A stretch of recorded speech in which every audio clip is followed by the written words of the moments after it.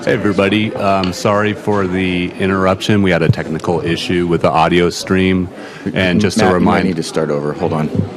Can you bang it again? Say Matt has.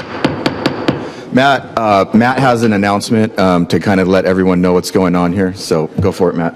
Okay, audio has been restored on the live stream, and just to remind everybody, the public Zoom information is also available on the public notice if you need to access the public stream, but everything's back to normal now. Thank you. Thanks, Matt. All right, we'll continue on. In the queue, I have Vice Chair Freehoff. All right, thank you. Good morning. Thank you for the presentation. Appreciate it. I think Director Myers touched on some of my points. I do support very much the revision to the San Vicente carryover storage policy. I think, again, we need to be looking at all our policies and programs in light of reduced demands. So I do support that. I'm glad to hear that we're going to be looking at Twin Oaks.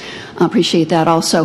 One of the questions I have when I was looking at the carryover storage policy is on I know we have storage also in the semi-tropic water banks. We have 2 of them, and I think we've got about, according to the report, maybe 16,000 acre-feet in storage there. And I'm hoping that as part of our resource strategy to sell and transfer water, that we are going to look at that asset and potentially try to maximize that to the benefit of our ratepayers. So I just am hoping that we are going to look at that, and I appreciate some comments. Thank you. Yeah, Director Freehoff, I can briefly touch on that. We're in active discussions with groups on the semi-tropic water bank. I think, as you know, over the course of the past 15 or so years, we really haven't utilized that bank. There's wet water in there. So what we're currently looking at is a position on that. We obviously don't need the water, so we're looking for a buyer of that water. And I think that we can return to this board in the future with some options to look at. Excellent. Thank you. I'm glad staff is working on that. Okay, Director Arant. I had the opportunity to participate in almost all the technical work groups, and I can assure the board that the recommendations fall into a couple categories. One, all of these system optimization proposals are reflexive of the reality that our demands are dropping. So these will help the Water Authority operations staff operate the system more effectively. As far as the asset management aspects of this, those are going to need to be done irrespective of how much water flows through the pipelines. They're more a factor of age on the facility. So I went through the 2003 master plan, the 2013, and this one is a lot different than what we've done in the past. And it's really more about recognizing that things are changing and the system needs to be reoperated and optimized to deal with much lower flows in the future. Thanks, Gary. Director Abdullahi. Thank you, Chair. I'm not a member of this committee, but I appreciate the opportunity to speak. And thank you, Director Myers, for your questions. I just had a quick follow-up. So Neil is a little bit smarter than me, so he understood what you were saying, Jeremy. Thank you for your presentation. So I just need to have a better understanding of why we can't update with the new numbers, as opposed to still utilizing the previous numbers. So I know you said it was about the baseline, and this is what was communicated out to the public, but is there any, I guess you can say, an effect in terms of just being able to update it with the new numbers? So effectively, we did look at different demand sets. So we didn't just model that one demand set from the 2020 Urban Water Management Plan. We used that as a starting point, and our starting point really is kind of the higher peak of potential demands, and then we use the scenario planning process, which is where we evaluate where could demands go, what drivers could change demands into the future, and those were all downward trajectories of what we expect for demands. And so that brought the demand set down, and that's what was analyzed within our modeling and everything that we conducted there. The reason, really, the driver of what I was talking about when we decided not to look at the remodeling or to reanalyze was the impact of detachment. That lost demand, which occurred in the middle of the project, it would have taken a lot for us to redevelop the model, rerun the model, and it came at a pretty high price tag to do that analysis. And we looked at what's the potential outcome if we were to do that analysis, and it wasn't going to impact the recommendations. We had sufficiently covered the lower demand sets in the results of the master plan, and so we opted not to do that remodel. Okay, so even if we did not use, so you say it has no impact on the recommendations? Correct.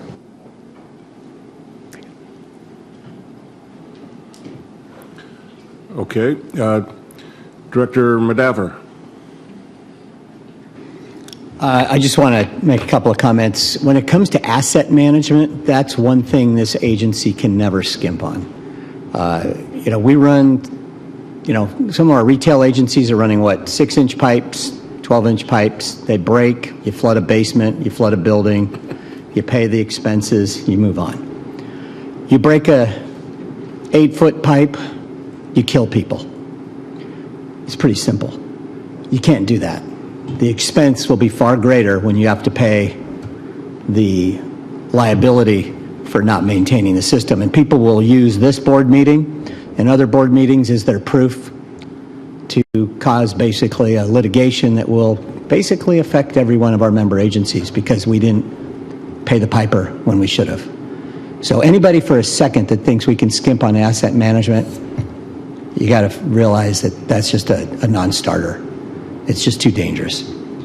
As to the other pieces, lower flows. The thing that frustrates me about things at the Water Authority lately has been, I don't think the board is thinking the way we should be. We should be thinking in terms of 25, 50, and 75 years, not tomorrow. And too often, the discussion around here is about mañana. Well, mañana doesn't work when you're a regional agency responsible for infrastructure that lasts the millennium. And that's what we've done over the last 30, 40 years in San Diego, is we've built infrastructure that will survive drought. And anybody that thinks for a second that we aren't going to have another drought is dreaming. We will have more droughts. And we're the only agency in the state of California that's prepared for that. And I think that's important for everybody to recognize that. So yeah, I get it. The hail, what do you call it? The treatment plant in Escondido, it's slow right now, not working, but who knows? You may need it. Maybe not. But the reality is we've got the assets in place. The last comment is this. When you plan for 25, 50, 75 years, you can't fix a 40-year trajectory in 1 or 2 budget cycles. That's ridiculous. And I think you all know, and we'll talk about it later today in the Imported Water Committee discussion, we're on the precipice of being able to monetize some of our supplies. But it's not 100% in our hands. We've got to work a lot of other agencies and a lot of other protocols and a lot of other laws to get there. Some laws going back to 1922, which we'll hear about later today. So just keep that in mind. I think the GM's working in the right direction, but it doesn't happen overnight, and we've got to be patient. Thank you. Thanks, Jim. Director Leahy. Thank you. And I had something to say. I'm going to maybe kind of add on to what Director Madafer is saying. I agree that we do need to be thinking 25, 30, 50 years in the future. And what I'm hoping for is that this agency can become a little bit more agile. And it's difficult to think that far in the future when we're not perhaps getting the correct or accurate data or acknowledging that in the real time. And I recall back to fall of 2023 when we had a board workshop where we paid a consultant to do a study and look at our future demands of this agency, fall 2023. And that consultant, I don't remember who they are, but came in and said, and I quote, "There is no scenario in which the water authority ever goes below take or pay," end quote. Spring, 6 months later, spring 2024, we went below take or pay. We had that data, and we had seen that trajectory for years. We were seeing that trajectory. So up until 2023, 2024, were we finally acknowledging it and acknowledging that this might be our reality. So I would ask our chief operating officer and our general manager that we look for ways that we can be more agile and be able to react and adjust when we're getting this data in real time, because doing studies and spending money on these things that tell us numbers, and not necessarily just speaking to the master plan, but all these other studies that give us inaccurate data, it doesn't help us plan for 20, 40, 50, 60 years in the future. So I hope that we can figure out ways to be more agile and be able to respond to those things. And those are just my comments. Thank you. Can I just add a couple to that? I do remember that period in our history. I think you all know we've changed since then in terms of our demand projections. We recently had a conversation with all of our our member agency general managers, where we were talking about demands going forward, how we work that into the future. Just to kind of summarize some things that we talked about, there's not much variability in the demands that we get from the member agencies. At this point in time, most of the variability that occurs, agencies don't necessarily do highs and lows, but a lot of the variability that does occur, it does come from the City of San Diego, it does come from the Sweetwater Authority. They are the agencies that have the ability to use local water, and rightfully so. That should be the first choice of that agency.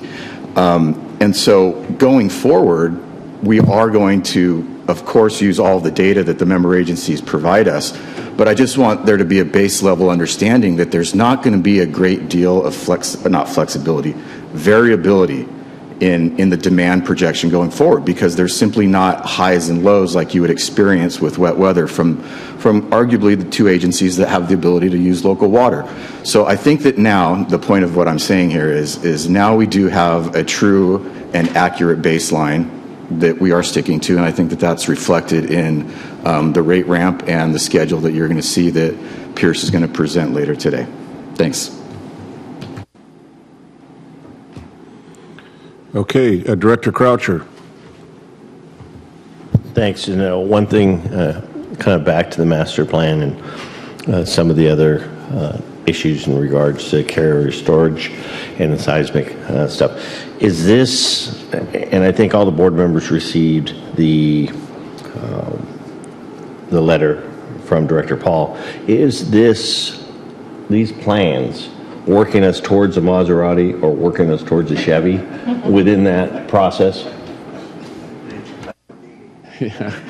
The master plan and its recommendations are a high-level review of the projects that are necessary. It doesn't get into the standards or the actual details of how they would be built, which would fall into that category. So that is a to be determined, to be evaluated and discussed when we get into the additional progress of or production or implementation of those projects.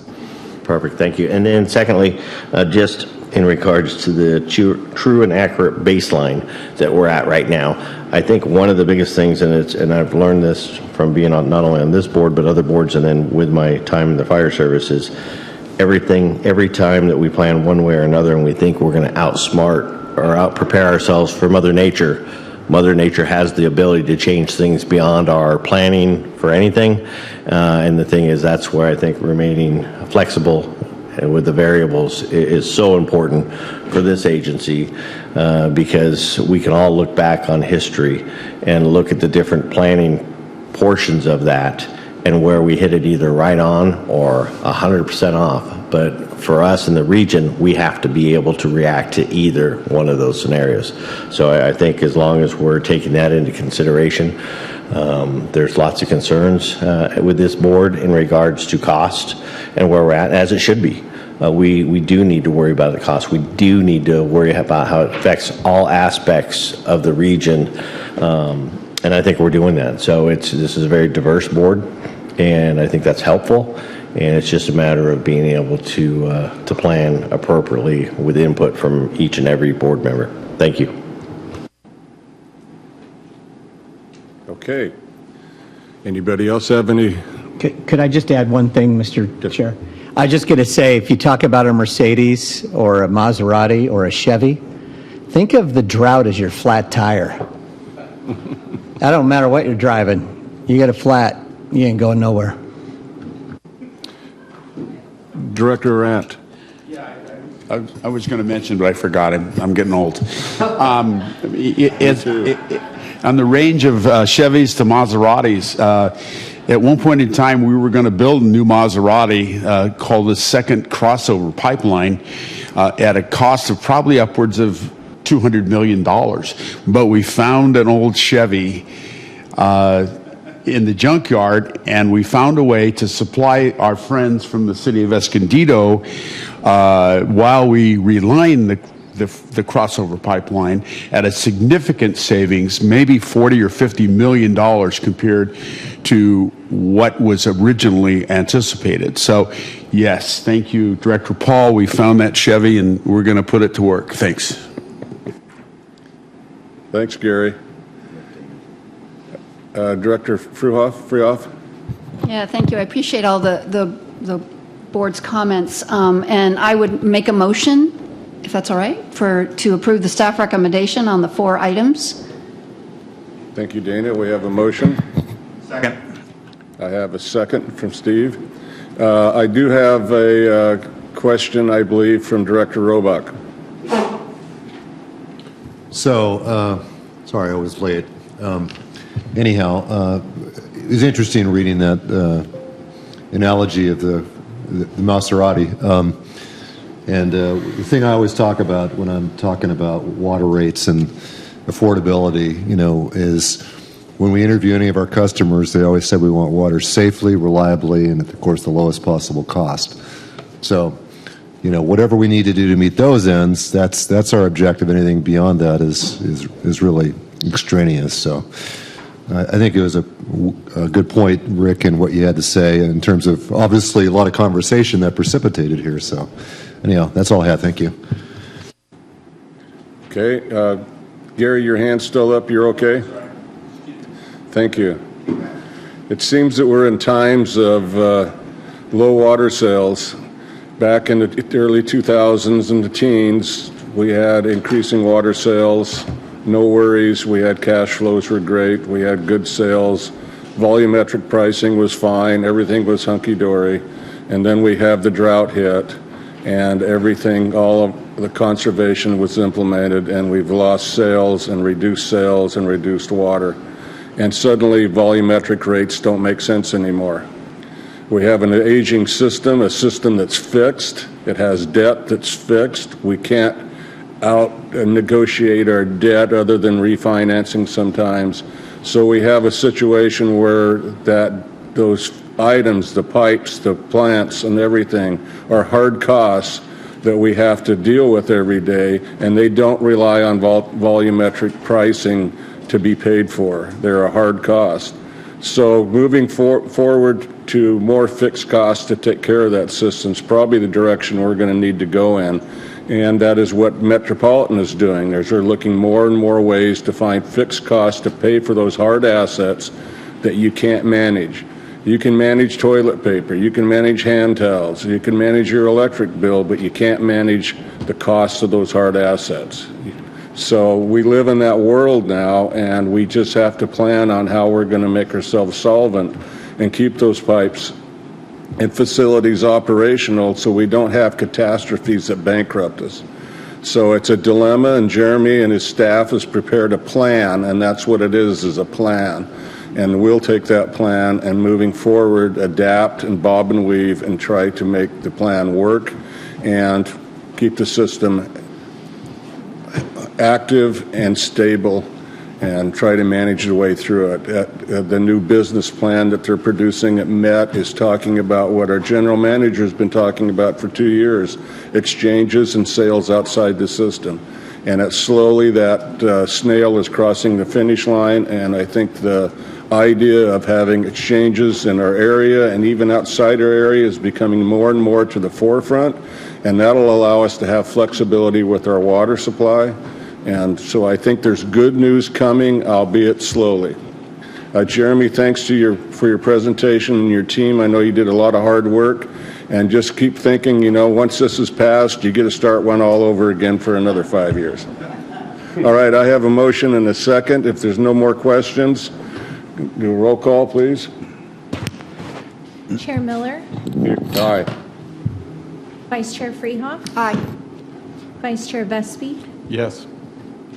Directors Castaneda. Yes. Coates Hedberg is absent. Lines. Macedo. Yes. Myers. Yes. Molina. Yes. Paul. Yes, approve. Roback. Yes. Scalzitti. Wall. Supervisor Desmond. Director Madaffer. Yes. Chair Miller, the item passes. Thank you, Suzanne. Okay, moving on, we will have a presentation on water resources from our water resource specialist, Efren Lopez. He'll give us an update on where we are in the water world. Take it away, Efren.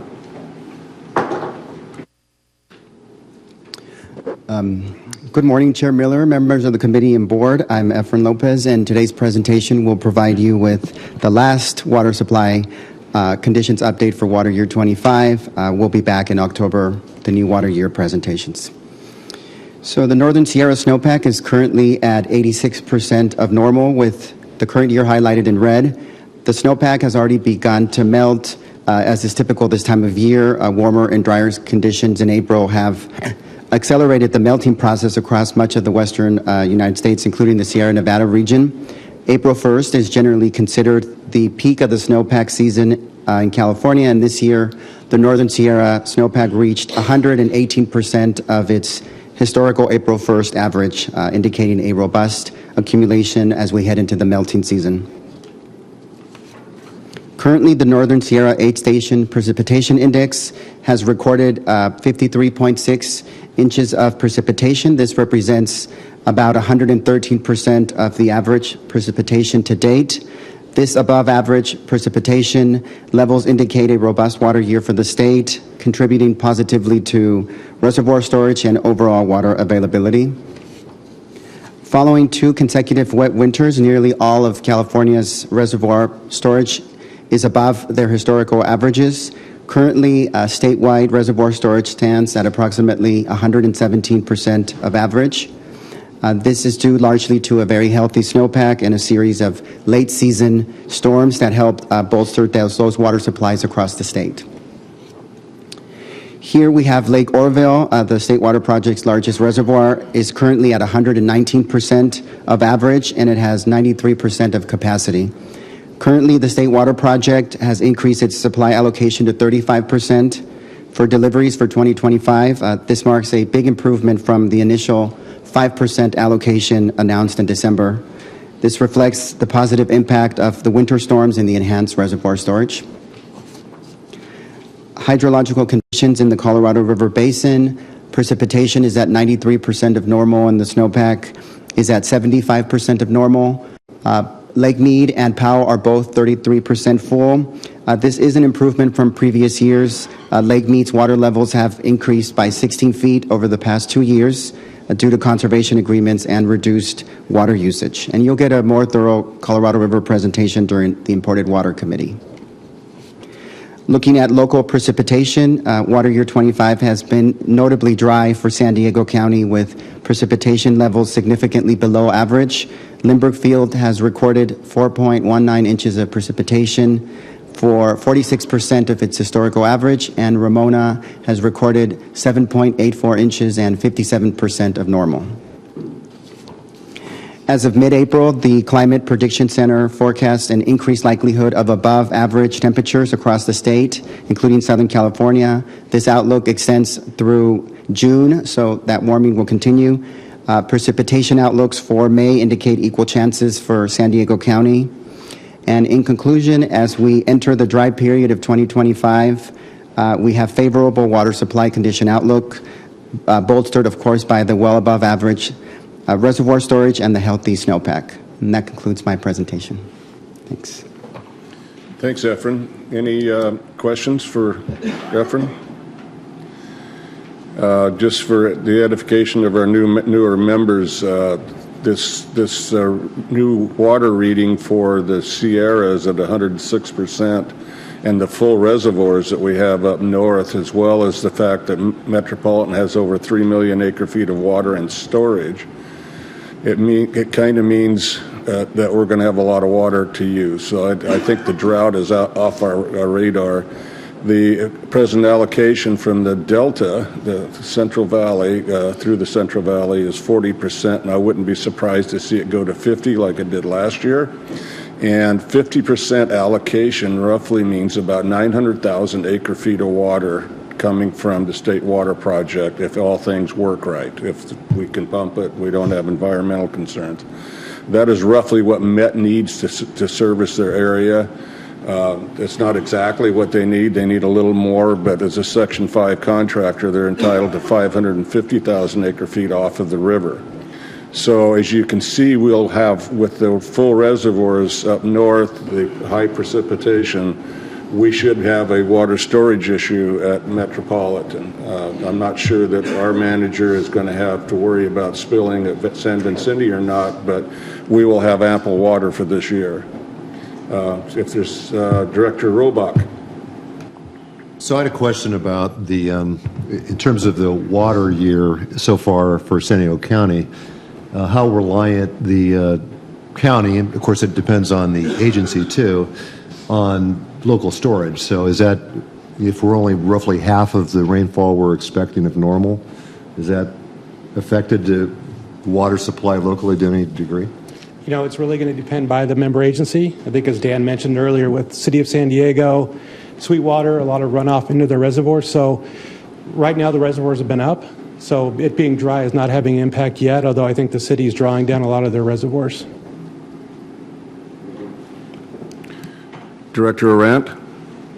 I would encourage my friends from the City of San Diego and the Sweetwater Authority, in the interest of the fact that so much imported water is available for use, that you leave your local water in storage and buy water from the Water Authority. Thank you.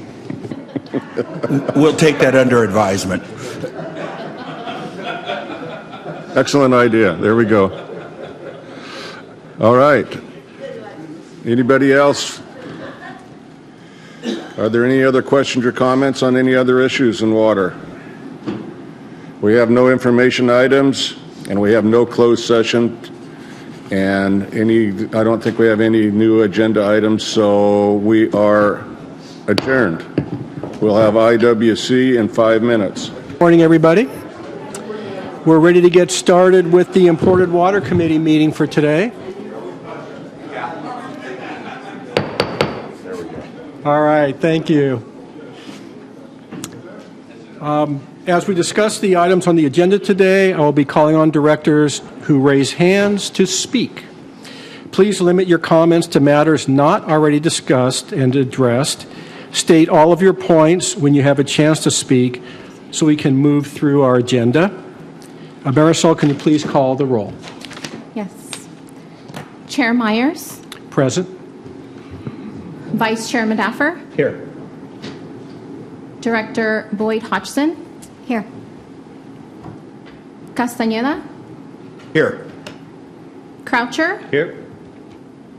Flessy. Here. Fong Sakai. Good morning, I'm present. Heidemann. Here. Katz. Here. Miller. Here. Paul. Yes, present. Scalzetti. Absent. Serrano. Here. Chair, you have a quorum of the committee. Great, thank you very much. Are there any proposed additions to the agenda? I have none. Seeing none, now time for public comment. Do we have any members of the public wishing to comment on any item listed on the Imported Water Committee agenda? If there are public speakers in the Zoom waiting room, please raise your hand through the Zoom app or press star 9 if you are listening by phone. Chair, there's no speakers. Seeing none, we will move on to the chair's report. A few announcements. One of the issues that's been sort of in flux recently has been funding on the federal level. Reported in February on the Federal Inflation Reduction Act funding, there was some uncertainty at the time about the status of millions of dollars of funding for Colorado River, which is important to us, especially conservation projects following President Trump's executive order initially freezing IRA spending. Since then, the freeze on IRA spending has been lifted for near-term conservation projects through 2026, so that's good. This means that system conservation agreements that Reclamation has already approved, including the Imperial Irrigation District, for up to 700,000 acre-feet will be able to move forward. And these conservation agreements are essential for meeting the Lower Basin's goal of providing 3 million acre-feet to help stabilize the river for 2026. And that's obviously important as part of our compact negotiations that Vice Chair Medaffer is going to talk about in a few moments. This also means that the full $250 million in federal funding for the Salton Sea, which is tied to those conservation efforts, will also be released. The staff is continuing to monitor to what extent the funding freeze has been lifted for long-term infrastructure and conservation projects. That's the question now. Such projects are subject to additional rounds of review under the new administration. As the long-term federal funding matter becomes more clear, staff will determine and we will announce the status of the Water Authority's application for additional IRA funding to make desal water available to support the river. On another note, today we're going to have a staff presentation on the status of Colorado River hydrology, which we've already heard some about this morning, and how that could affect the operations in 2026. And we are also going to hear from Professor Westford and others on staff to provide us with round one on the history of the law of the river. And we all look forward to that. I think it's a fascinating story that goes back, 100 years now, and without understanding that, especially for a lot of the new members, it's I don't know, frankly, if anyone completely understands it, it's so complicated, but it's important for us to understand that because that's all part of the fabric of all the decision making and a lot of what's going on that's going to drive what we hope are agreements to transfer water and a lot of things that are important ahead of us. So knowing where we've been is going to be really important to know where we're going with this. Regarding the State Water Project, moving from the Colorado River to up north, this month there's some interesting developments up there. This has to do with the Delta Tunnel Project. The Superior Court judge denied the Department of Water Resources' request to lift an injunction that's blocking geotechnical investigations for the project. So that's just another wrinkle in the efforts and the discussion on the Delta Tunnel Project. Right now, design to a large degree is stalled because they can't figure out, they're not able to know what's underneath the ground in order to build that tunnel and do their design specifications. Staff is monitoring this issue to determine how that ongoing injunction might delay the tunnel project. Now, that's the end of my comments. Director's comments. Do any directors have any initial comments they'd like to share? Seeing none, we're going to move to Vice Chair Medaffer, who's going to provide some comments on Colorado River issues. Oh, I'm sorry. Director Paul. Thank you. I just wanted to ask about the first presentation on hydrology. If for the newer members, if we could get some background on the background, for instance, this drought contingency plan and what is a level 1 shortage and things like that. I think some of the newer members really need some basic information. Great, thank you. And we'll talk with staff and we'll get something on the agenda for an upcoming meeting.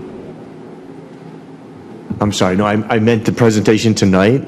It starts by having some background information. Oh, okay. And it mentions those things as if we already even know what those are. So if she could really start at really basic stuff for us. Thank you. We will try to hit all those high notes for you, Director Paul. I agree. This is acronym city around here and report city. So I appreciate you reminding us that some of those things need to be spelled out, especially for a lot of the new members.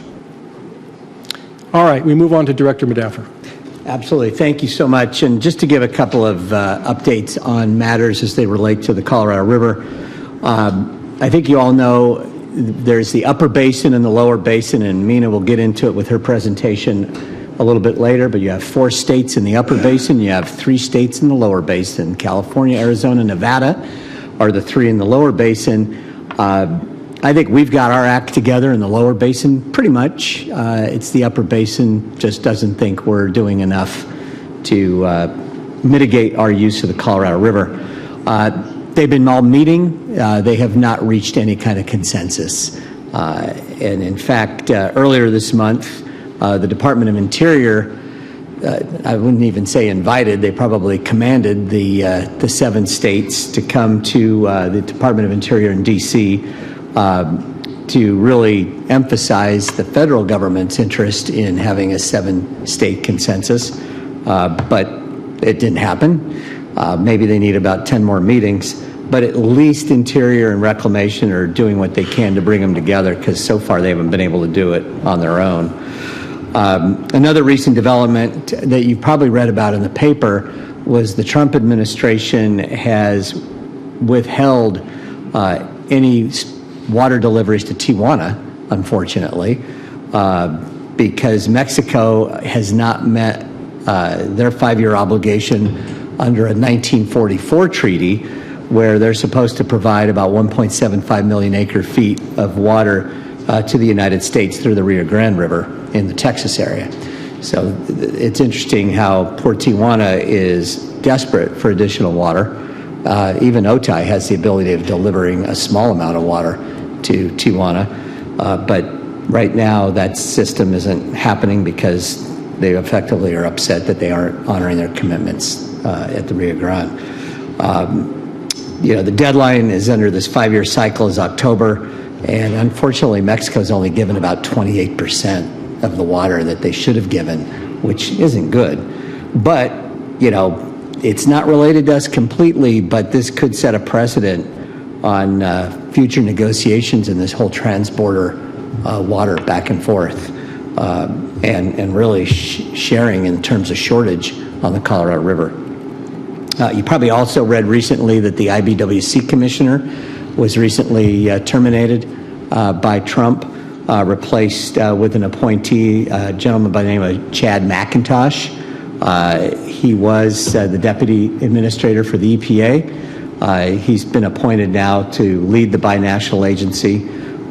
He used to be in the first Trump administration at EPA for international and tribal affairs. So hopeful there. I think we saw that there was just the EPA administrator was just in San Diego the other day.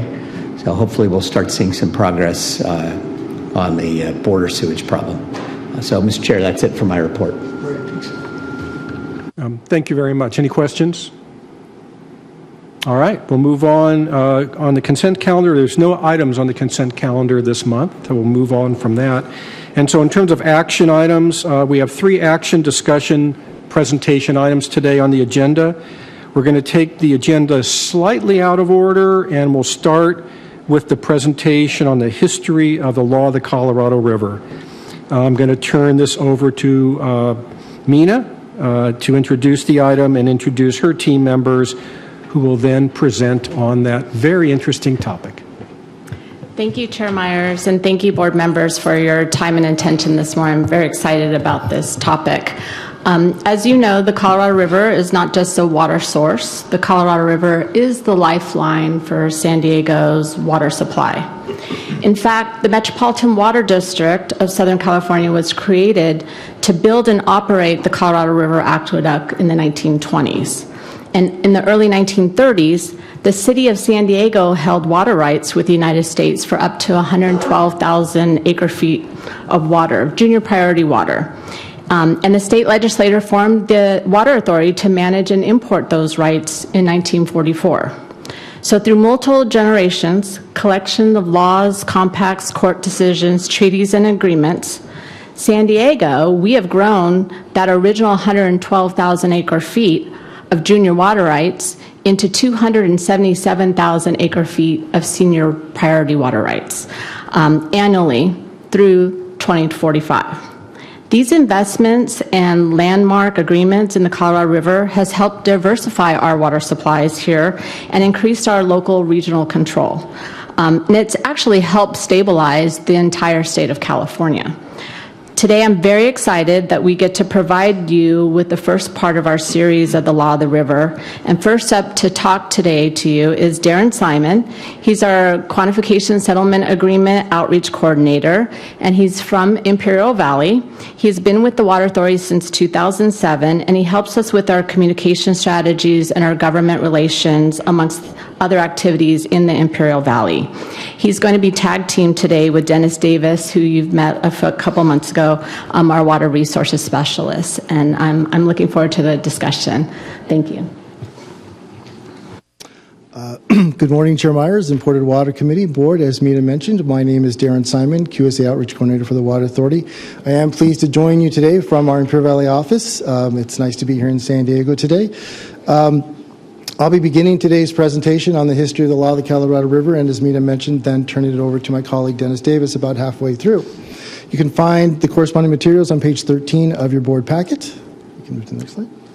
So today's purpose, as Mina talked about, is to begin a series of presentations on the Law of the River, which, as she mentioned, is this combination of federal and state statutes, interstate compacts, contracts with the federal government, agreements within states, a treaty with Mexico, certainly court decisions and decrees, all of which are meant to fairly apportion and manage the Colorado River, which is this incredibly important body of water. You all know this. It serves 40 million people, 7 states, 2 countries, 30 tribes, about 5.5 million acres of irrigated land, and cities throughout both basins. For California, it's our senior rights that we enjoy are a component of the Law of the River. And as Mina mentioned, the priority rights that are assigned to our QSA supplies because of our conservation agreement with IID is also part of that Law of the River. So really important to California, really important to the San Diego region. Today's discussion starts with the early years of the Law of the River, starting with the 1920-22 Colorado River Compact. And we'll take today's discussion through 1970, when you have the implementation of the criteria for the long-range operations of the river, also known as the LROC.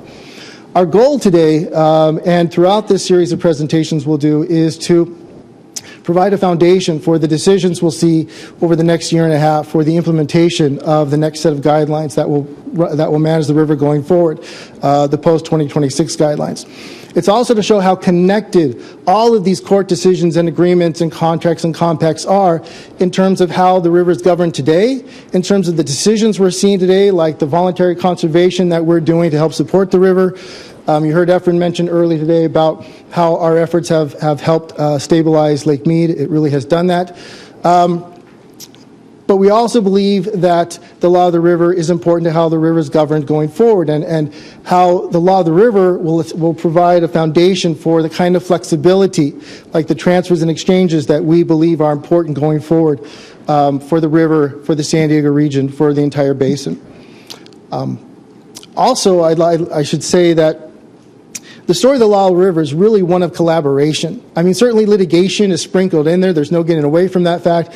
But as you look back on the history of the Law of the River, it's It's really about the basin states, about agencies, about people really coming together to resolve issues and collaborate. And that's really the story of the Colorado River, I think, more than anything else. Next slide.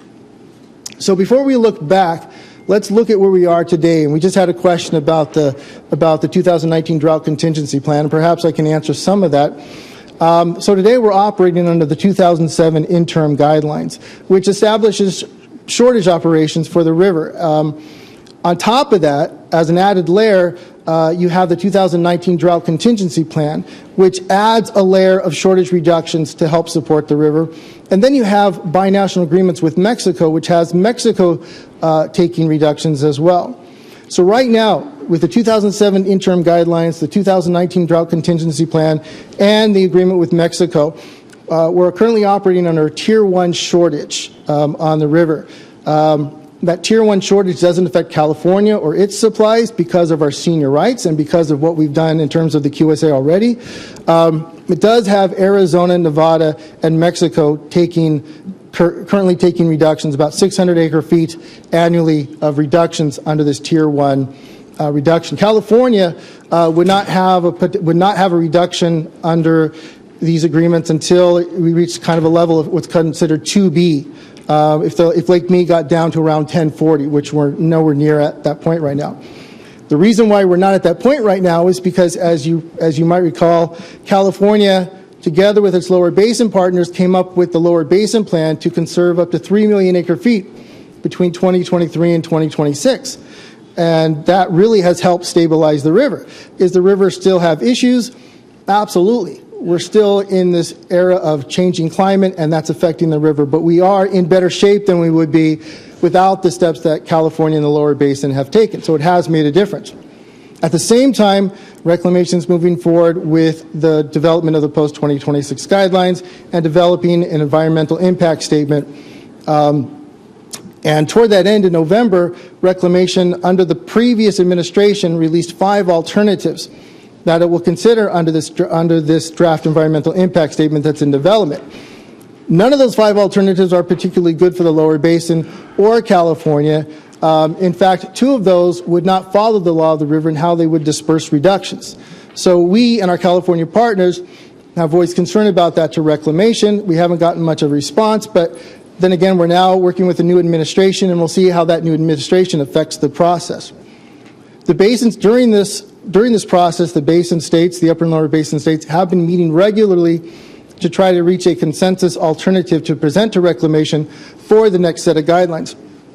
Those talks haven't succeeded yet, but if history tells us anything from the story you're about to see from the law of the river, is that collaboration is possible, and there's a chance. There's a chance we'll come up with a consensus proposal to present to Reclamation.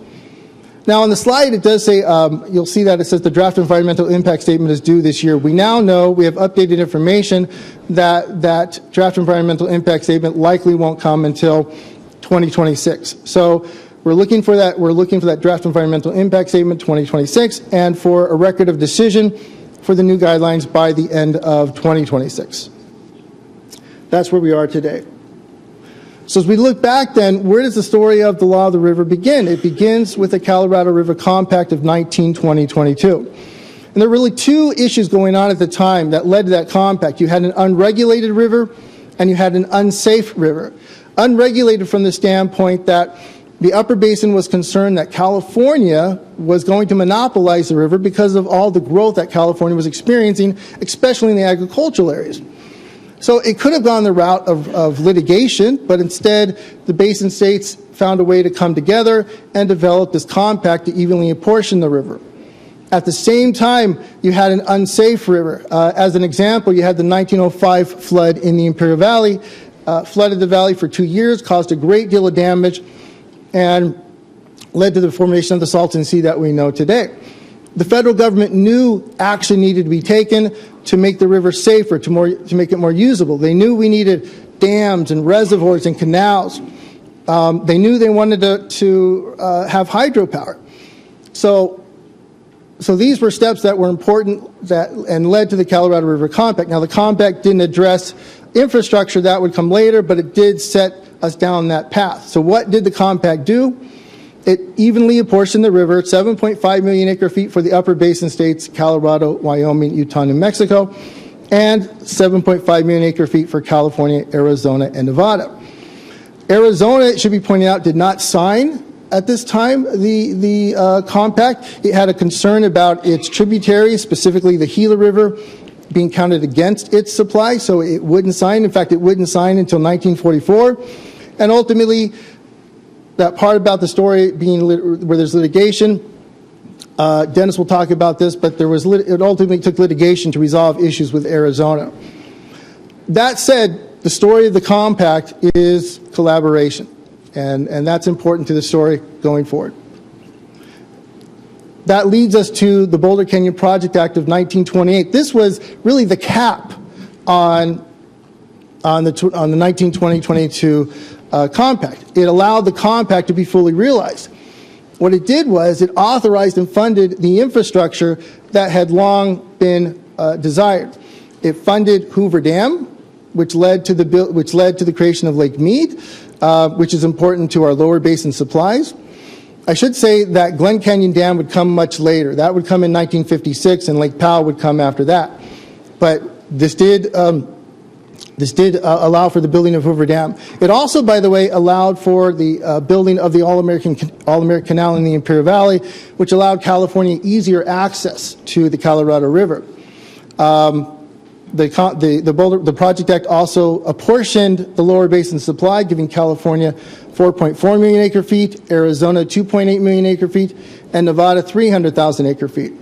And in terms of fully implementing the compact of 1920-22, there were two conditions that had to be met. California had to live within its 4.4 million acre feet apportionment, and 6 of the 7 basin states had to waive the compact requirement that all seven basin states signed. Arizona hadn't signed, but the rest did, and so the compact could be fully realized. So you had the compact and the Boulder Canyon Project Act that resolved a number of federal issues. Again, a story of collaboration. Next slide.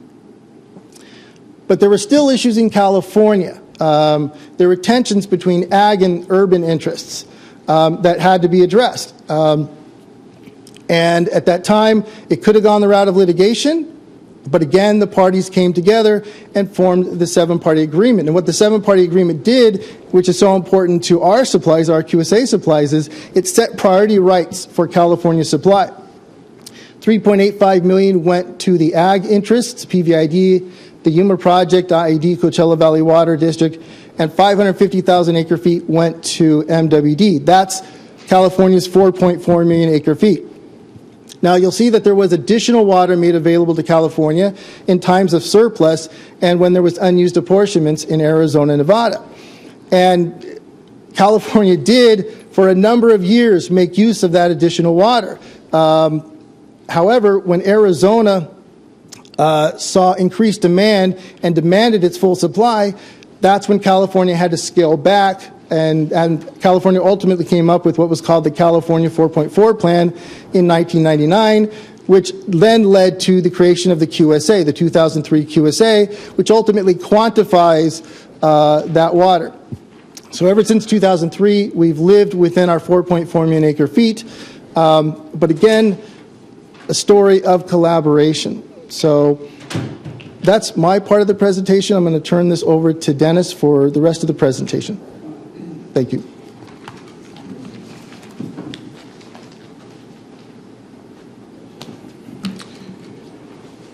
Good morning, Dennis Davis, Water Resources Specialist. I'm going to pick up where Darren left off to talk about the 1944 Mexican Water Treaty. So while the law of the river was providing some stability among the basin states, there were transporter water issues with Mexico that still needed to be addressed. The 1944 Water Treaty with respect to the Colorado River provided a resolution that has continued for more than 80 years. And that was supported by a series of binational agreements called minutes that were adopted by the International Boundary and Water Commission.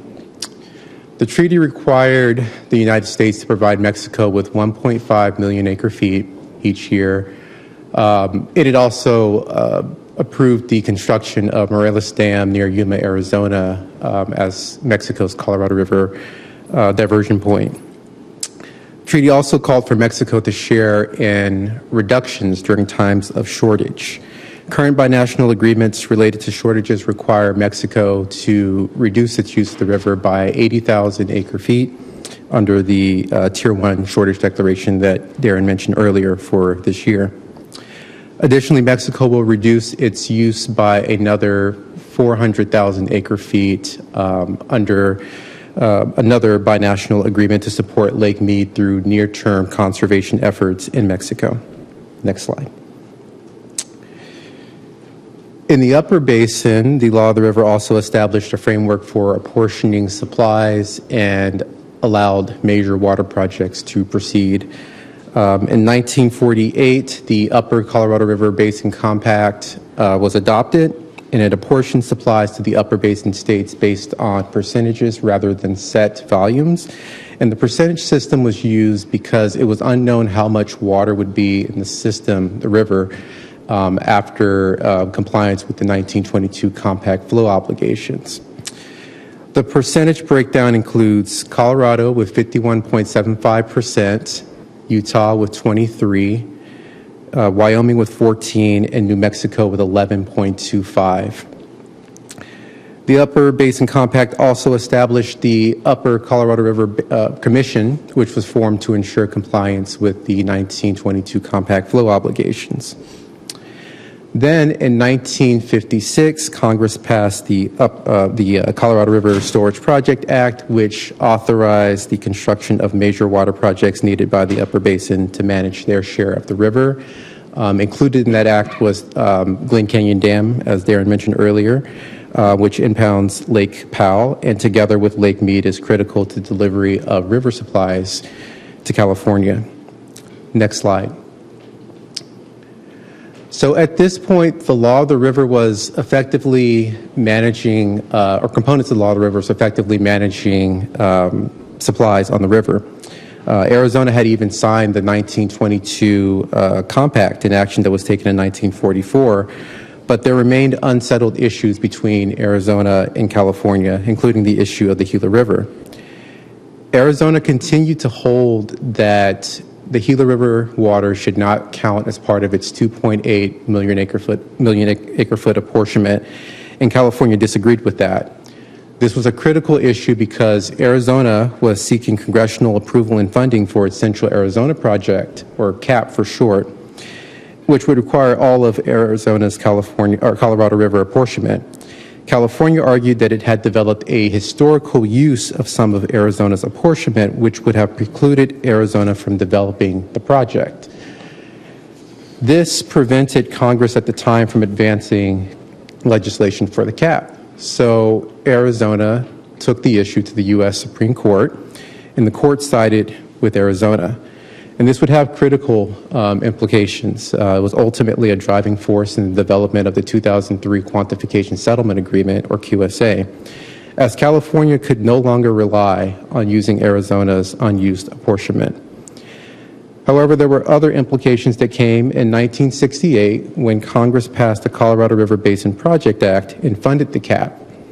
As part of that, Arizona accepted a junior status to California on the river for its CAP, meaning Arizona has senior rights over Arizona CAP users, which is a key factor in California not facing mandated reductions to date through the current guidelines, although Arizona has. All of this is part of the connected elements that make up the Law of the River and establish priority rights that have driven decisions for over the last century. Next slide. The last component under the Law of the River that we will address today is the effort to develop a long-range operations plan for the river, which was established in 1970 through the Criteria for Coordinated Long-Range Operations of Colorado River Reservoirs, or sometimes referred to as LROC for short. This plan was implemented by the Secretary of the Department of Interior to manage operations in the upper and lower basins in two major reservoirs, Lakes Powell and Mead. And here you see a photo of a near full Lake Mead. This was taken somewhere in the 1970s. And it gives you kind of an idea of river conditions at that time. The plan's objective was to release a minimum of 8.23 million acre feet from Lake Powell each year, which would allow the upper basin to satisfy its 1922 compact flow obligations, including its share of Mexico's water delivery. This was a significant step in that the plan provided criteria for normal, surplus, and shortage operations, but it did not provide specific objective guidelines to govern the Secretary's annual decision-making process. And that created some uncertainty for water users that were trying to plan ahead. That would come in later guidelines, which would be discussed in a future presentation. Next slide. So in looking ahead to that next presentation, we'll be discussing the 2003 QSA, 2007 interim guidelines, 2019 drought contingency plan, and relevant binational agreements with Mexico, all of which exist under the law of the river. Again, these presentations point to how interrelated each of the past actions we've discussed today are and how they provide a foundation for the critical agreements to come. In short, the compacts, agreements, legislative actions, and court decisions that we've discussed today provide a framework through which reclamation operates today, in which it can operate under in the future through future operations. This concludes our presentation. Great, thank you very much. Marisol, will you now hand out the examination? You have 15 minutes. Okay, all right. Got a little chuckle out of that, huh? I see a few speakers in queue. Director Boyd Hoskins. Thank you for this presentation. As a new board member, I found this very valuable. I think it is important in 2025 that when we give these presentations that we acknowledge that some folks were not at the table in the development of the law of the river. I'm thinking back to the slide that was presented in 1922. It's a fairly homogeneous group of folks. I'm thinking specifically about sovereign tribes. And I think in 2025, as we think about how we could potentially influence a more equitable distribution of water, that we think about talking about the role that those folks played or did not play, and how we can rectify that. We have lands in this county where tribal folks have not clean water. They do not have clean water. And I think that that's really important to acknowledge and think about. Thank you. Thank you. Director Around. First of all, I want to compliment the staff on this memorandum. I've been somewhat of a student of this history, and I thought it was very, very useful. And anybody that hasn't read it, I would really recommend that you do. And this treatise here really underscores the fact that it's really hard to understand where we are today with respect to the Colorado River without understanding the background and how that evolved. An excellent source of information is Colossus, the book Colossus, written by Michael Heitig, who writes for the LA Times. And it goes back into the early days of the Imperial Valley, the driver that resulted in the construction of the Hoover Boulder Dam. It went back and forth depending on whether the Democrats or Republicans were in charge. And it also talks about the interplay of how private public power got in the mix of things. It's an excellent treatise, and it's called Colossus. Thank you.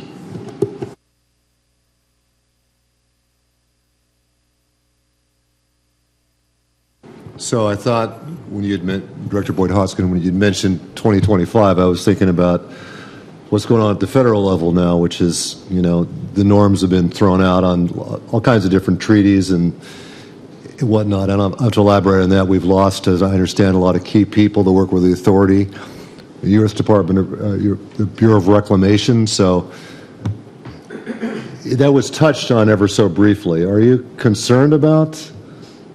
I guess we're all concerned about what could happen here with this current unpredictable dynamic.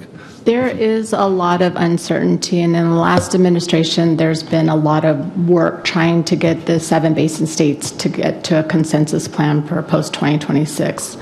Unfortunately, it was unsuccessful, and the last administration moved forward with 5 alternatives that we consider harmful to California and most likely would end up in litigation.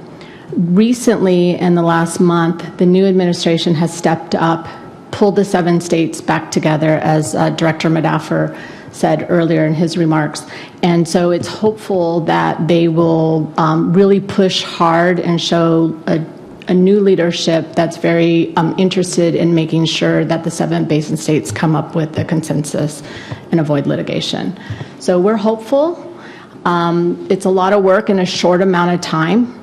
You know, to get these agreements, it takes 5-10 years to pull them together. It needs an act of Congress.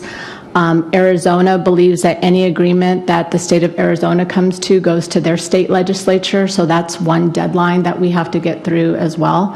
So the folks are meeting on a weekly, biweekly basis. They're moving all around the basin states and DC to come together and try to develop a framework that will avoid any kind of litigation.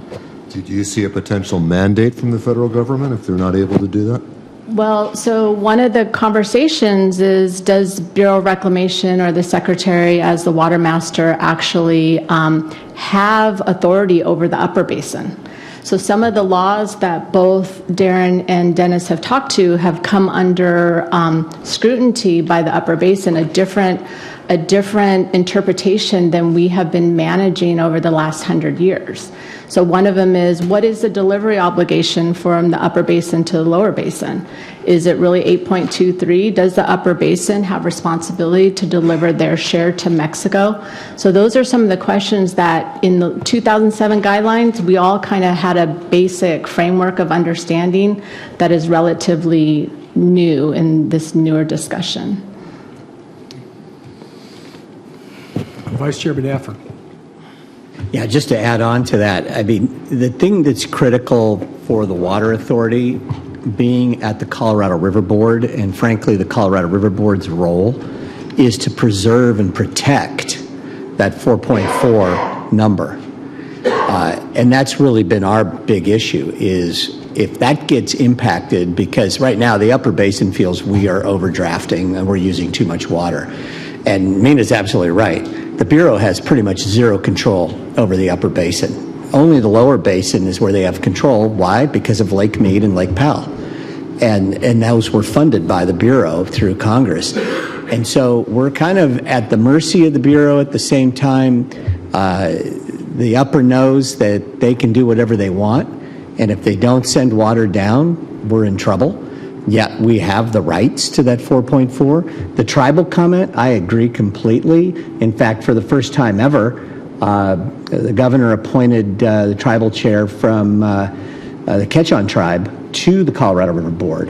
And so we have tribal voices at the CRB in California. And we work with CRIT, we work with a variety of other tribes right now, knowing their rights and how pretty much they were ignored in 1922. And that's an important factor in what we discuss as well. And we've got to keep in mind Mexico.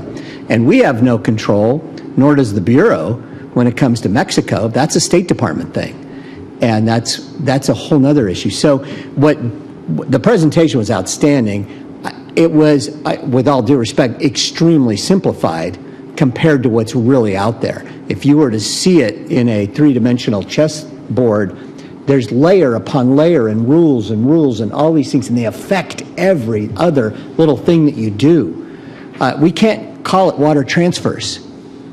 We can only exchange water. And I just read this letter from Shanilo Rivera, which just, don't get me started on that crock. But I got to tell you, he doesn't have the concept of what we're dealing with here with federal government rules and regulations and Supreme Court decisions that you can't just automatically say, oh, we're going to just sell our water to Arizona. It doesn't work that way. It's complicated. It takes time, and it takes a lot of cooperation of Section 5 contractors, of which we aren't one. And so you got to get into this stuff, and you realize that we're on the way to get there, but it isn't going to happen tomorrow. Anyway, great job on the presentation. If you get any takeaway, this ain't easy stuff. It's complicated, it's time-consuming, and there's a lot of opinions.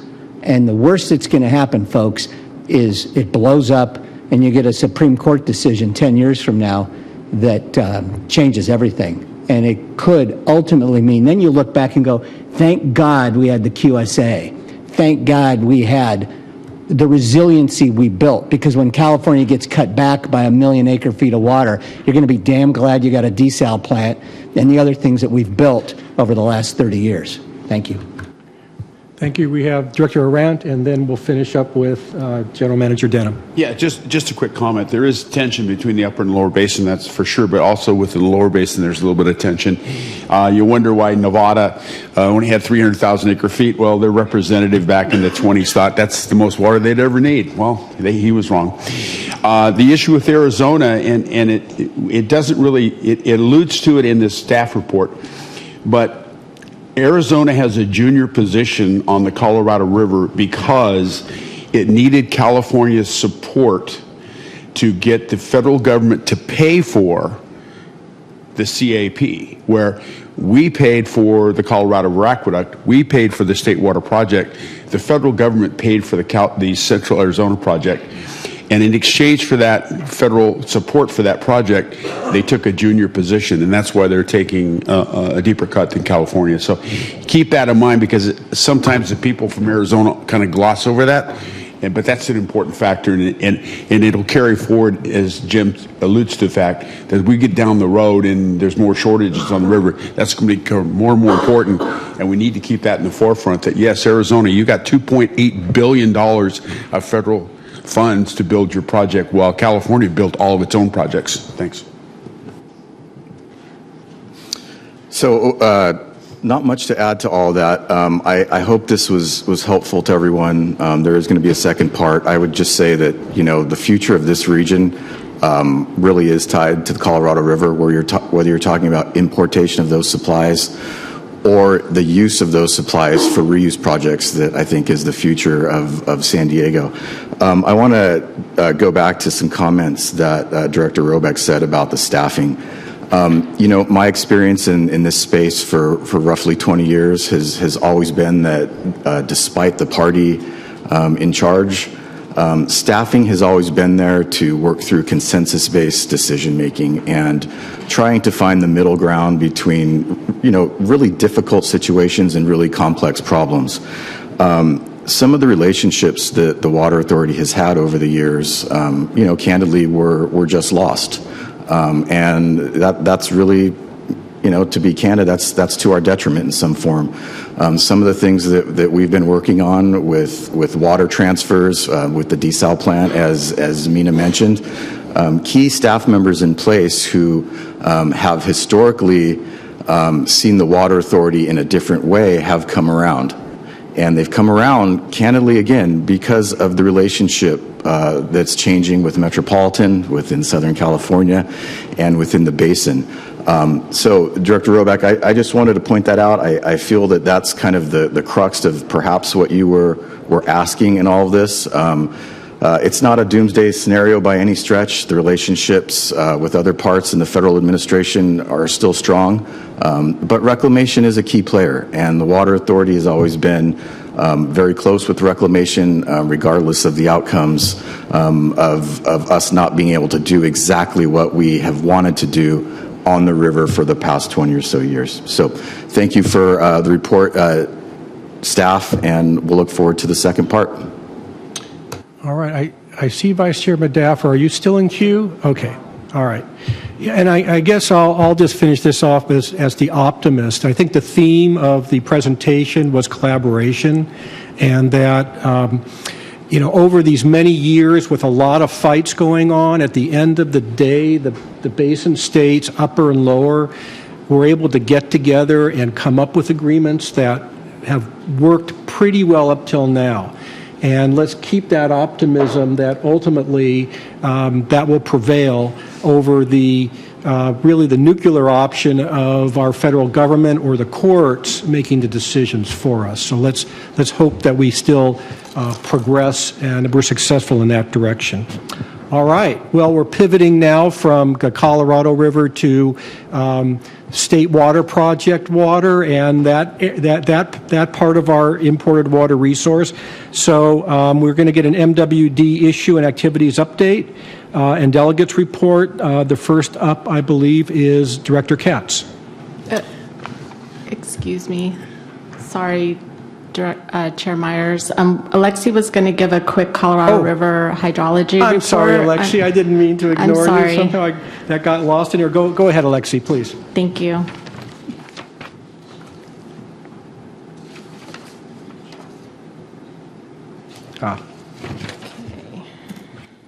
This way. Okay.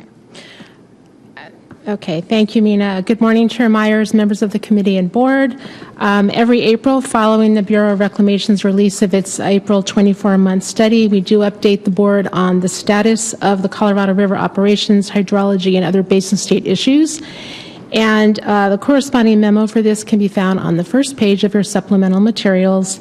And I'll just say that this morning, I think to Director Paul's, I think Darren did a great job filling in a lot of extra information. So there might be a little, as you see me go through the slides, overlap, and I'll try to flip past that at the same time trying to provide the extra information you asked for. So bear with me on that. Okay, so there'll be a little bit more background here for the new board members and hopefully at the right level. So one of the most pressing problems, as we know, is facing the western United States today is how we share access to the Colorado River with 7 states that rely on the river, and the fact that the basin has been in what's termed a mega drought for over 2 decades now, basically for 25 years. And it's also really important to note that more than half of the San Diego region's water does come from the Colorado River. So in light of everything we hear about the positivities and the State Water Project right now, we really are very dependent on the Colorado River conditions. The basin's 2 largest storage reservoirs, as you've heard, Lake Powell and Mead, together they provide over 50 million acre-feet of storage capacity. And to give you a little more information on that, that is over 8 times the size of the storage capacity of the State Water Project. So the Bureau of Reclamation manages the coordinated operation of these 2 critical storage reservoirs, setting operations for the next calendar year each August. And to expand a little on how that works, there's modeling that goes on, and the 24-month study comes out. They look at the main ones are August, January, and April. So we have the update for the mid-year right now today. But the shortage condition on the river is based in August. They do a 24-month study. They look at the projections of the levels of the reservoirs for January 1st. And so in August, it's determined what the shortage will be for the following calendar year.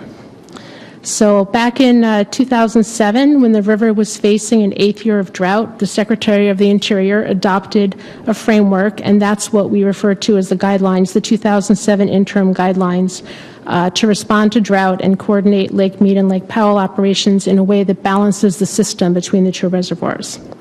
But the last time those reservoirs were close to capacity was in 1999, which is that 25 years ago.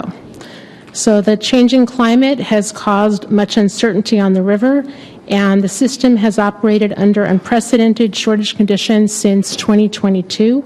That's when elevations in Powell and Mead fell to historically low levels, and that was when the Bureau of Reclamation declared the first ever level 1 shortage, so the first shortage on the river. So the Colorado River system, as I think we heard, is currently operating in a level 1 shortage for calendar year 2025.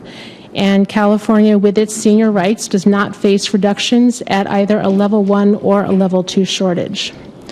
So Reclamation's April 24-month study that was released last week, that provides an early look at projections for January 1st of 2026. So Lake Mead is projected to fall 6 feet from its current level by the first of the year.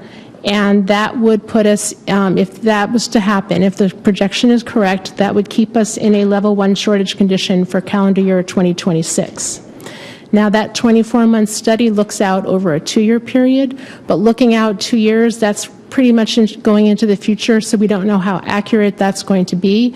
But right now, the way the modeling looks, the line it's basically right between, it's right on the line of whether we would be in a level 1 or a level 2 shortage 2 years from now, which is when the current guidelines would expire and the new ones that are being put together now would go into place. But again, it's really too early to speculate on that, but that's just if you were to look at the modeling right now. And I wanted to stress that either a level 1 or a level 2 shortage, there are no reductions for California. And I know this morning I heard Efren give his presentation, went through this, so I won't belabor on the points of what the hydrology is right now, other than to repoint out that important number, which is the forecasted inflow for the water year being only 71% of normal. And I will give that some meaning by contrasting it to last year when it was 84% of normal. So it was still lower than normal last year, but it's much more so this year. And this here just lists out those key agreements that currently govern the Colorado River and its 2 primary reservoirs, Powell and Meade, that all these agreements shown up there end in 2026. But these include the 2007 interim guidelines, the drought contingency plan that, as Darren said, layers on top of the guidelines to provide additional reductions, and the binational agreements such as Minute 323 with Mexico. So these are all expected to be replaced by the new set of guidelines that we were referring to as the post-2026 guidelines. And the new operating guidelines are going to aim to provide a framework to better align future water demands with available supplies. And this, I won't go through the whole thing, but you've heard us talk about the post-26 guidelines development that's underway. This just lays out from when it started. It's been almost 2 years now, since June of 2023, that Reclamation initiated the NEPA process to put together the EIS for this. And I think you heard it said that we recently learned that the timing has changed a little, where we were looking to see a draft EIS this December. Now it's going to be May, so a year from now. And the record of decision and new guidelines is now expected the end of 2026, which is right when those new guidelines will need to go into place. And then I will just, end on providing something positive here, an update on the near-term actions that have been taken.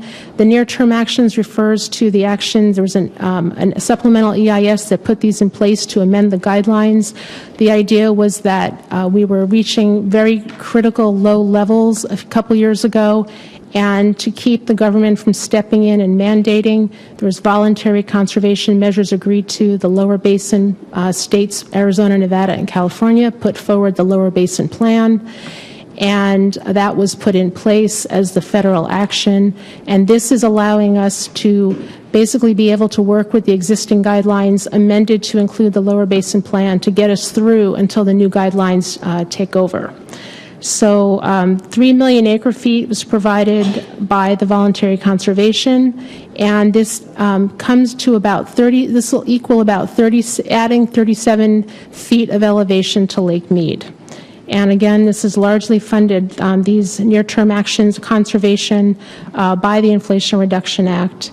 And I just wanted to highlight that of the 3 million acre feet that the lower basin agreed, volunteered, the California agencies committed to 1.6 million acre feet, and after just a year and a half of the 4 years, we have reached in California 1.2 million acre feet conserved as of late 2024, which is 75% of that target. And the Water Authority, in partnership with IID and Metropolitan, provided 100,000 acre feet of the Water Authority's QSA supplies, funded through the IRA to help meet California's goals. And I'll just close by saying that the Water Authority, of course, stands ready to participate in future agreements that are mutually beneficial. And that concludes my presentation. Great. Thank you very much. And now, Mina, do you have anything else to add or close with? My closing remarks would just be that I think this presents us with a big opportunity. We understand that your board would like us to monetize our high degree of reliability in the short term, and San Diego can play a meaningful role in the Colorado River negotiations because we are one of the only players that has abundance of water and available water in this very short term. And so I know we haven't talked a lot about it publicly, but I can assure you that Dan and David, myself and our team here are working very hard to make sure that our framework and our positions are put into this post-2026 guidelines and are taken very seriously. Thank you. Great. Thank you very much. Great presentations. And now we move from east to looking north. MWD presentations. Oh, I'm sorry. Director Arant, I see you up here. The slide said that meet is at 1070. Is that correct? Currently at 1070? Your slide said 1070? I can't hear you. You're not on. Yeah, the elevation. Sorry. The numbers on the slide are correct. Okay. Those so, are updated as of the 13th. So what level does the lake have to go down to hit the third level of shortage? Is it 1056 or 1048? 1035. 1035. And what is Deadpool? Below 1035. Okay. Thanks. That's right. And you lose access. Southern Nevada Water Authority is essentially sucking mud at 800. There's another book out there called The Water Knife. You should read that one too. It's a fictional book. It's like Chinatown's fiction. Yeah, that'll be on next month's test. All right, Director Robach. So occasionally I read about Lake Powell having a real problem with silting, and I haven't heard much talk about that lately, and I'm wondering, moving forward, is that an operational issue? Does that affect Lake Mead to any degree? It does. What happened during a couple years ago was Reclamation decided that that structure was getting to a point where they couldn't move water through their turbines and was causing issues. These are old systems, and that's what made them decide that they were going to cut 3 million acre feet throughout the system. And so with the added water that we've been able to manage, and they've been doing their repairs, I haven't heard a report recently on it from Reclamation. As you know, a lot of our folks that we work with are no longer at Reclamation, so we haven't heard a report on Glen Canyon, but we can bring that back to you, Director Roback. It is a concern. As they keep going lower, they start to see cracks in the system, and All right. Well, thank you. We've got Director Freehoff. Great, thank you. I just wanted to make a comment regarding our efforts to look at opportunities to exchange or transfer or sell some of our limited amount of our surplus water. My understanding is that we have, the chair formed a resource strategy work group, and that we will be meeting next week to receive a report from the board, from staff. We're looking forward to that, to get an update on the current activities. So things are happening. I'm excited for that group to meet and hear an update, and then hopefully we can bring back some of that information to the board. So thank you. Great, thank you. Director Leahy. Thanks. Just a quick comment. Mina, I know I think we're beyond a little bit of a year since you came back to us. I didn't know you when you were here before, but I appreciate your insight and the vast amount of knowledge you have on all of the MET programs and systems. I'm glad you're here, and I'm confident to have you on our team. So thank you very much. Great, thank you. Director Croucher. Yeah, just could we know who's on that working group that Dana was referring to, or Director Freehoff was referring to? Yes, I could send a list to the board. It should be on the Water Authority's website as well. I just don't know the full list. I can't recite it right now. No, that's fine. Just Mr. Chair Serrano has it. It's chaired by Jim Medaffer. It's Directors Freehoff, Hilliker, Katz, Lines, Miller, and myself. Great. All right. Looking north. MWD activities update. First up is Director Katz. Great, thank you very much. We had an interesting item that came up at Metropolitan last month, and it had to do with voting rights and who takes, can you have proxies or alternates to vote. So at Metropolitan, they have 26 member agencies and they have 38 member board. So in contrast, ours is a 22 member agencies and a 34 member board. So very similar. The majority of the agencies only have one representative. So when that representative cannot be there, they don't have a vote. So Eastern came up with the idea of going to a legislator, Assembly Member Jackie Irwin, and put forward legislation to call for an alternate, so that if the delegate couldn't be there, the director couldn't be there, there'd be an alternate. After much discussion behind the scenes, Eastern changed that idea, and instead of the alternate, went with the proxy suggestion, which is very similar to what we have here at the San Diego County Water Authority. So the legislation still called for an alternate, but the legislator was willing to amend it. So the recommendation was to support, if amended, AB 523. And it went to committee, it passed committee, and then it went to the full board. And it was on the consent, but got pulled out of consent and had a big discussion about it. And after much discussion, it was voted down not to support. And the vote was 51% not to support, 47% to support, and 1.6 in abstentions. But this probably was a 45-minute discussion. And one of the key items in the discussion is it cannot be done by admin code. It had to be done via opening the Water Act and making the change to the Water Act. So that was one of the key reasons that it got voted down. This legislation this week has been amended, and it is now calls for, if someone cannot be there, they can use the proxy. And the Metropolitan Water District is on record for not supporting that legislation. So we'll see where that legislation now goes. Director Freehoff? Oh, okay. I thought maybe. Quick question. What position did we take up there? We supported Eastern and the legislation if amended. Okay, great. Anything else, Director Katz? That's it. All right, thank you. Then we now move to Director Miller.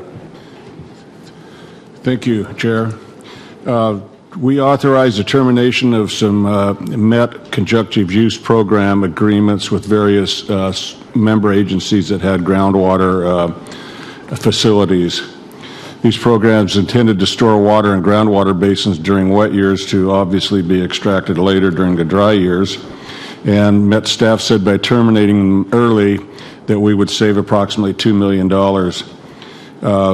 As you may or may not know, MET has a very expensive groundwater program that they're developing called AVEC, which is the Antelope Valley Groundwater Enhancement Project. And I voiced concern that why were we eliminating some groundwater while we're spending millions of dollars on a new groundwater? And they explained that this was an agreement from the early 2000s that had ran its course, and it was mutually agreed by all parties that they wanted to terminate it. So we did. In the 2000s, MET invested more than $70 million in funding from the state, Proposition 13 grants, and the MET ratepayers, $45 million and $27 million. Given the investment, Director Fonseca requested an audit of these agreements to understand the benefits and the lessons learned on doing this type of program. That concludes my report. Thank you. Seeing no questions, we'll move on to Director Goldberg. Thank you very much. Earlier this month, the board approved a 5-year implementation strategy for Camp for Water. And I was greatly appreciative of all the work that's gone on into growing the board's comfort level with the Camp for Water and the implementation strategy. With this action, Met staff will start bringing forward new projects for the board's consideration. We and other board members supported approving the strategy with assurances that before we actually have to evaluate and approve any project, that staff will provide us with updated data and current information demonstrating the need for the new project. Sites Reservoir and Pure Water Southern Cal are scheduled to be presented in early 2026, and the following year we will hear the Delta Tunnel. At this time, staff is pursuing all of these projects and spending hundreds of millions of dollars on their planning. And combined, Met's share of these projects is in the tens of billions of dollars.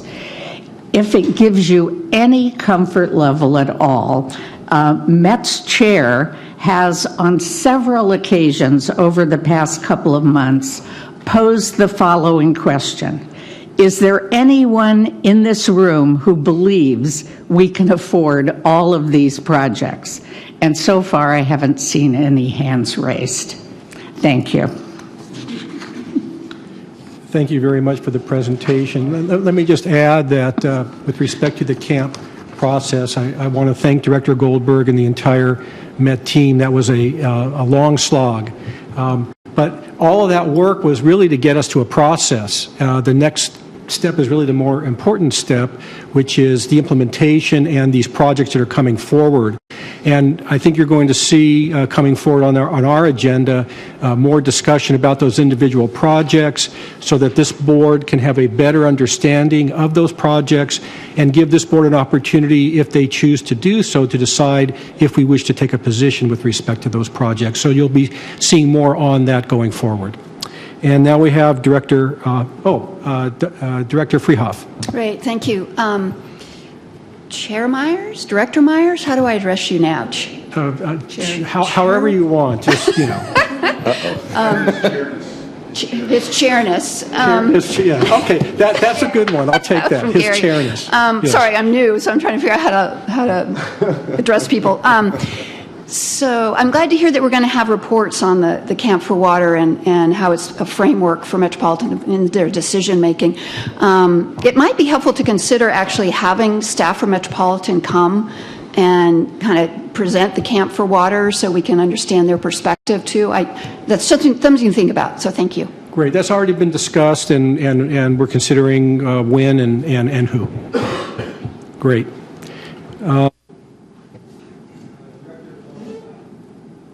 Thank you, Mr. Chairman. So earlier this week, we received an update on the progress to date on Met's business plan model and refinement. An issue that's really important to the Water Authority, and it's slated to be further developed in the business model discussions, is the exchange program for member agencies' local supplies. Most of the discussion was focused on treatment plant recovery and other financial policies. So Met is still working with its member agencies on how to potentially recover 30% of its approximately $350 million in annual treatment costs through various fixed charges. Met's planning to continue discussing a charge that would result in agencies that take no treated Met water in paying Met's treatment costs for this year. This would have shifted almost 8% of treatment costs to raw water. Met staff is also proposing to update its reserve policy to target building a $1 billion in unrestricted reserves, in part by budgeting sales conservatively.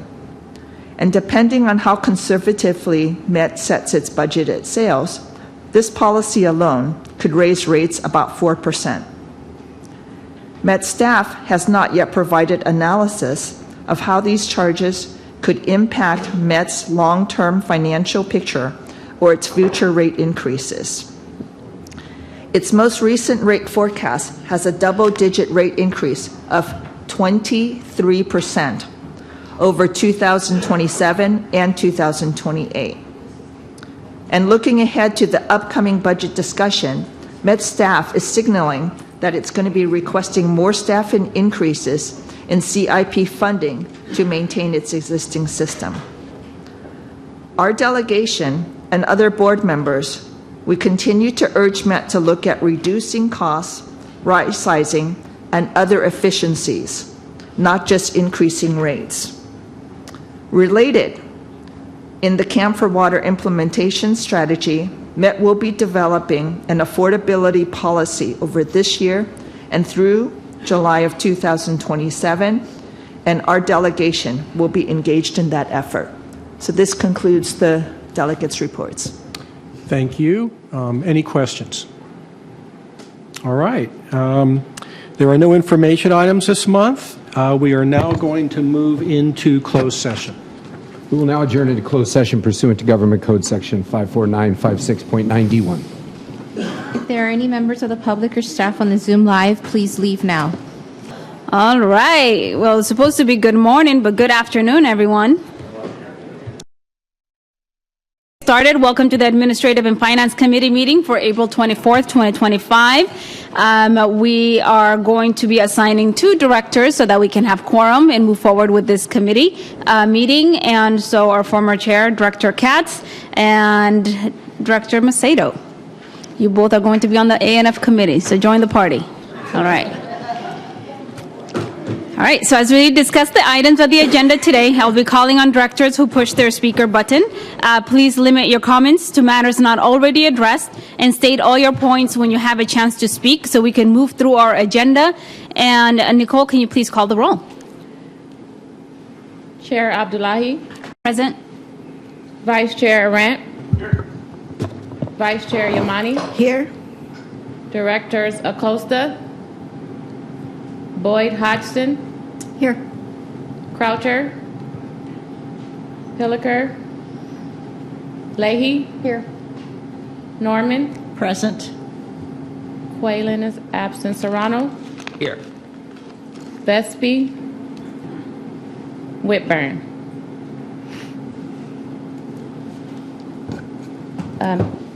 There is no quorum, but are you assigning? We signed Director Macedo. Director Katz Macedo. and Katz. Macedo. Yes. You have a quorum of the committee. Awesome. Thank you. And are there any additions to the agenda? Director Leslie is, she's here part of the committee, so we can remove Director Macedo. Macedo, you're out. Sorry. No. Short-lived. No, you're still on. You're still on the hook. It was whoever made eye contact first. I'm just kidding. All right. Yeah, I'm supposed to be a proxy for Costa today. So how did that work? Okay. Awesome. Thank you. So let's move on. I do not have any additions to the agenda. At this time, I'd like to ask if there are any members of the public wishing to comment on any item listed on the ANF committee agenda. If there are public speakers in the Zoom waiting room, please raise your hand through the Zoom app or press *9 if you are listening by phone. I see none. Awesome. Thank you. Seeing none, we'll move on to the chair's report, and I don't have the chair's report today. Are there any comments from the vice chairs or any other directors? All right. So let's move on to the consent calendar. This month's consent calendar agenda includes the staff recommendation to note and file the monthly treasurer's report and staff recommendation to authorize the general manager to waive City of Del Mar late fee for the January 2025 water invoice using the buttons. Please, do I have a motion to approve the consent calendar? So moved, Madam Chair. Thank you so much. We do have a button from Director Leahy, so I'm going to call on her first. I'm trying to follow your directions. I second the motion. I appreciate that, and thank you, Vice Chair Yamani, who will, you seconded it.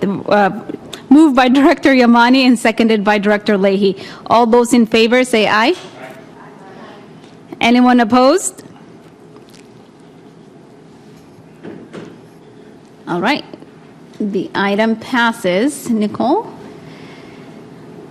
All right, so we'll move on to the action, discussion, and presentation section, and we have a couple of items.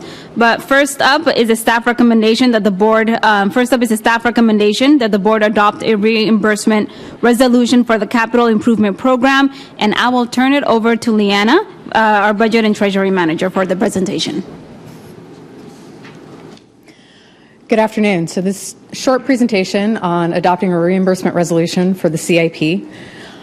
What is a reimbursement resolution? So the Water Authority does anticipate going to a new money bond issuance in early calendar year 2026, and this resolution is a part of that. So Treasury regulations require a declaration of intent to reimburse for prior expenditures. This gives us the flexibility to optimize CIP funding and the timing of any debt issuances as we go forward. The resolution does not obligate the Water Authority to proceed with any projects that are attached to the resolution. So as of March 31st, there's only about $4 million in bond proceeds of the 2022A left. And at the end of this fiscal year, we anticipate that the PAYGO balance will be fully expended. That leaves us with funding the CIP with operating funds. The reimbursement resolution will allow for the CIP fund to borrow from the operating fund until the new bonds are issued in early calendar year 26. The resolution will allow for the new bond proceeds to fully repay the borrowed funds back into the operating fund. So today's staff recommendation is to adopt Resolution 2025-08, a resolution of the Board of Directors of the San Diego County Water Authority, declaring the Water Authority's official intent to reimburse itself for certain capital project expenditures from proceeds of future debt obligations. And that concludes my presentation. Thank you, Liana. Are there any questions or comments? Director Leahy?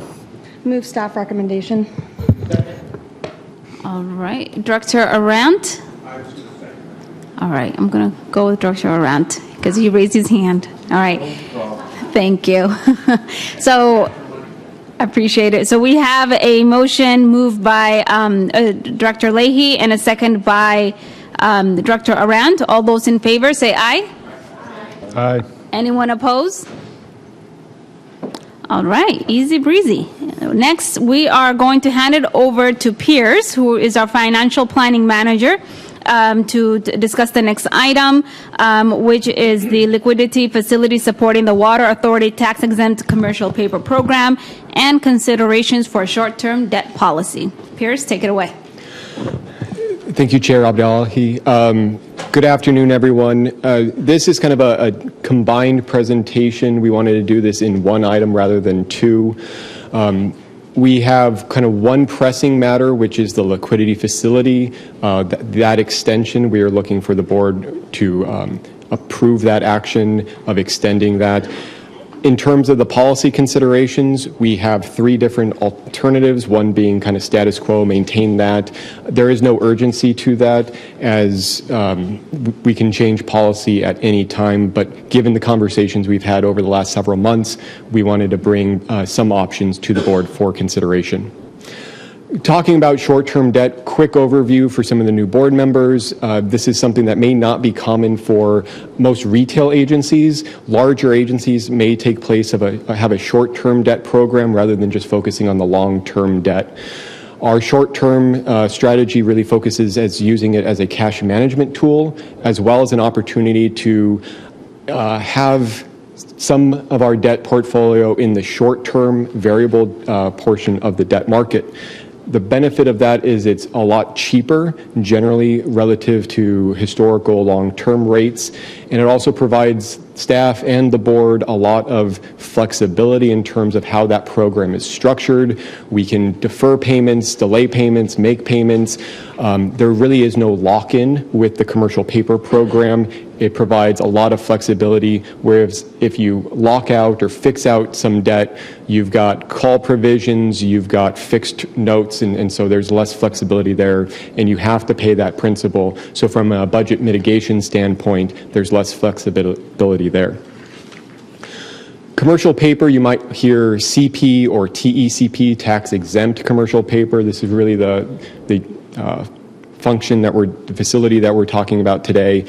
A lot of it is just short-term debt. The big difference here with the tax exempt commercial paper is that it's backed by a bank. So when we have $135 million for commercial paper, the bank is the one who's backing that facility. So they help kind of mitigate that. If there's ever issues with the credit market, the bank is on the hook, and we have provisions in terms of paying that note off with the bank. If we had, commercial paper that we are the backers of, that money would be due right away, and we would owe it. Commercial paper, as I mentioned, is generally far cheaper than long-term debt. If we take a snapshot backwards, a little over a decade, you can see kind of the rolling cost of our commercial paper program over the last 10, 11 years or so, relative to the orange line, which is our long-term debt. We have a lot of different debt that's been accrued at different times, but the average cost of that debt is 4.31%. Relative to the commercial paper program, we were paying rates in the mid 20-teens. We were paying less than 2. Rates came up as the economy was improving, as things looked to improve. As the fear of recession, we've seen that number come down back into the 2% range. If we were to fix out debt, it would be in the 4.5%, 5% range, depending on pricing of the day.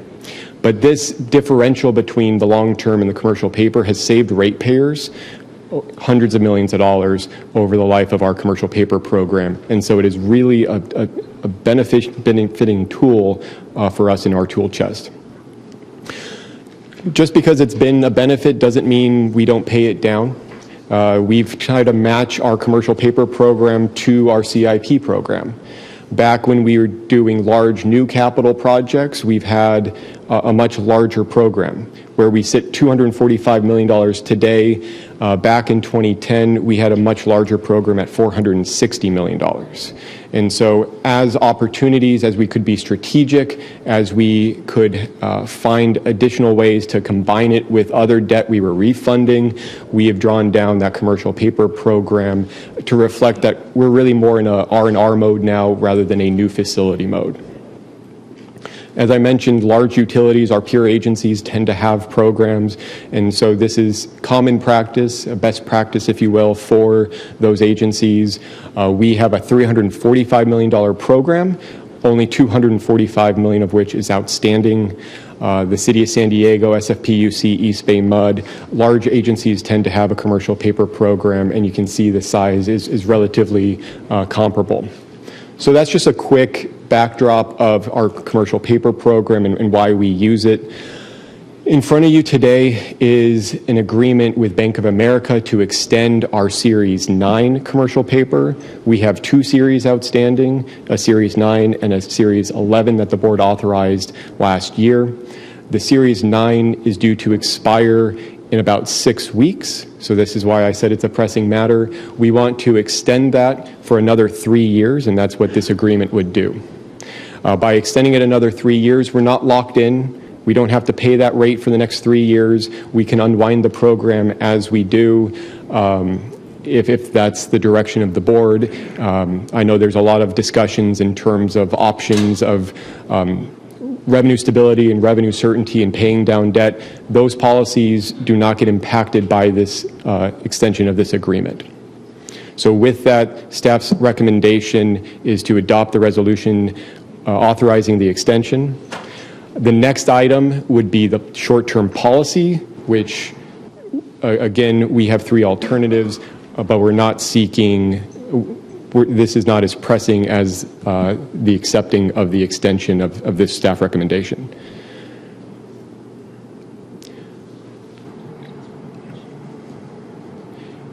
If it pleases the chair, do we want to stop there and seek this recommendation, or would you like me to go into the short-term policy alternatives? Let's finish the presentation and then do the Q&A. And wonderful, thank you. So the short-term debt policy, again, we wanted to kind of bring this because it is tangentially related to the commercial paper. over the last several months, we've been talking about our debt policies, our financial policies. There have been discussions in terms of we have robust language on the long-term portion of the debt policy. Can we beef up the short-term language? So as part of your board packet, you'll have a new version of that short-term debt policy that just really provides clarity in terms of the goals, the purpose, the objectives, and procedures as it relates to the short-term or commercial paper program. Staff's recommendation is to maintain the commercial paper program. As we've talked about, it saves the ratepayers millions over the years. It helps us focus on higher cost debt. You know, if you have two cars, you want to pay off the car that has the higher interest rate, not the car with the lower interest rate. And so this is kind of allowing us to do that. If we fix it out, we're paying more and losing some of that flexibility. One alternative that we have in front of the board would be to not allow staff or the board to restructure the debt or roll the commercial paper programs, putting a cap on the number of times that commercial paper could be rolled or restructured. Typically, you look at commercial paper in the 3-year time frame or so, 1 to 5 years. So this would put a cap on the number of times you could restructure it. At the end of that term limit or that cap, we would have to either pay it off in full or structure it into a long-term debt facility that again matches the assets that originally funded. We would include a regular paydown of existing principal. So while not obligated to do it, we would have existing principal that is constantly being paid down rather than doing it in kind of chunks as we have historically done. The rate impact, because there would be additional cost of paying principal off, that would be reflected in the rates and charges. So it would be about a 1 to 2% rate impact depending on the amount of principal that was selected. Alternative 2 is an elimination of the commercial paper program. After this extension of the commercial paper program, it would hinder or eliminate the staff's ability to issue new commercial paper. We would also look to unwind the existing $235 million or $245 million of commercial paper that is outstanding. The nearest off-ramp for that would be to upsize the anticipated 2026 debt. Right now, the 2026 is anticipated to be about $285 million. So we would upsize it if this alternative were considered. We would upsize it to about $430 million at a fixed rate debt. Depending on the exact structure of that would be an additional 2 to 3% rate impact. But at the end of it, we would have no commercial paper program. So here's a summary of those recommendations. Again, the short-term policy is not an urgent matter. It's just at the board's discretion, but we do seek direction or action on the extension of the agreement. With that concludes my presentation. Thank you so much, Pierce. And there seems to be questions and comments. So we'll go with Director Leahy. Thank you. And I do want to start and state by saying for the record, because I was asked to say that, I do support a debt policy and I do support using debt to pay for our infrastructure, to maintain our financials, to maintain our rates at a level pace for our customers. I understand the use of it. I do have a question. You can end my for the record portion right there. I do have a question. So if we were to say no today, how long would it take to issue long-term debt and roll this $135 million into long-term debt? Yeah, typically going out to market takes about a 6-month process. Okay. Right now we're anticipating going out to market in February of 2026. So, the suggestion would be to combine that. That also lowers the cost of issuance because if you go to market twice, each time you go to market, there's a cost of doing so. So if we were to say, if this board were to say no on extension today, then would we be obligated to pay the $135 million in balance in 6 weeks? Yes, if no extension is provided before that time frame, then yes, $135 million would be due. Do we have $135 million to pay this in 6 weeks? Okay. So I have more questions, but to our chief operating officer and our general manager, I would hope that in the future, if there's an option that we're being provided as a yes or a no to vote on something, that we actually have the option to vote no. And if that it took 6 weeks or 6 months to actually issue long-term debt in the future, if we were to vote no on this item, that we are given the appropriate amount of time to execute that option. I feel as though we're being put in a position where we can only say yes to this item, and I don't feel like that is appropriate. I don't really need a response to that, but I do have some more questions on the commercial paper, if I can. So I just want to be clear, the $135 million has already been spent, right? It's already obligated? Yes. And did we spend it on capital improvements or operating expenses? That's always for capital. Okay. And then was this, well, just for my level of interest, was any of this spent on Twin Oaks? No. Okay. When did we originally issue and spend the $135 million? 2016 was the original issuance of the Series 9. But Series 9 previously was Series 5 and 7? No.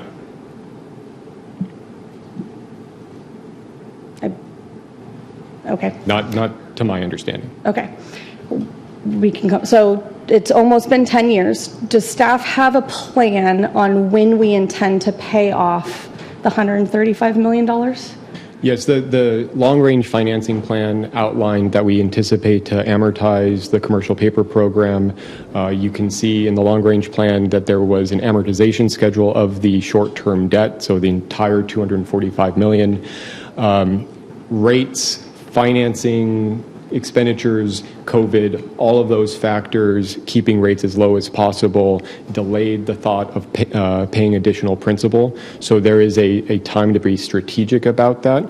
And with the kind of onset of the 2025, if we're going to call it the 2025-2026 long-range financing plan, that would be a next kind of opportunity to really review the exact drawdown or pay down of the commercial paper program.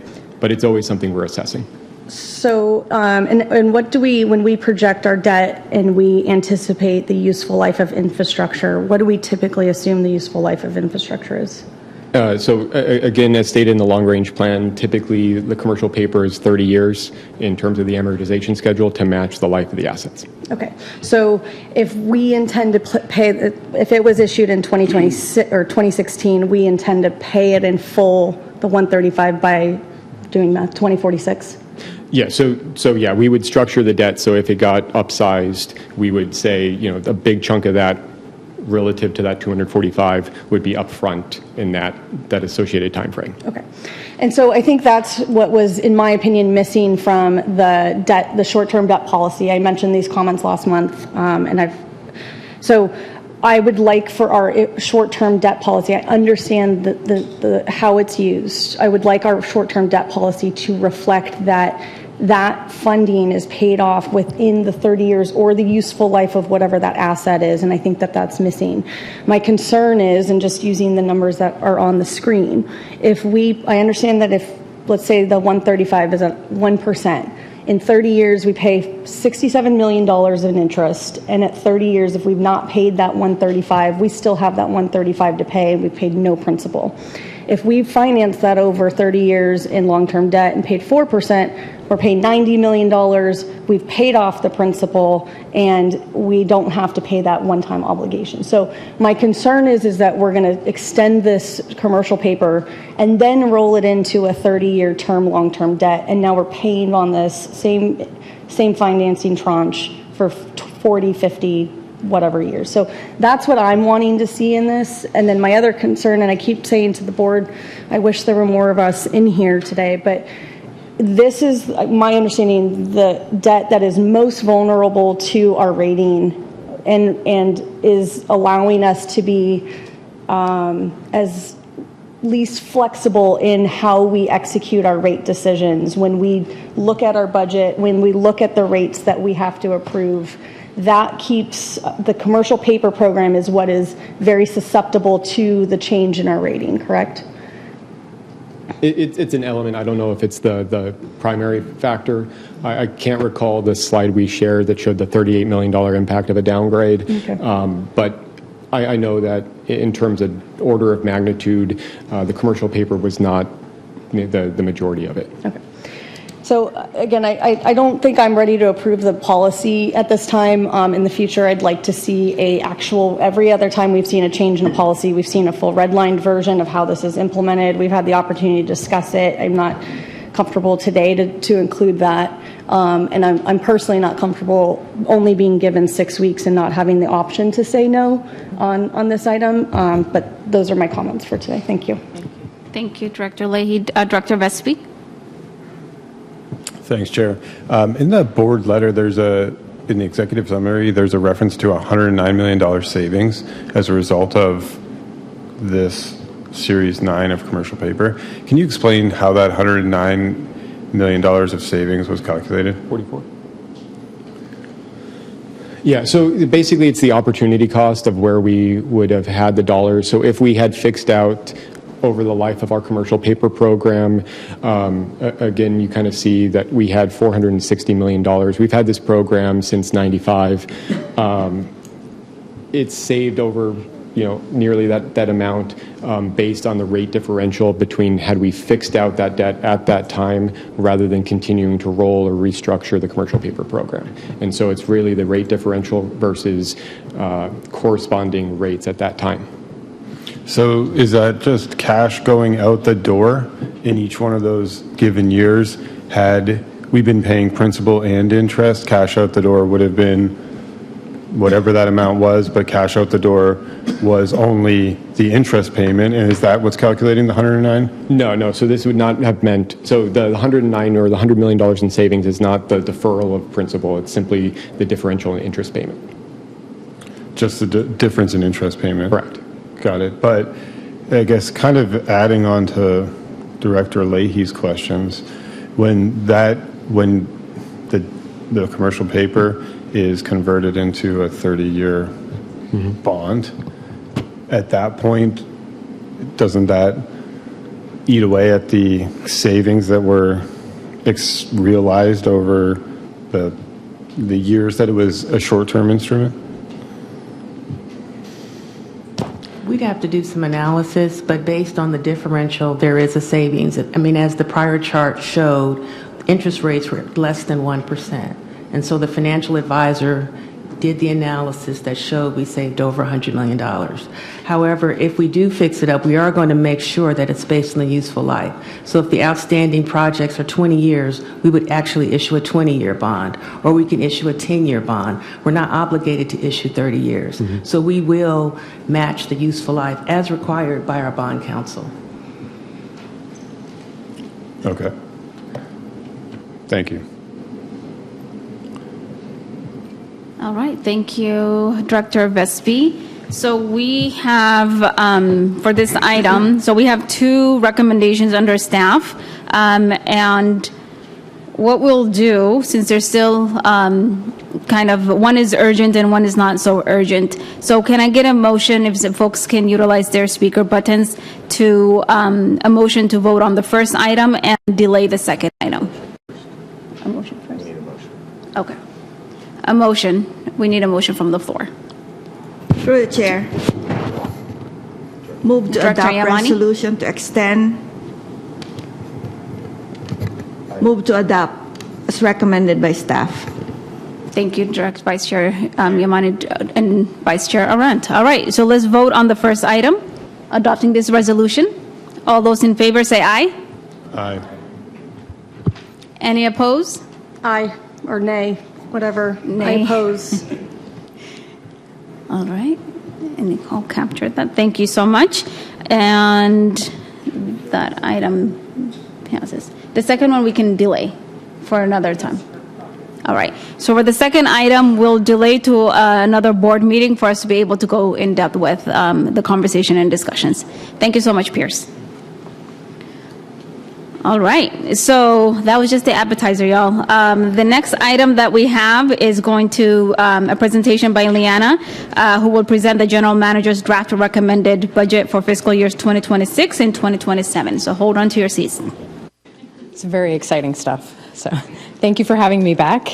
So this is just going to be an overview of where we've been and then where we're headed next week or the workshops.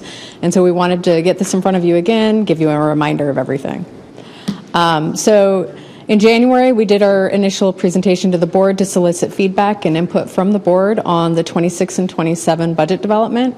And then in March, we did distribute on March 13th a draft recommended budget for 26 and 27 to the board of directors. And then now we are in April, again, presenting, but the workshops are next week, as I mentioned, on Tuesday and Wednesday, and we look forward to seeing everyone there. So what were our cost drivers? Our cost drivers are the water purchases and treatment costs. You'll hear more about rates and charges from Pierce in a few minutes. And we will be updating some of those costs as a result of the updates from the rates and charges presentation that Pierce is going to be giving. We do have the debt service obligations. You heard about the new money issuance that we're anticipating in 26. And then we also have the arbitrage liability that we are booking into debt service as well. We earned a lot of interest on the 2022 A bonds and have to pay that back to the federal government. And then operating departments, we have increases in labor and benefits as a result of the increases to the MOU salary schedules as approved for FY26. The CalPERS contribution rates are increasing, and then we're also seeing increases in services, utilities, and insurance across all of the operating departments. So again, fiscal years 26 and 27, the projected revenues, the $1.88 billion, with the water sales being the largest driver of our revenues. This, I will mention again, is going to change with the updated rates and charges information. The expenditures, the balanced budget, $188 billion. Water purchases and treatment at 62% of the total expenditures. That is also going to change with the updated rates and charges information. And then you'll also see some minor updates next week with operating departments and debt service as we kind of tweak the numbers just based on our assumptions for the debt service interest and our operating department expenditures. So for our CIP spending projection for 26 and 27, we're at the $183.9 million, with the asset management being the largest portion of the CIP. Next week, Nina will be giving a detailed presentation on the projects that are included in the 26 and 27 budget. And then our operating departments. This is a full table of all of our categories, or expenditure categories in operating departments. And they're currently at the $153.4 million, with labor and benefits being the largest driver of the increase for 26 and 27 in the operating departments. So for next week, on the 29th and 30th, Tuesday and Wednesday from 9 to 11:30 on both days, we're going to have an economic update. Our external investment manager is going to come in and we'll provide updates on the investment market and the bond market, and then discuss the recent volatility that we've seen in the market. We're going to have a presentation on alternative revenue and offsets, which will cover grants, including current grants that we have, potential grants, grants that we're pursuing, and then any grants that could potentially support the CIP. And we'll also have a presentation discussing revenue-generating CIP projects that are found in the CIP. And then we're going to have water demand update. Well, you're going to hear about water demands today, but also we're going to have Water Resources present next week on an update and an overview of the water demand forecast. And then on debt management, we're going to have an overview of the debt portfolio, including the upcoming issuance that we've mentioned. And then the infrastructure update will be an update on the capital improvement program. We're going to have a system analysis and development presentation on the CIP. And then we're going to have a presentation, as I mentioned, by Nina, detailing out the majority of those projects that are within the 26 and 27 budget. And then she's going to talk about the funding needs as well. So, and then following that, we're going to have each department give a presentation on their individual expenditures, and we will provide the tables for the departments in that presentation. That'll be the opportunity for you to talk with the department heads. And then we're going to review upcoming equipment replacement needs. We purchased a lot of vehicles in 24 and 25, so we are seeing ERF go down. And then on the last day, we're going to have a recap of rates and charges, so you get to hear more from Pierce on how that all ties together.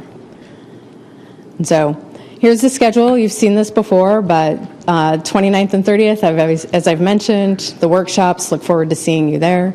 And then the recommended budget will be presented on May 22nd, and then consideration for adoption in June. And that concludes my presentation, Chair. Thank you so much. Are there any questions or comments from directors? All right, Liana, they're saving it up for the workshop, I believe. Director Roback. So being new to this process here, do we utilize the zero-based budgeting process here? We do. We do a modified zero-based budget. And so for operating departments, we have everyone start from scratch. For water purchases and treatment, we do kind of have an accrual overlap, so that's kind of not necessarily zero-based, but for operating departments, it's all zero-based. So then, obviously, the individual departments are making arguments after careful analysis of what's really needed. Correct. Because obviously that is the overarching thing right now, is what's really needed versus Correct. what you'd like to have. Thank you. Thank you so much. I was surprised you didn't bring the car analogy there, Mark. All right.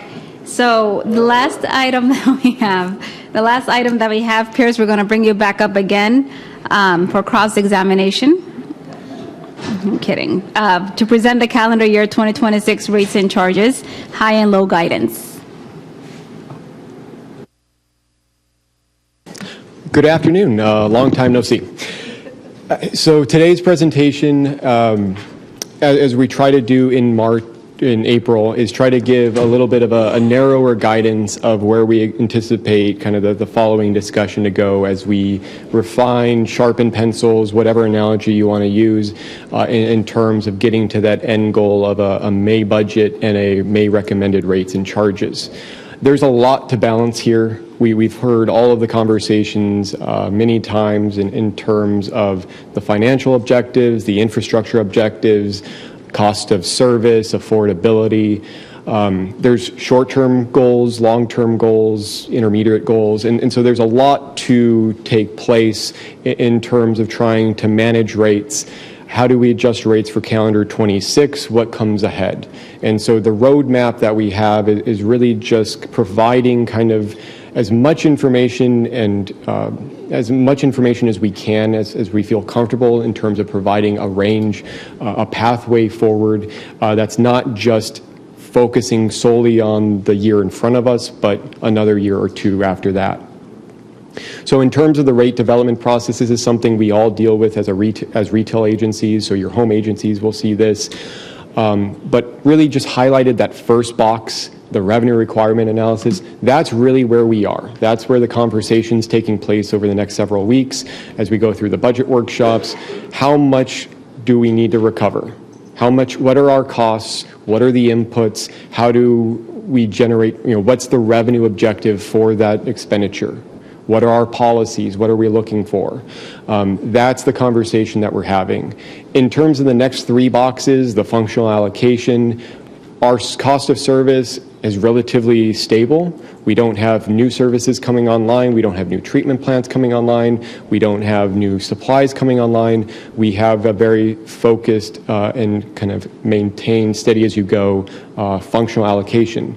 In terms of the rate design itself, that's also relatively stable. The board did approve a couple months ago a slight transition on the transportation rate to move from 40% fixed to 50% fixed. But aside from that, it's going to be the same rates and charges that you see year in and year out, a supply rate, a treatment rate, a transportation rate, and so on. And then the member agency allocation, that's just math at the end of the day. It's really just what have your agencies done over the last 7 years? How have your agency used the system? And then we allocate from there. We love our budget pie chart.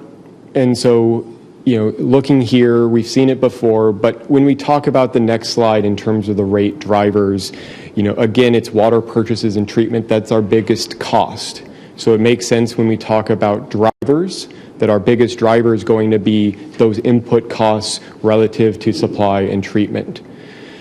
Trying to break it down here in terms of where those dollars are kind of feeding into, we have inflationary increases on our contractual obligations. So in terms of, think of it as a unit cost for the water that we're buying from IID, from Canal, or from the desal plant. That's going to have about a 2% effective rate impact on the member agencies. And when I say effective rate impact, I say it means basically if you buy the same amount of water you bought in the prior year, kind of a normalized amount, year over year, apples to apples, you'd see about a 2% impact on that supply component. But that's not our only supply component. As we heard in imported water, there are large increases coming from MWD. We have more on this, but that's a 3.5% impact for the exchange, the supply, and the treatment services provided by Metropolitan. Finally, we have some storage builds and contractual deliveries.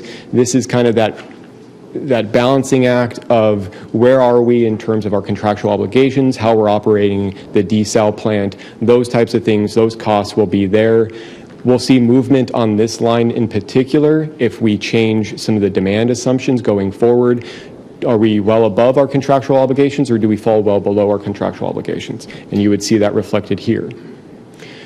We've talked again about this new debt issuance that has a 2.5% rate impact in terms of that $285 million target amount. So as we start paying principal and interest on that debt, that would have a 2.5% rate impact. So that's related to an increase in the debt service cost. The operating department's budget, as we've talked about, would be a 1% budget impact. And then rounding it off, we still don't know. It's the policy considerations. Where do we go on the short-term policy? Do we pay more on commercial paper? Those types of items for the board's discretion as we work through those board workshops.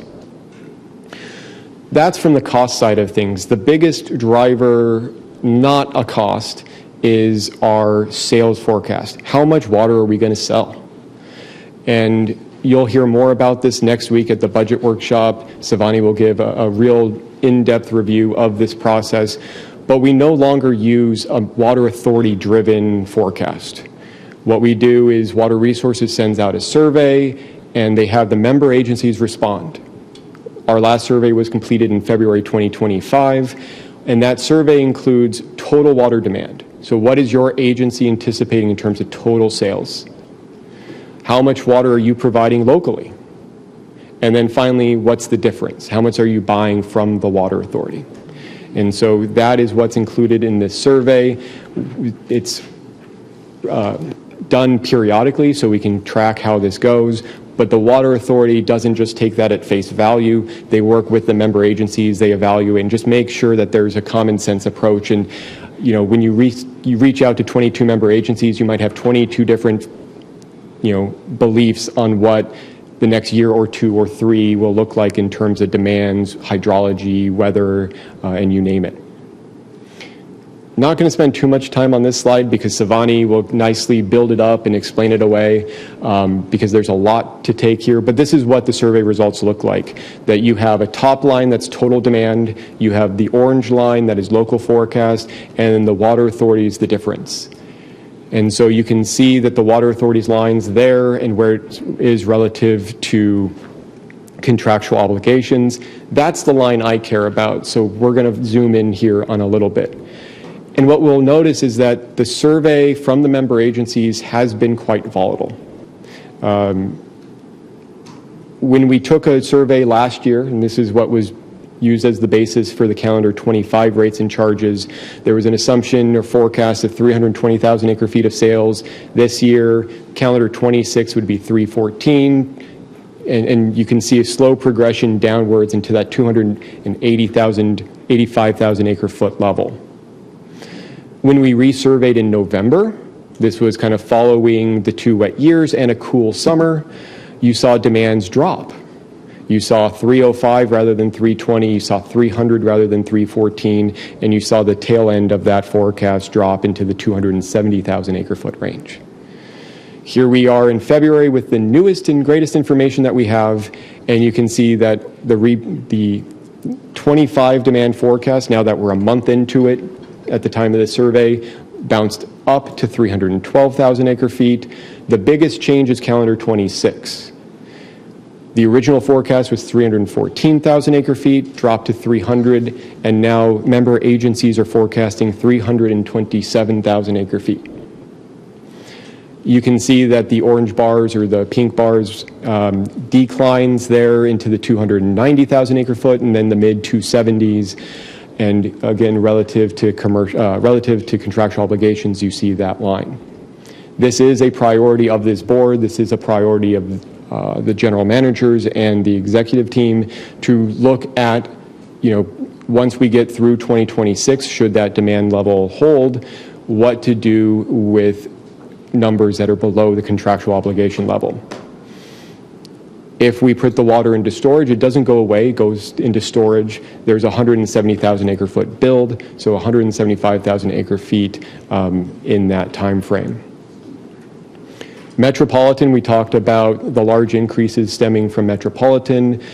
They've adopted calendar 2026. We know that cost, that's been adopted. They have a forecast that may or may not be relevant anymore, but large increases in 27 and 28.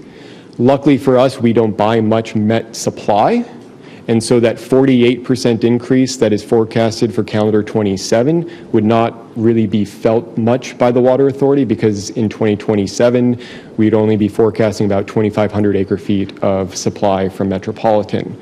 But we do see a large impact, given the information we know today, and given the forecast by Metropolitan, that we'd see about another $20 million impact in terms of exchange costs in 27. All told, over the 3-year period, we're looking at a $55 million increase based on what Metropolitan's presented before. This does not include this is what is known and does not include any other forecasting for other items. All told, the roadmap, the high-low. We have a high forecast there that is anticipated in blue, and a lower range that is the low bar. This isn't to say that the rates can never fall outside that forecast, but within kind of normal conditions, a plus minus of a couple % on the supply side here and there, this is where we anticipate that roadmap going. We know what supply costs are largely going to be. We know what our debt portfolio cost is going to be. There are some costs we don't know, but the big driver here is we just don't know what demands are. If you were to lower demand forecast by a significant amount, we would no longer be within this roadmap. The reason why that roadmap from last year that was anticipating an 18% number is down now towards 12% is because of higher demands, right? Now we're anticipating to sell 327,000 acre feet in calendar 26 based on what the member agencies have provided. That's the roadmap. We anticipate it to be, slightly sloping downward as we position ourselves towards kind of getting into equilibrium with the local supply as they roll on in that time frame as well. Again, the forecast assumes existing board policies are maintained, so no changes, it's just a status quo. It doesn't change policies in terms of debt coverage, rate stabilization fund, the 150 days. The roadmap assumes that all of those policies are maintained. So we don't fall below any of those items in that 3-year roadmap in year 1, year 2, or year 3.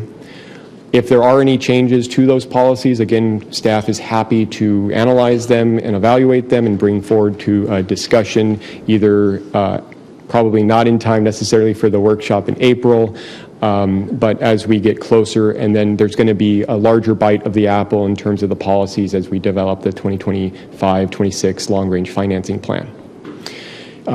Just wrapping up here, sales forecasting, the board can direct staff to modify the sales assumption. We don't have to use what the member agencies are forecasting.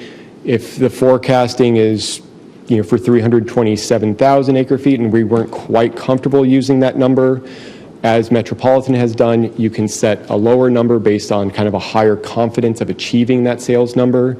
But if you go too far bounds, that will have significant impacts on rates, significant impacts on policies, and volatility. We have MWD, the business model discussion, so you heard that, and the legal settlement, you heard that in the prior committees. And right now, this assumes no third-party water transfers. So again, it's just if there is water that we're not selling right away, the water's going into storage, it's not being sold to a third party. Leanna covered the presentation timeline, but that really wraps up the presentation. We're happy to answer any questions. Thank you, Pierce. Are there any questions or comments from directors? Director Roback? So on the sales forecasting from the water agencies, so per capita water use year by year is going down. So I don't believe there's any change in that, I would suspect. Northside Water District, we've been the fastest growing area of the county for many years now, and I don't believe our projections are going the other way. So you were talking about, what the member agencies have submitted to you. So are you finding, obviously you've been looking at things yourselves, are you finding any significant anomalies in individual member agencies that would account for something seemingly so wrong directional?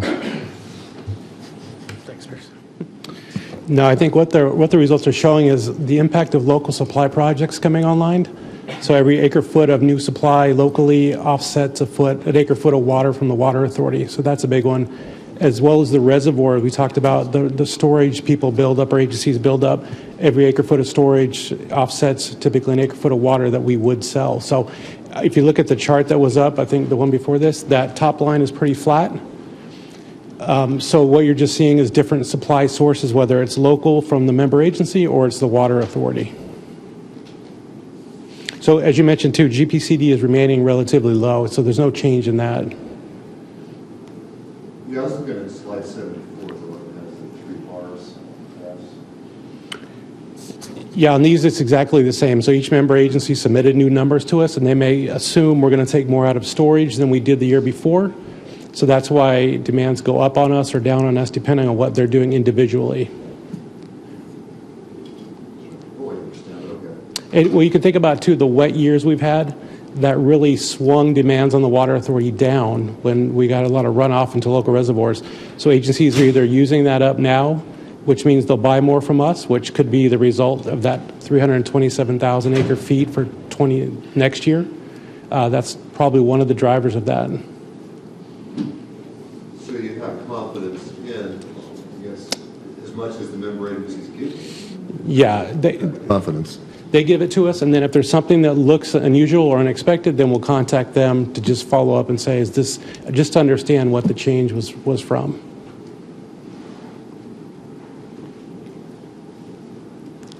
All right, thank you. Director Vespi? Thank you, Chair. Pierce, a question for you is, I'm struggling with the chart showing the high-low range for the rates and the effective rate versus the budget document, page 11, the rates table shows 25's rate, the M&I supply rate at $13.55 an acre foot, and the rate for calendar 26 at $16.80 an acre foot. That's a 24% increase. How do I do the math to get to 9 to whatever, 12, 13% there? No, it's a great question. This is just a timing matter in terms of the prior budget was delivered in March. Yeah, so early March. So it's just, these are updated rates. So the budget that you have in front of you, the budget that has the rate table, that was as of kind of the March assumptions and the March timeframe, which would have reflected more of that yellow dot of that kind of 18% expected increase. So that's what you would have seen in the budget book. The budget document that you have in front of you does not reflect the new updated assumptions with the new water sales. So total water sales, all of that would have to be updated in the budget document that you have in front of you. So in 45 days, the rate increase went from 24% to 12.5%? Yes, and so really what the difference here is significant. Yes, and so water demands are really the biggest driver here in terms of swinging that.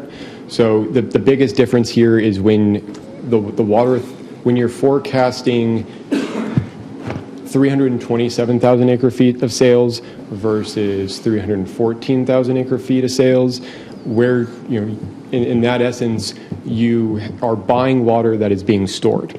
And so there's a very big financial impact because you're spending money and you're receiving none on the other end.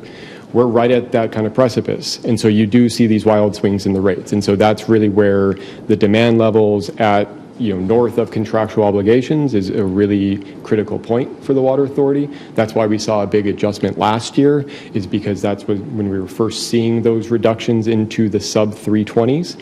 And so that forecast was what was driving that kind of larger roadmap that we presented last year. The roadmap and the rates are being able to be adjusted downwards primarily because we have kind of another 15,000 acre feet of sales that is now being assumed that puts us on the other end of that contractual obligation. Okay. All right, Director Freehoff? Great, thank you. If you go to slide number 71, and this gets to, I think, Pierce, your point on the storage build. So I did have a question on that piece of this bar, the stack bar. And so again, is this 2.5%, is that is that all that is in that bar? Is it just, or is there something else going on in that bar, I guess, versus, or is it just the cost of purchasing the water and then yet having to put in storage and not sell it? Yeah, so there's a couple things in that bar. One is the storage builds, and this is, Director Vespi's mentioned this in prior meetings in terms of kind of the IID delivery schedule, and that kind of has it's on balance on a calendar year basis, but on a fiscal year basis, there's differences, and that's just to facilitate our pipeline shutdowns. So you're going to see some things between fiscal years and some flexibility there. In addition to kind of storage builds there's the way we're operating the desal plant. And so we're not, when we show the 320,000 acre foot contractual obligation line, we have 277,000 acre feet of firm deliveries from QSA. The 42,000 acre feet of our share of the desal plant is we only pay for what we purchase, or we only pay for what we receive. So if we curtail demand down to 30,000 acre feet, we pay fixed and variable on 30,000 acre feet, but we're still contractually obligated to pay the fixed portion on the remaining 12,000 acre feet. And so that contractual component would be in that 2.5% to reflect that cost. All right, thank you for the clarification. All right, seeing no other speakers on the queue, thank you so much, Pierce. So we have 3 information items today. Controller's report on monthly financial activity. This item can be found on page 121 of the board packet. And then the small contractor outreach and opportunities program scoop semi-annual report can be found on page 132 of the board packet. And of course, for the board calendar, page 138 of the board packet. We're going to be moving into closed session, so I'm going to be turning over to General Counsel. Oh, no? We're going to forego the closed session update. All right, Sorry, so Director. all good. We're going to be foregoing that. And thank you, staff. I know it takes, for both directors and staff, we have a huge responsibility on our shoulders as we're kind of taking a look at the budget as well as the raise in charges. We will have the workshops for folks to ask further questions. And I know it takes time to find alignment. So I encourage member agencies to meet with staff for questions. Come up with your, make sure that you have your questions ready to go during our workshop next week as well. And with no further business, we will adjourn the ANF committee meeting. Engineering and Operations Committee is next in 5 minutes. Good afternoon. I'd like to call to order the April 2025 meeting of the Water Authority Board of Directors Engineering and Operations Committee. I am filling in for Chair Ray, who is remote for today's meeting. We are meeting in person with 2 board members participating remotely. General Counsel Edwards will make the statement. Both Directors Wall and Ray have posted the agenda at their location and are appearing remotely. Thank you, Council Edwards. As we discuss the items on the agenda today, I will be calling on directors who push their speaker buttons first. Roxana, can you please call the roll? Chair Ray.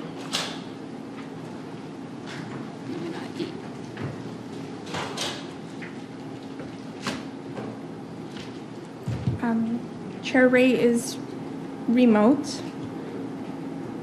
Vice Chair Fong Sakai. Present. Vice Chair Heidemann. Here. Director Abdullahi. Present. Director Arendt. Here. Director Buckowitz. Here. Director Coates Hedberg. Supervisor Desmond. Director Flessy. Here. Director Freehoff. Present. Director Leahy. Here. Director Roback. Present. Director Wall. Here. Vice Chair Heidemann, we have a quorum of the committee. Thank you, Roxana. Are there any additions to the agenda? I see none. Are there any members of the public who wish to address the committee on items contained on this agenda?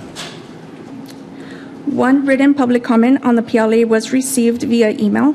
The comment was distributed to the board and posted online. There are 6 public comment requests.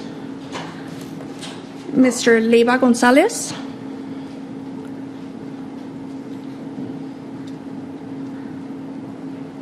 And I'm speaking on the, and are we at that agenda item? Oh, yeah. Okay. Good evening, board members, staff, my fellow brother, Marcelo over there.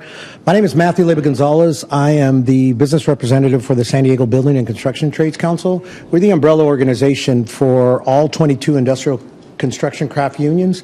We represent over 35,000 hardworking men and women in the San Diego area. I'm here to portray the message to you all that PLAs are good. They are amazing. They help individuals that ultimately, beginning their career, may not have actually believed and understood what it takes to be in a union, that these aren't just jobs, these are careers based upon the income that is able to be received, the benefits that are provided to the union member and their families, and then a pension. So these are all the positives of a PLA. Currently, right now, it's somewhat of a downswing because the economy is somewhat in flux, and the cost of these projects can kind of go up and down, but ultimately what remains the same is the workforce, the skilled and trained members that we have that are part of our organization that can contribute to all of these PLAs being constructed on time, safety, which is a big factor. All these construction workers, men and women, are able to go home to their families safely, and they're able to take pride in the projects that they're out there working on.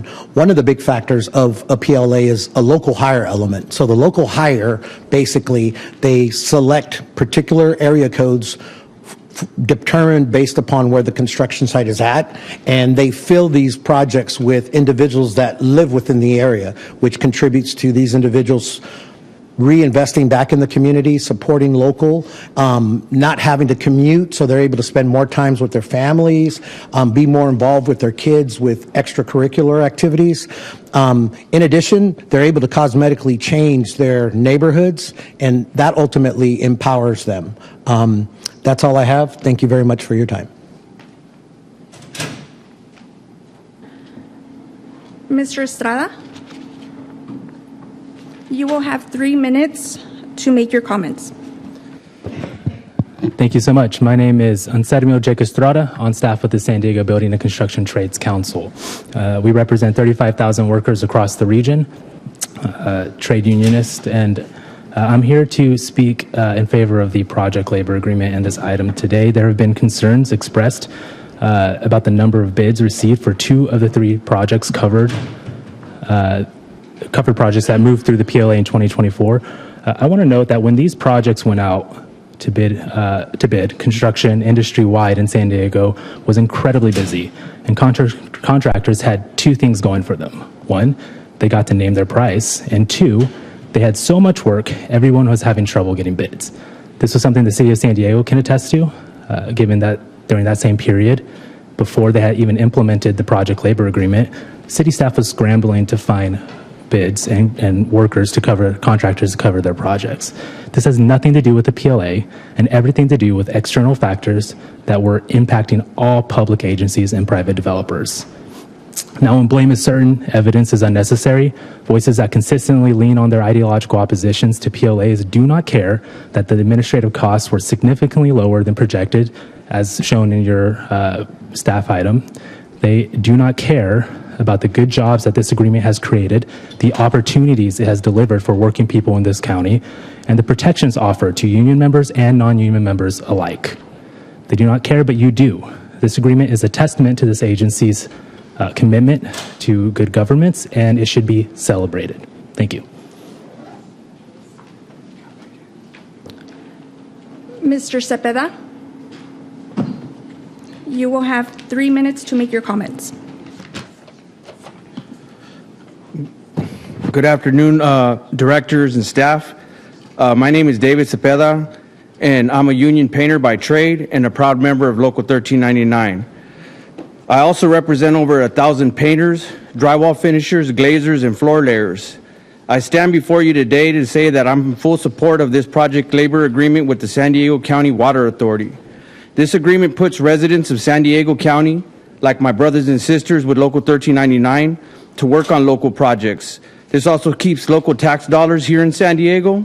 And this agreement also creates opportunities for local people to join in an apprenticeship and have a career in a union trade with fair wages and benefits. Again, I'm here before you today to show my support for this PLA, and I urge you to continue to support this PLA as well. Thank you very much. Ms. Wilson? Good afternoon. My name is Jennifer Wilson, and I'm a union electrician with local IBW 569. We're proud to support this project labor agreement with the San Diego County Water Authority. This agreement opens opportunities for San Diego residents to increase their earning potential through apprenticeships and careers in the trades. Apprenticeships provide training while learning on the job and pave pathways to quality, middle-class, family-sustaining, high-road jobs. I personally benefit from these opportunities by graduating an apprenticeship, being able to buy a home in the community that I live in, that I work in, and that I spend my money in, right? So I'd like to have San Diego communities to have the same opportunities that I was provided by having this PLA. While today's item is just an informational item with no action, we still feel strongly this agreement is a matter of public good, so please keep supporting the PLA. Thank you. Ms. Browning?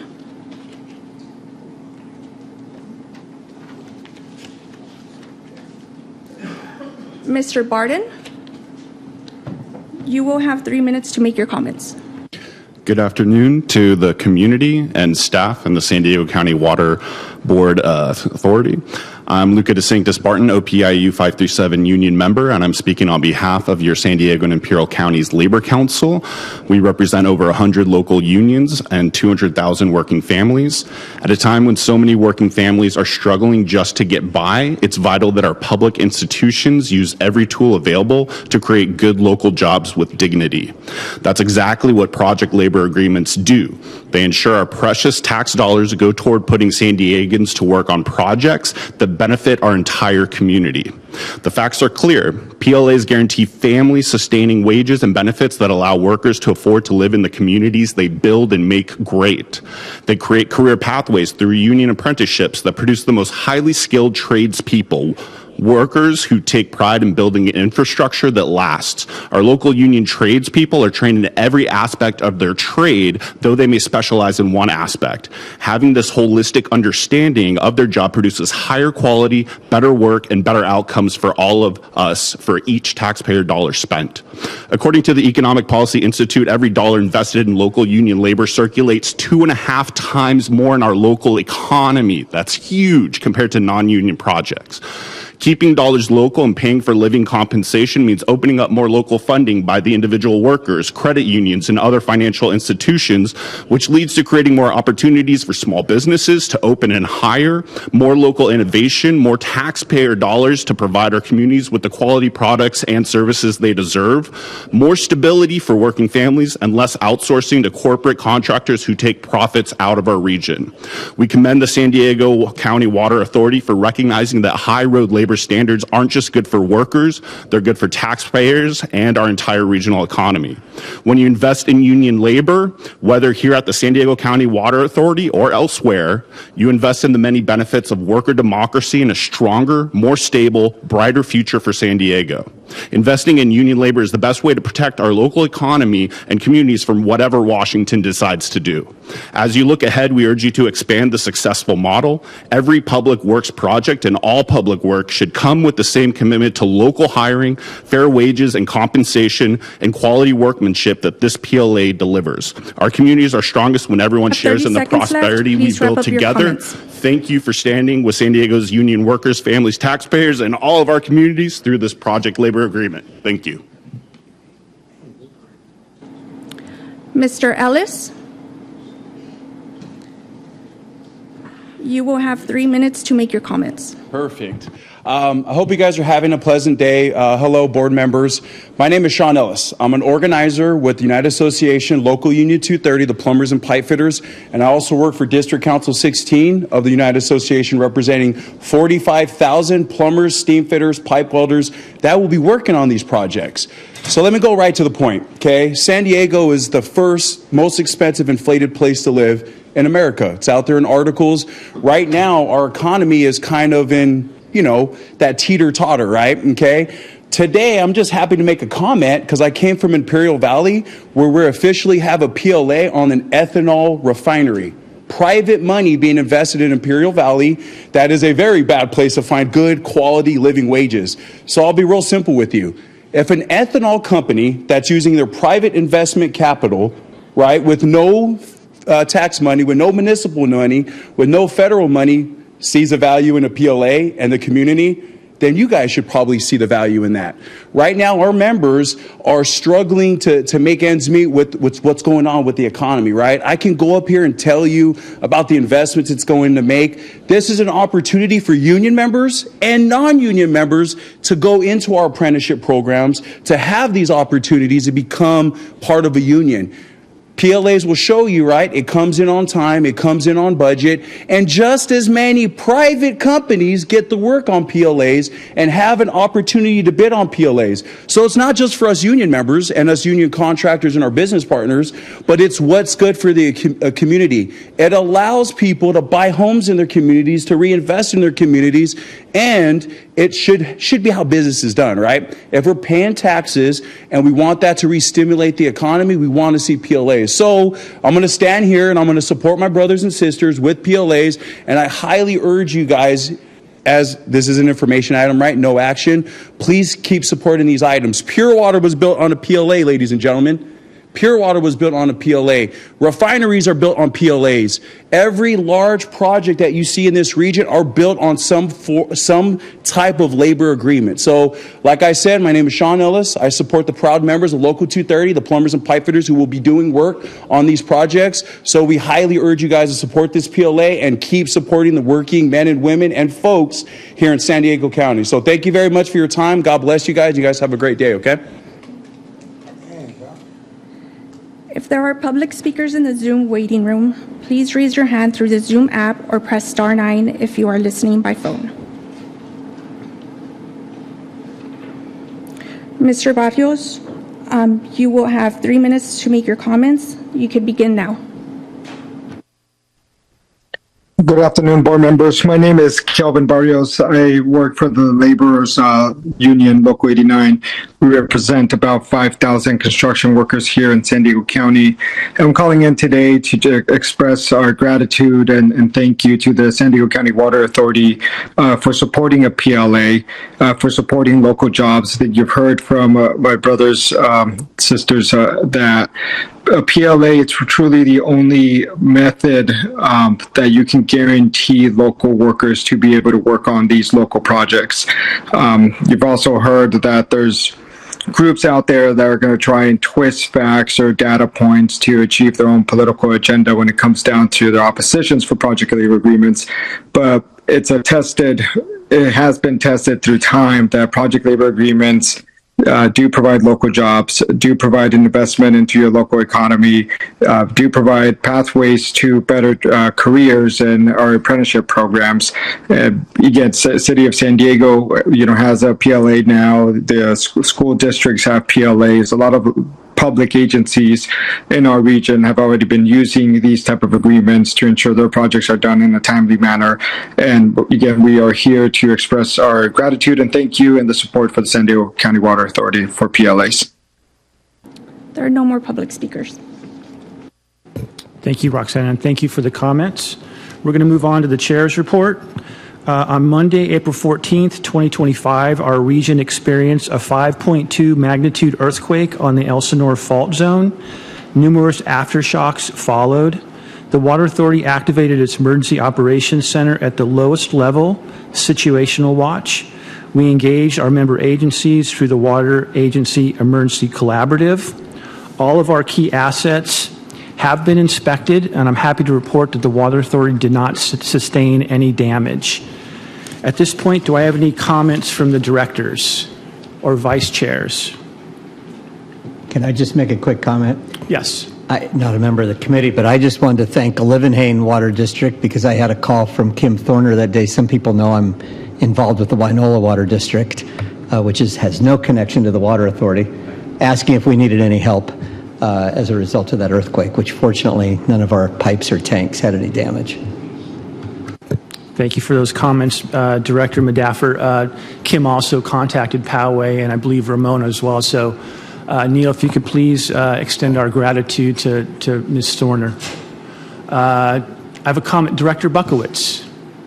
Yeah, I'd like to comment on the speaker. He brought up the local hire clause in the project labor agreement.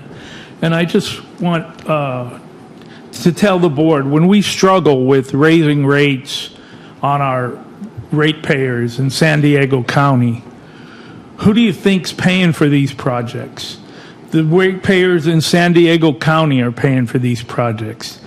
It just ain't right to bring in people from right-to-work states like Arizona and Nevada to do work on projects that are being paid by ratepayers in San Diego County. The project labor agreements allows us to have the local hire clause. And if you struggle to vote for increase in rates, at least let the people who are paying the bills do the work. Thank you. All right. Thank you, Director Buckowitz. We're going to move on. At this point, the consent calendar has 3 items on it. Item number 1 is the drilling services contract with J&H Drilling Company to provide anode drilling services for the first aqueduct cathodic protection installation and improvements of the San Luis Rey River and the San Diego River. Item number 2 on the consent calendar is a resolution adopting the WaterSmart Environmental Resource Projects Grant for fiscal year 2024 and fiscal year 2025, awarded by the Bureau of Reclamation for the San Luis Rey Wetland Habitat Restoration Project. And item number 3 is an amendment to the services contract for Comtronics Communications for preventative maintenance services. So at this point, can I have a motion to approve the consent calendar? A motion by Director Arant, second by Vice Chair Fong Sakai. Can I get a roll call vote? Chair Ray?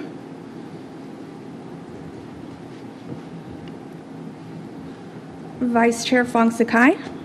Aye. Vice Chair Heidemann? Yes. Directors Abdullahi? Yes. Arant? Yes. Buckowitz? Yes. Coates Hedberg is absent. Plessy, Yes. Freehoff, Yes. Leahy, Yes. Roback, Yes. Wall, Yes. Supervisor Desmond, Vice Chair Heidemann, the motion passes. Thank you very much. We'll move on Mr. to Chairman? actions, discussions, and presentations. Item number 1 is the construction contract with Structural Preservation Systems for the Pipeline 4 repair at Dolan Hill project. And at this point, Jason Gornell will provide a presentation. Take it away, Jason. Thank you. Good afternoon, Vice Chair Heidemann, members of the committee. My name is Jason Gornall, Engineering Manager in the Engineering Department. I'm here today to recommend award of a construction contract for the Pipeline 4 repair of Dolan Hill project. This presentation will review background data, discuss our atypical contractor selection process, financial considerations, and then end with staff's recommendation. This item can be found on page 153 of your board packet. The repair project focuses on a critical segment of pipe at Dolan Hill, located on the south slope of Sam Lee Ray Canyon, near the intersection of Interstate 15 and State Route 76, as shown on the vicinity and location maps on the screen. Pipeline 4 is a 90-inch pre-stressed concrete cylinder pipe, or PCCP, constructed in the 1970s. PCCP consists of a concrete core, a thin steel cylinder, and high-strength steel wires wrapped around it, all coated in mortar. These wires provide structural strength, but over time, corrosion and/or stress can cause them to break, weakening the pipe. As illustrated on the photo on the left, unlike many other pipe materials, PCCP failures can be quite sudden and catastrophic, especially when higher operating pressures are involved. Our acoustic monitoring system has detected multiple clusters of wire breaks at Dolan Hill. Each cluster indicates a localized area where pre-stressing wires have snapped, compromising the pipe's structural integrity and its ability to withstand internal water pressure and external loads. This visualization shows a concerning pattern of recent breaks on 3 pipe sticks near the bottom of Dolan Hill. Left unaddressed, these breaks could lead to pipe rupture, risking property damage, service interruptions, and impacts to the nearby pipelines 3 and 5. Here's another view of those same wire breaks spread over time. Upon detecting the significantly increased rate of wire breaks last year, staff initiated a detailed assessment followed by a repair design. This analysis and design included risk modeling and collaboration with our specialty engineering consultant to develop a tailored repair solution. Shortly following the completion of the design phase, we observed yet another cluster of wire breaks in rapid succession, leading to the recommendation to repair the pipe. The repair employs an internal carbon fiber reinforced polymer, or CFRP system, a state-of-the-art solution for PCCP repair. This process involves multiple layers of carbon fiber fabric with epoxy resin inside the pipe, restoring the structural integrity of the pipeline itself. Unlike traditional methods that require excavation, this approach is minimally invasive, reducing environmental impact and system downtime. The CFRP system is designed to handle the pipe's full pressure and load requirements, extending its service life by approximately 10 years. This repair method has been successfully implemented on other critical areas of the aqueduct system, including pipelines 4 and 5 in the nearby Moosa Canyon location. To complete the repair, we identified 2 qualified CFRP manufacturers and 2 experienced installation contractors. Given the project's urgency, we pursued a competitive acquisition waiver to expedite procurement while remaining to ensure quality. Structural Preservation Systems emerged as the top choice based on 3 criteria: the proven track record with CFRP installations, their ability to meet our expedited repair schedule to minimize service impacts, and their competitive bid at just over $1.7 million. This urgent repair was not included in the fiscal year's 24-25 capital improvement program appropriation, as wire break clusters are quite unpredictable. To fund the project without increasing the overall budget, staff proposes transferring approximately $3.3 million from the operating department's budget to the CIP. This transfer covers the construction contract, shutdown costs, engineering oversight, and contingencies. Looking ahead, we've accounted for potential future repairs in the FY26-27 budget to maintain system reliability and minimize financial impacts. Therefore, it's staff's recommendation to award a construction contract to Structural Preservation Systems in the amount of approximately $1.7 million for the Pipeline 4 repair at Doolin Hill project, and transfer funds in the amount of just over $3.3 million from the operating department's budget to the fiscal year's 2024-2025 CIP appropriation. Following approval, construction is to be completed this June. This concludes my presentation.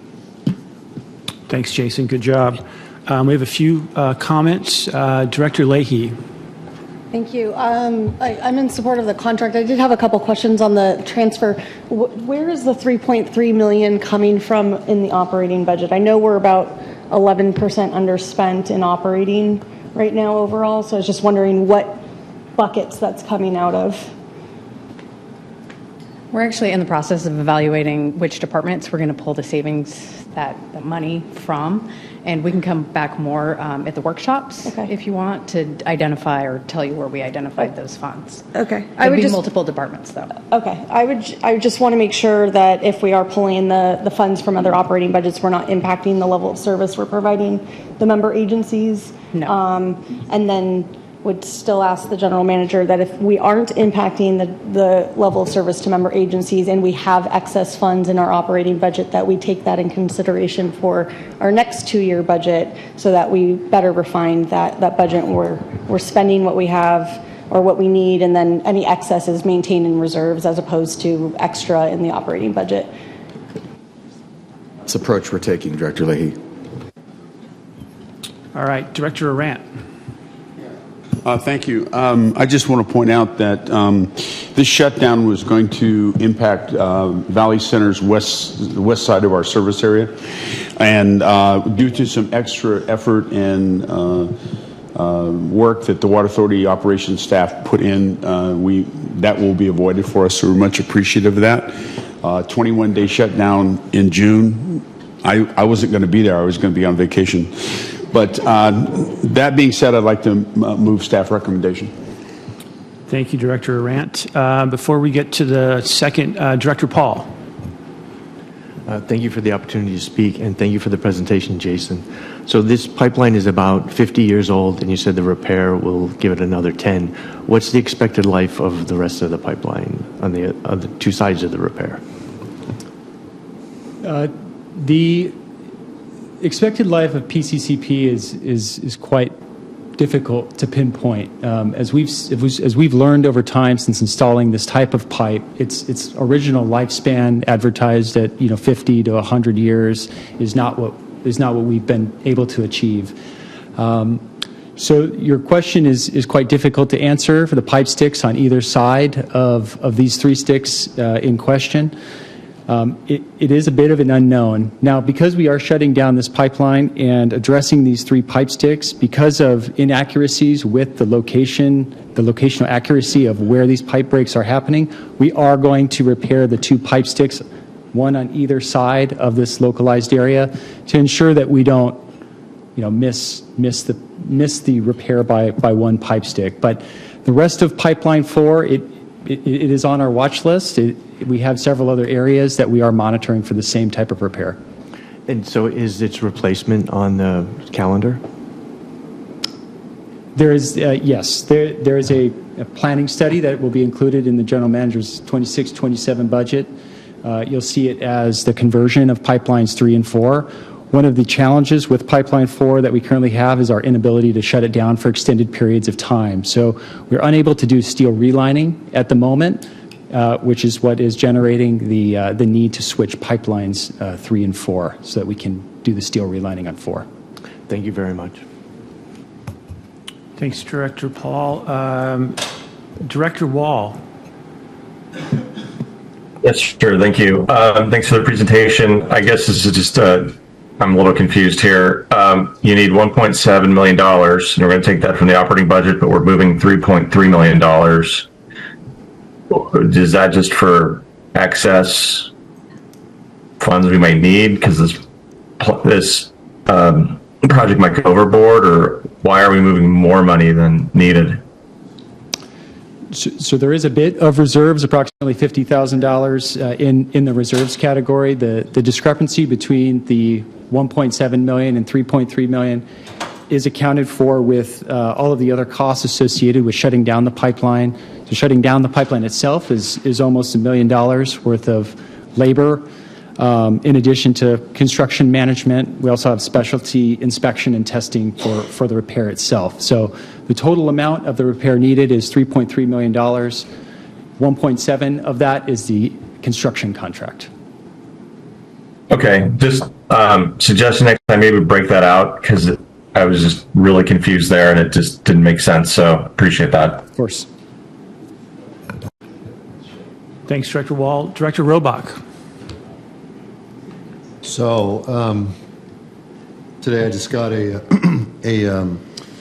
map of the pipeline system that I'd asked for when I was getting my orientation here a couple months ago. It says helpful in kind of looking at it to try and understand the dynamic of where this is located and how it relates to our other pipeline systems. And you may have mentioned it, I may have not seen it in the staff report, but this is a treated or untreated? Pipeline 4 is a treated. That's what I thought looking at this here. Okay, so that's the issue. So 3 and 5 are untreated, and that's why this is so critical, or it's not readily bypassable, is what you were saying. That's correct. Yes. Right. Okay. All right. Thank you. All right. Director Arant, I'm assuming your hand just still raised? Got it. All right. I have a motion by Director Arant. Do I have a second by Abdullahi? Can I get a roll call vote, please? He just spoke. Chair Ray? Yes, keep him in and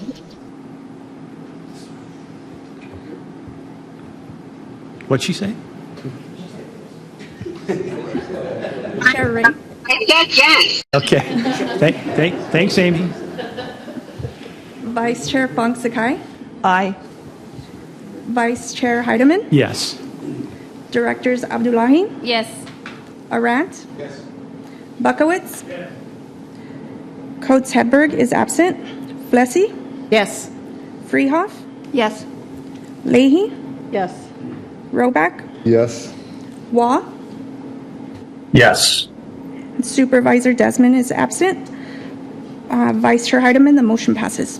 Thank you. We're going to move on to item number 2, which is a presentation on the diving services for cathodic protection rehabilitation on the Olivenhain Dam inlet outlet tower gates. So Brian DeLuca will provide a presentation.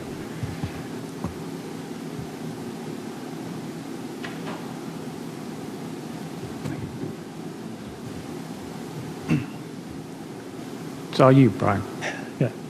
Good afternoon, Vice Chair Heidemann and members of the board. My name is Brian DeLuca, and I'll be presenting the recent rehabilitation of the cathodic protection system at the Olivenhain Dam.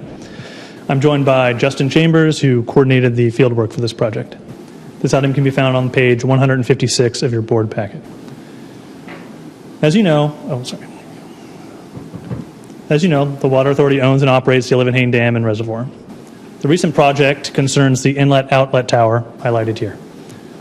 Now let's take a look at the cross-sectional area of the dam and tower. As you can see, highlighted on the left, if you squint, the 6 gates and their relative elevation above sea level. These gates control the depth at which water is moved in or out of the reservoir.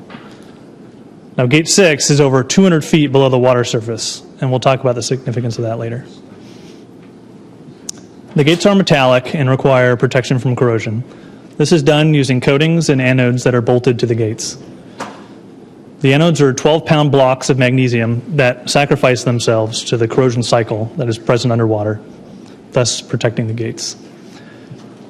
For those of you who might enjoy boating, this is exactly the same way anodes work on a steel-hulled ship. The image on the right is a screenshot taken from the asset management team's underwater ROV which discovered the anodes were fully depleted and required replacement. So thus we required the services of a specialized diving team to repair the anodes safely.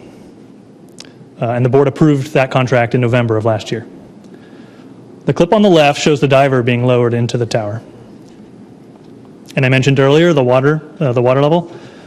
When working this deep, each diver had to immediately end their work session in a hyperbaric chamber, and we're in there for up to 2.5 hours after each dive, which is shown on the right. Now we'll see footage taken from the diver's helmet as he performed the pre-inspection of the old depleted anodes. Levenhain Dam, diver is Roland Pick. We are on gate 3. This is the initial video inspection. Roger. Starting on the top left corner here. It appears all the hardware on the straps is intact and tight. Anode is very depleted. So you can see the diver checking the condition of the mounting hardware to confirm that they were still suitable to receive the new anodes. Justin here is holding one of the anodes that we removed from the dam and encased it in resin for posterity.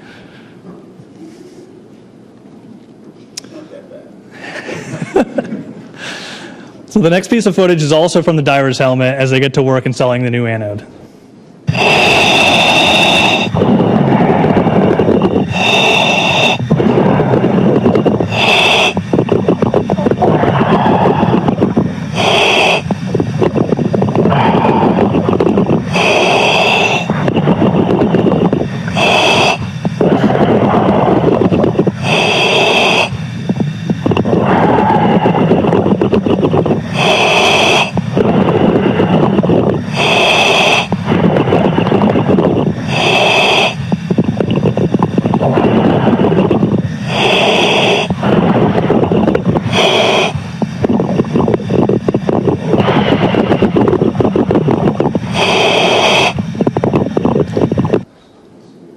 In summary, the contract value was just over $180,000, which included an allowance for repair work of the mounting hardware. Luckily, only a small portion of that allowance was required, and the work was completed ahead of schedule.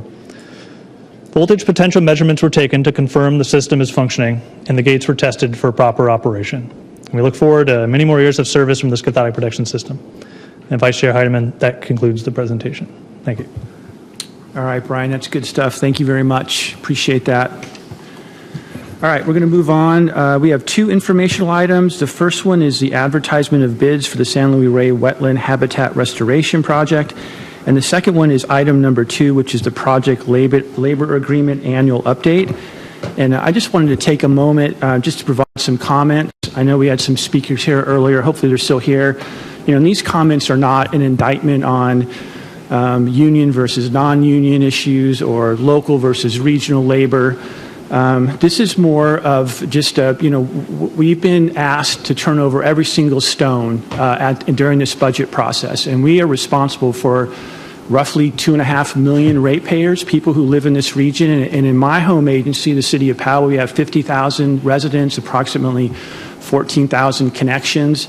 So to not look at project labor agreements in the context of, this next 2-year budget would be irresponsible. And I think it's not just a small rock, it's a big rock. And so, I think there are costs associated with project labor agreements. My only suggestion is, as we start moving through this budget cycle, which we're going to have 2 workshops next week, there's going to be a lot of discussion about, fly spec and every single operating cost, our revenue structure. I just asked you to look at the project labor agreements in the context of the floor. I'm not saying that they're not appropriate for large projects. For example, we have a crossover pipeline project that's going to be in excess of $200 million. So where you'd want to provide continuity and avoid any kind of disruptions in the timing and sequencing of that project. But what we did at this agency is created a floor of $1 million, which means every single project we build is subject to a project labor agreement. And I just ask you to look at it in the context of perhaps adjusting that floor upwards just a little bit, maybe $20 million or something. But anyway, I just wanted to provide those comments. I appreciate the opportunity to do so. And if there are any other comments that any of my other directors have, it's an informational item. We're not providing any direction or, taking any votes, but Director Arant. I just think as a normal course of duty here, we need to evaluate our policies and programs and make sure that they're the best benefit for the agency and the ratepayers. So, the floor is relatively low, $1 million, and you can't do much for $1 million. And a higher floor might encourage other contractors to get involved with the Water Authority and maybe get involved with PLA. So, thank you. Thank you, Director Arant. Director Leahy. Thank you. I think in a previous discussion, I had asked to see all of the upcoming and planned capital projects and what the estimated costs were to see if there was a clear dividing line between, maybe we have a big gap between, $5-10 million, and then the next jump up is $50 million or $100 million. I don't think that I've seen that. If that's something that we can get when we're looking at this again, or even just since we're only getting an annual report, if we can get that soon while we're thinking about that, I think that is helpful to be able to have that conversation. Yes. Thanks. Thanks, Director Leahy. Director Buckowitz.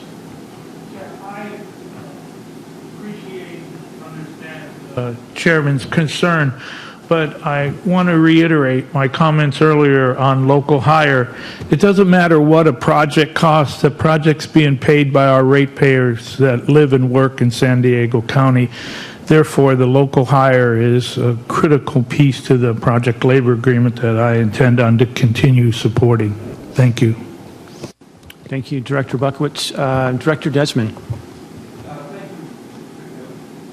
Thank you very much. Appreciate it. And I do agree that, looking at the PLAs and looking at the floor and any possibilities, but you got to turn over every stone. So I agree with that sentiment. And local hire is very important. And I think we'd love to see that continue, but I'm glad to hear nothing's off the table. So thank you. Thank you, Director Desmond. Chair Serrano. Thank you. In general, I have a position of making sure that no stone goes unturned, especially when we're talking about budget and rates. However, I would just share with everybody, to be quite candid, the city of San Diego at this point is not going to support relitigating the project labor agreement. I think there is no compelling data to suggest that it is not working to the Water Authority's interest or to that of our ratepayers. As Director Buckowitz just talked about, we know that there is actually significant benefit to the ratepayers in our communities with the local hire provisions in it. This is a 5-year agreement that this board has already voted on and overwhelmingly passed. And so at this point, I think it's a bit too premature to make any have any preconceived notions about the project labor agreement. It's working. There's no major cost overruns. It's supporting the workers in our communities. So I would just share at this point, the city will not be supportive of re-examining it at this time. Thank you, Chair Serrano. Director Medaffer. Yeah, just to add on, I don't even know why it's a topic of discussion today. I mean, it seems to me like a 5-year deal is a 5-year deal. Call it a day. It's wasting a lot of time. Thank you, Director Medaffer. Director Paul. Thank you. I actually wanted to speak on the other subject, the San Luis Rey Wetland Habitat Restoration Project. And we have 815 acres of unused mitigation property on our books right now at over $5 million. So I'm not sure why we have another project when we haven't utilized this 815 acres. Thank you. Thanks, Director Paul. I don't see any other hands up, so we will. There's no closed session, so we're going to adjourn the E&O committee. And I'm sorry. Go ahead. Yeah, thank you, Director Heineman. I'm going to ask that we start LPO right away. We have Senator Durazo online, and we're going to bring that right into public comment. So if we can get started, we can bring the senator in. Good afternoon and welcome to the Legislative and Public Outreach Committee meeting for Thursday, April 24th. I am Chair Valentin Macedo. We have one board member requesting to participate remotely this month. General Counsel, can you please make the announcement? Director Ray has posted the agenda at her location and is participating remotely. At this time, we're going to go straight into public comment. Go ahead, sir. Senator Durazo? Yes. Hello? Okay, you have 3 minutes. Go ahead. Go right Can you ahead. hear me now? Yes. Okay. Thank you, thank you, thank you. Greetings to all of you, and thank you for the time and the time to be able to speak to you all. And thank you for your work in delivering water to all of our communities. Water is a life source, and I just want to mention my bill to establish a statewide water rate assistance program to make sure that all Californians have access to safe and affordable water. We understand that implementing a program like this is no small feat. We've been actively and consistently working with the Association of California Water Agencies and the California Municipal Utilities Association, which of course includes many of your member agencies. We're working hard with the details to make sure the policy is not only well-intentioned, but also workable in the real world. We're meeting weekly with the CMUA. We need to call the roll, please. We need to call the roll first. Okay. So at this time, votes taken today will be by roll call vote. As we discuss items on the agenda, I will be calling on directors who push their speaker button. Please limit your comments to matters not already addressed and state all your points when you have a chance to speak so we can move through our agenda. Nydia, can you please call the roll? Chair Macedo, Here. Vice Chair Acosta, Vice Chair Ray, Director Buckowitz, Hilliker, Katz, Here. Lines, Medaffer, Here. Molina, Norman, Here. Quaylen is absent, Whitburn, Yamane. Here. Chair, you have a quorum. Thank you. Are there any additions to the agenda? There are none. Do you have any other public comments? Yes, we have a speaker in person, Aurora Livingston. You have 3 minutes. Thank you. Hello, everyone. My name is Aurora Livingston. I'm a district representative for California State Senator Catherine Blakespear, who represents District 38, which includes North Coastal San Diego and South Orange County. I'm here to express the Senator's support and concept for the Low Income Water Rate Assistance Program, SB 350 by Senator Durazo. We understand there are a couple bills moving through the legislature on this topic, and the specifics of the policy are still being worked out. However, SB 350 is one of the pieces of legislation that would establish a low-income water rate assistance program. And as chair of the Senate Environmental Quality Committee, the senator did move this to support this bill last month. So affordability is a top priority for her and this year's session, and a low-income water rate assistance program has the potential to advance that priority. We look forward to working with your office, and thank you very much for the opportunity to join you today. Thank you for your comments. I have a question. One second. Do we have any other public comments? If there are speakers in the Zoom waiting room, please raise your hand through the Zoom app or press *9 if you are listening by phone.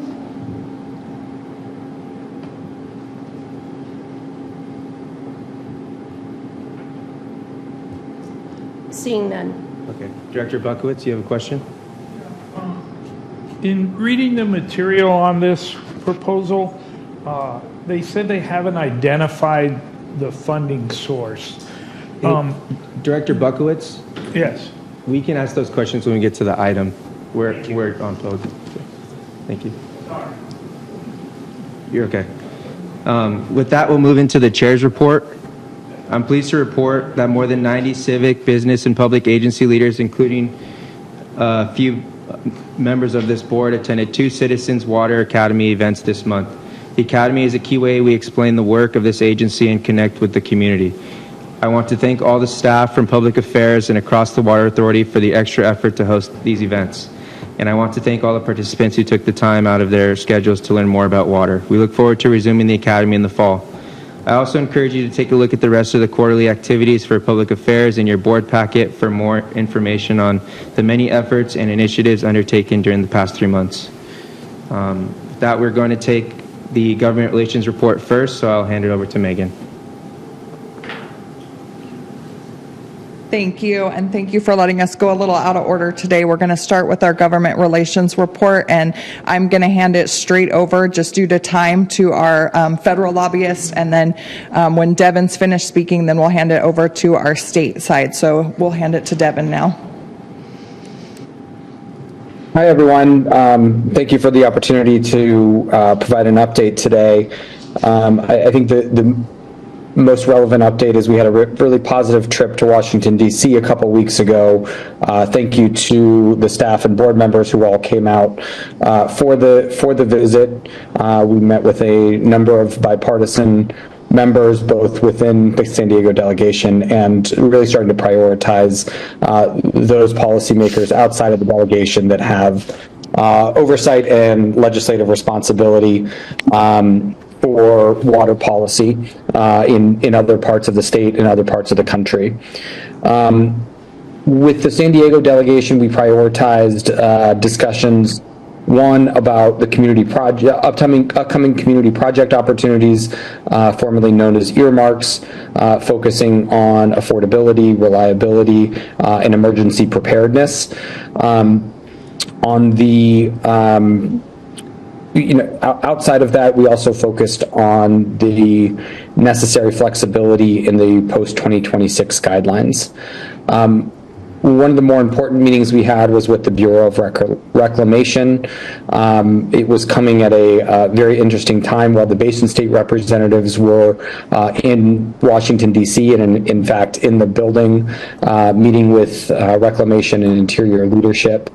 One thing to note is that Mr. Scott Cameron has seemingly taken a leadership role in the discussion and negotiations, and I think made clear that this administration has a history and reputation for forcing decision making by threatening strong action, and it seems like that threat has pushed the negotiating teams from the respective states into a more productive posture over the last several weeks. That said, we're still a very long ways away from reaching any consensus. The other discussion that we had within Congress and the administration, I really want to give recognition to the communications team. I think they've done a great job publishing press releases and things like that about the opportunity that we have to move excess water around the state and around the basin as a whole. We've used those communications effectively and had some productive dialogue, both while your board members and staff are in DC and continuing after the fact. And finally, we had a chance while the board members were in Washington to connect with some of the members on a personal and unofficial side. That's really becomes important as negotiations will inevitably become tense. It's important to build those personal connections. And so we had Ms. Acosta spend some time with Senator Schiff, and we had Mr. Hilliker spend some time with the House Republican caucus, including Speaker Johnson and others in leadership. Moving on, the other high-profile issue we've kept an eye on over the last several weeks here is negotiations over the Tijuana River. While Tijuana River is not a core issue that we're active on, it has become clear that this administration is viewing all cross-boundary water in the same vein. And so what happens on the Rio Grande can impact the Tijuana River, can impact the Colorado River. And so we are really trying to make sure we're up to speed on each of those. As some of you may have seen in the press recently, the EPA administrator was down on the border, had some productive meetings with his counterpart in Mexico to discuss the investments that the Mexican government needs to make and the progress that needs to be made to protect San Diego waters. Both Congressman Levin and Congressman Issa were present, and I think both have expressed more optimism coming out of those meetings than they had coming in. So I think that is a really good sign that the temperature on that issue is likely to be turned down in the near future. And with that, I'll pause and be happy to answer any questions. Are there any questions from any of the board members? Seeing none? Thank you, Devin. Appreciate it. Of course. Thank you, everyone. Now I'm going to hand it over to Ian Calderon. He is going to do a quick update from the state side, really focused on some of the bills that we've been looking at.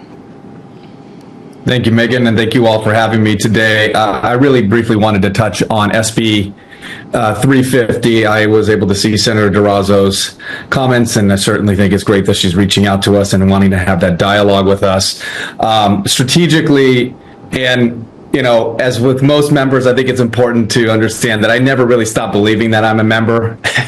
And so I want you to know that my perspective is based on my experience of being a member and how I would approach legislation, or how I would approach to different folks that were, potentially going to have some concerns with some legislation that I would be carrying. And I think what's really important for us is to remain in a position where we can have that open dialogue with Senator Durazo and her staff. This is obviously something that's important to her. And this is something that has continued to see success throughout the legislative process. There are certainly things that are concerning from our perspective, but I think the best strategy for us is to remain in a position where we can continue to advocate for a program, if one ultimately ends up getting enacted, that is going to work for us. And the best way to do that is to keep an open mind and position when it comes to our official position as an organization. And that's my perspective, my take. I mean, when I was in the legislature and I authored different pieces of legislation, I was more likely to work with the folks that were willing to be open-minded to try to get to a yes, and the folks that had already come out and decided that they were just going to be a no.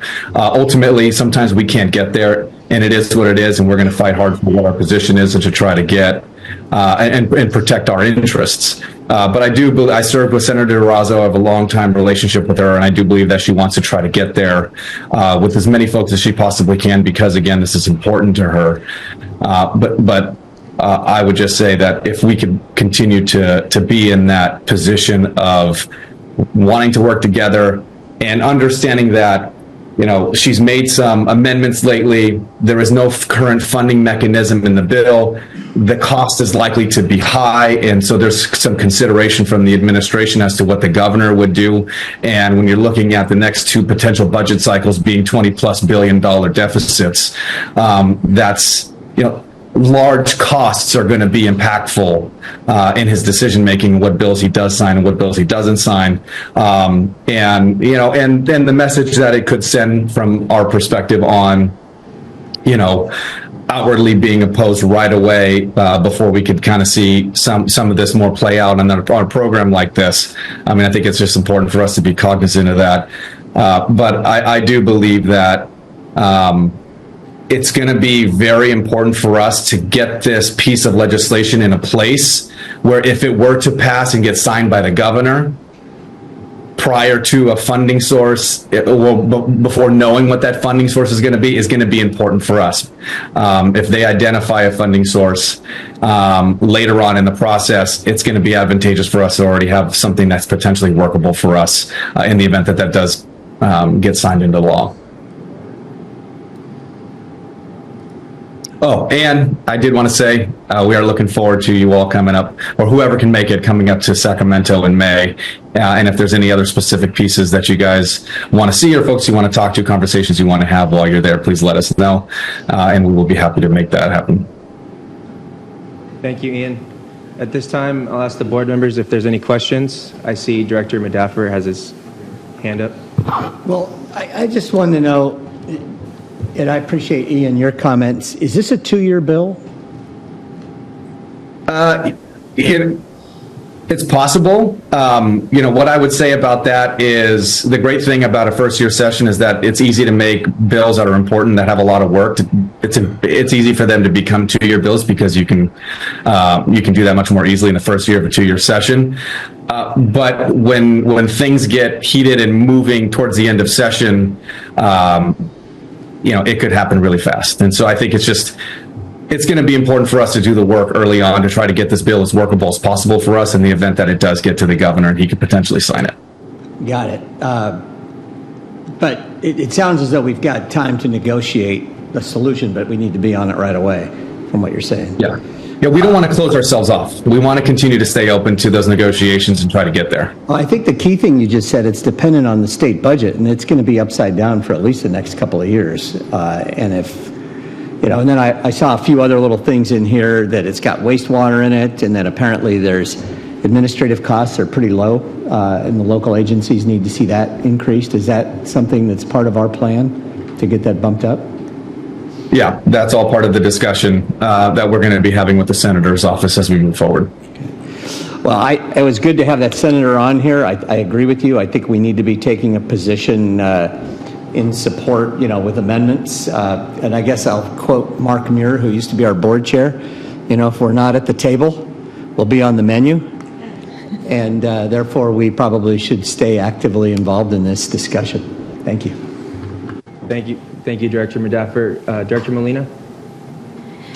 It's my first time. Thank you. Director Madaffer said a lot of the comments that I was going to say, but I think this question is more towards Megan in regards to our action. I know that we could possibly move this to a watched bill, but that would obviously limit you or the Water Authority to have any movement or any kind of action towards this bill. Is that correct, Megan? Yes, if we move to a watch position, then I would just monitor what's happening with the legislation, but would never provide any input on amendments that we would want to take or not. And obviously, I don't think that that's what we want to do. We want to be involved. So is there a possibility to give staff recommendation to seek amendments, given that this is a 2-year bill or an ongoing process? Is that something that you can work with or a direction that we can give you? Yeah, and when we get to that actual item, I can discuss the other alternates that I had also kind of listed during that report. Okay, thank you. Mm-hmm. Thank you. Director Katz? Ian, thanks for presenting on 350, and it was great that the senator was here. We're also going to be looking at the Assembly bill, I think it's 532, on the same topic. Looking at these two bills, do we concentrate on one of them and really try to make Senator Durazo's bill a better bill and more acceptable, or do we take the path of working on both bills? I mean, I think the conversation has happened with Senator Durazo, and that seems to be where the most momentum is. And she's working with us, or at least interested in working with us. So I think it makes sense for us to focus attention there. But we also need to go where the opportunity arises. And if there's an opportunity to get some traction with the Assembly bill, then that's something we always we have to keep that option open. Thank you. Thank you. We have one more director in the queue, Director Roback. So the Senator Durazo was talking about working with Aqua and some of the other entities, and I'm not aware that there's any support from Aqua, which is the one that most water agencies are members of, in support of this bill. So as far as I know, they're opposing it unless amended. So, yeah, I know Dana's on the District 10 Aqua Board, yeah, and yeah. So, if you wanted to add anything, but yeah, I'm not aware that there's any movement from Aqua at this point on this. Yeah, my understanding, they've taken an oppose unless amended bill and are working with the authors. Okay. That is true, yeah. Thank you. I have no other speakers in the queue. I know we're going to touch more on this when we get to our action and presentation items, but thank you, Ian, for getting us up to speed. Appreciate it. Thank you all. Okay, at this time, we can move on to the consent calendar. We have 8 items on the consent calendar. The consent agenda includes adopting positions on 8 bills, position of support on S-322, the Improving Atmospheric Forecast Act, position of support on H.R. 1267, Water Systems PFAS Liability Protection Act. Number 3, position of oppose AB 269 related to dam safety and climate resilience local assistance. I'll take a motion if you guys don't want me to read. So moved, Katz. We have a motion, Director Katz. Second. And a second by Director Molina. At this time, take a roll call vote. Chair Macedo, Aye. Vice Chair Ray, Vice Chair Ray, Director Buckowitz, Yes. Hilliker, Katz, Yes. Madaffer, Molina, Norman, Yes. Yamane. Yes. Chair, the motion passes. Thank you. Now we can move on to our action, discussion, and presentation items. We have 3 action items. Sorry, this is incorrect. We just have the 2 bills left. So Megan, go ahead. Take it away. Yeah, so I will now get into the meat of Senate Bill 350 from Durazo. So as you are all aware, it's a low-income water rate assistance program that would establish a low-income water rate assistance program for that all agencies would be implementing. It is dependent on a funding source, and as has been mentioned, there has not been a funding source identified yet. What the sponsors and authors office have discussed during meetings is that they think most likely this will be a 2-year bill. As Ian said, that could change, but that is the direction that they're going, and they would like to work through a lot of the different policy issues during this first year, and then during year 2 really work, and hopefully with the support of water agencies, looking to determine a funding source for this program. There are quite a few issues that I had mentioned in our board packet that we would like to work on amendments with. I have started a working group with our member agencies that kind of came through our legislative liaison group so that I can make sure that as we start, if the board takes a position today and we do start working on it, that we have the correct amendments that we're working with the author on to try and get. Some of those that were mentioned, is the wastewater being included, and then the admin costs. One thing I want to mention about the administrative costs is that while the bill that was in print when this packet went out discussed the 5% or $2,000 as a cap, that has already been changed based off of some Aqua recommendations to $5,000. And the other thing is that the sponsors have committed that they would really work to have a third party do a lot of the work similar to the arrearage program and the LIWAP program, and it would allow agencies to work with a third party, provide customer lists that then the third party would have the care data list, compare, send the list back to the agencies of here's the customers that should get this credit on their bill. You get the check from the state board and you credit those customers.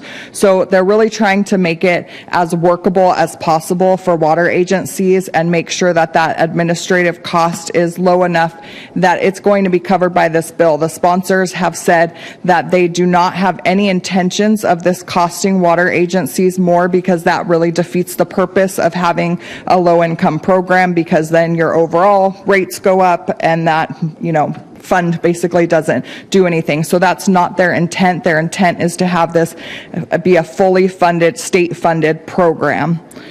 Another amendment that was suggested by the committee staff was to make more clarification on that this program doesn't go into effect until there's an appropriation. So while it's written, it's a little bit vague right now in the legislation the way it's written. And so the committee staff suggested adding an amendment to make that more clear, and Senator Durazo said during the committee hearing on Monday that she would accept the staff's recommendations. So the new amendments are not in print yet, but she did commit to accepting those amendments. So I know that our member agencies have a lot of concerns. Aqua is at an oppose unless amended position at this point in time, where CMUA is at a seeking amendments position. CMUA has been having a lot of meetings seeking amendments, so no support or oppose. CMUA has been having calls weekly with the sponsors and the author, and they have had 2 calls where they've allowed us other agencies that are members of them and part of a work group to sit in on them. They also, during the last call that we had with them, invited Aqua's work group to also be a part of it, but CMUA is the one that was spearheading that. So I do see a commitment, a lot more than I've seen in the past. I've worked on this for, I feel like 10 years probably, and in the past there was not as much of an appetite to really listen to water agencies' concerns, but I really do see a commitment for, they've realized that the water agencies have been able to oppose those issues and not get it through, and they want a program that's going to work and that's going to get through. That's why they mirrored this a lot towards SB 222 from Senator Dodd a few years ago, which did pass through the legislature, but because there was no funding, it was vetoed by the governor. So that's why they're hoping to get this, find a funding source, and make it a program that is workable. So my recommendation based off of our legislative priorities is a support if amended position, with the caveat that we will not register our position, because if you register a support if amended, it's going to show in a committee report that we're support, and we don't want that until the amendments are in. So I will not register our position, but I'll be able to discuss with the sponsors and authors. Our board want to get to a place where we can support it. So this is what our board has done, and we want to work with you, and we want to have a seat at the table to get a program that works. Move staff's recommendation. I can second that. Okay. We have a motion and a second on the floor. At this time, we'll go to the directors in the queue. Director Buckowitz, I didn't mean to cut you off earlier. Do you have any questions? No? Okay. Director Rant? Not a member of the committee. Just to be clear to the other board members here, that this bill does not affect the Water Authority. It affects your member agencies, your retail operations. I'm more comfortable with the oppose unless amended. It sends a specific message to the legislature. I was taken by the comment that our state representative made that at the end of the session, who knows what's going to happen? Well, that's a concern on my part. I think even at a whopping $5,000, that the administrative costs to implement a program like this will far exceed $5,000. There's issues with how we're going to handle privacy issues and customer information issues that need to be resolved. Of course, there's the wastewater issue, which creates problems. And what worries me the most is Megan said that the funding issue is kind of, open at this point in time. What concerns me is that knowing the state's financial situation, at the end of some session, we get stuck with something like we have to generate the funding with volunteer programs and things like that. So I would feel much better if we had a specific funding source identified and committed to by the legislature when this bill goes forward. Appreciate the effort of the Water Authority, the work groups, and Senator Durazo. She's worked really hard with us to move this along, but I personally feel more comfortable with an opposed unless amended position. Thank you. Director Leahy? Thanks. I'm not on the committee, so I had a couple questions.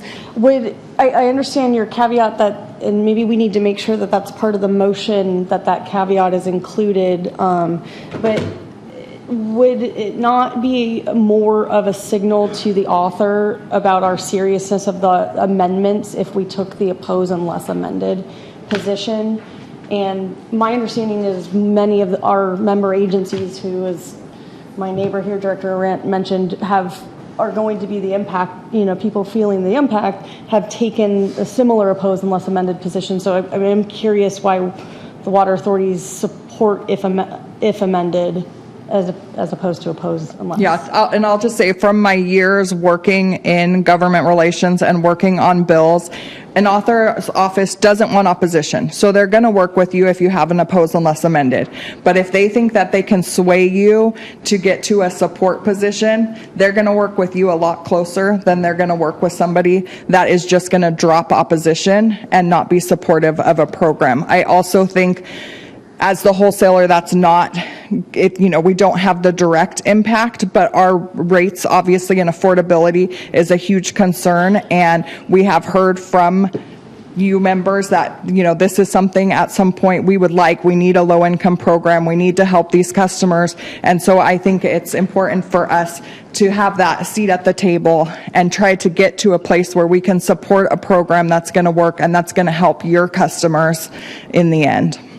And don't we have a legislative policy guideline that says we oppose unless there's a funding source identified? It says we won't support unless there's a funding source, which is why we will not go to a support position unless it's amended. And it currently does say that a program won't happen unless there's an appropriation. So it's upon appropriation from the state. So it's not, I don't see the fear of if the program's passed that it's going to then have the agency's funding. It specifically says upon appropriation by the state legislature. And I'm not on the committee, but I would ask Director Madaffer and Molina if they wanted to amend their motion to include the caveat that the position isn't registered unless our amendments are made. That might be good to include into that motion. Well, I was going on with exactly what Megan said. Yeah, it's spot on.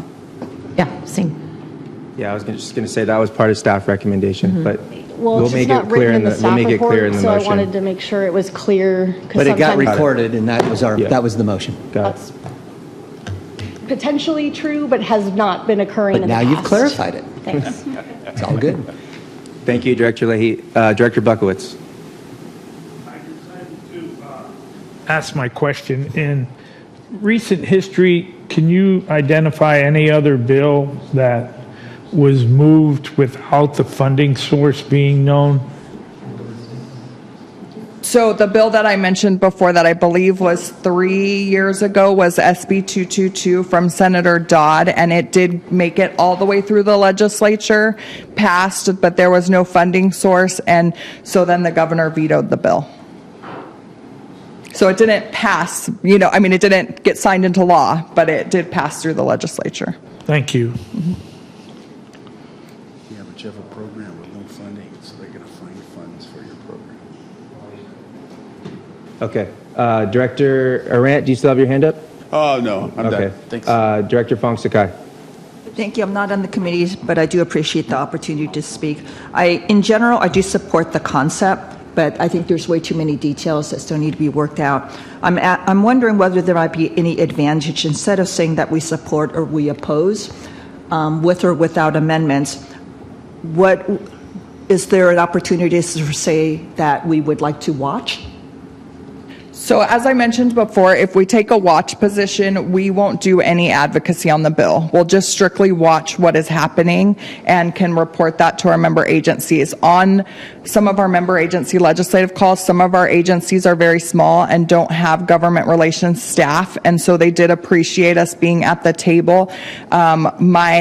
If we're not going to support, my other recommendation would be which is not really a position that we normally take and have in our legislative policy guidelines, but would be seeking amendments. So it wouldn't be support or oppose, but we could work on amendments with the sponsors and the author. And I'm wondering whether we might get a little bit more attention for her office to work with us if we do a watch, or don't say necessarily that we support or not support. Yeah, I think we would have more of a seat at the table than we would if we oppose. Thank you, Director Katz. Yeah, we've been talking about this issue for so many years, and I think it's great that this is being moved forward right now, and that Senator Durazo is taking such a leadership role in this legislation. I think just the fact that she came and presented to us today shows how much she would like us to be at the table and to give some constructive help to make this a doable bill. So affordability, what we can do for ratepayers, what we're limited in because of, is it 118 or 218? 218.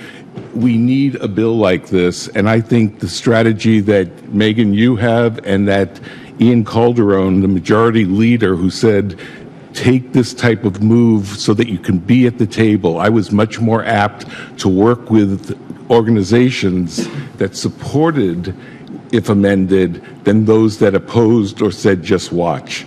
So I'm in favor of this, and I really appreciated the Senator and Ian Calderon being here today to talk about it. Thank you. Thank you, Director Katz. Director Myers. Thank you. This is an interesting issue, and it's kind of tough. I mean, I think the important thing is I don't think there's anyone in this room who doesn't support the concept of a low-income assistance program. And as Director Katz mentioned, we're really boxed in here because of Prop 218 and the cost of service requirements for being able to fund something like this.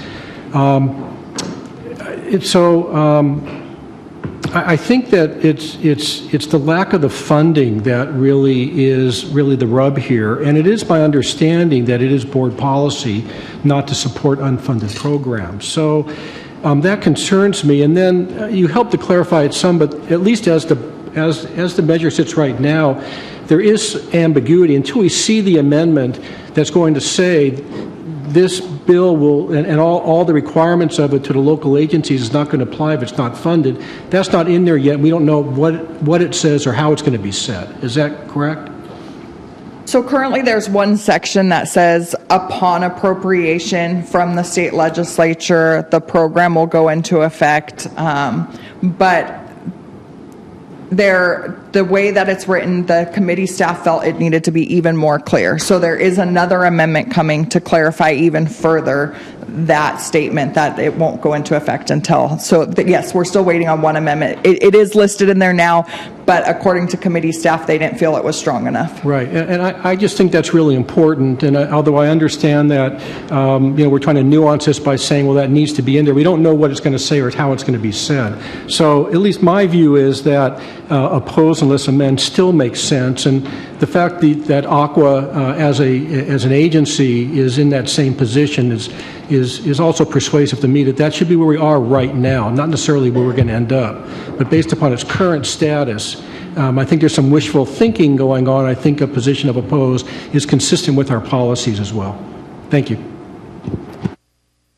Thank you. Director Freehoff. All right, thank you.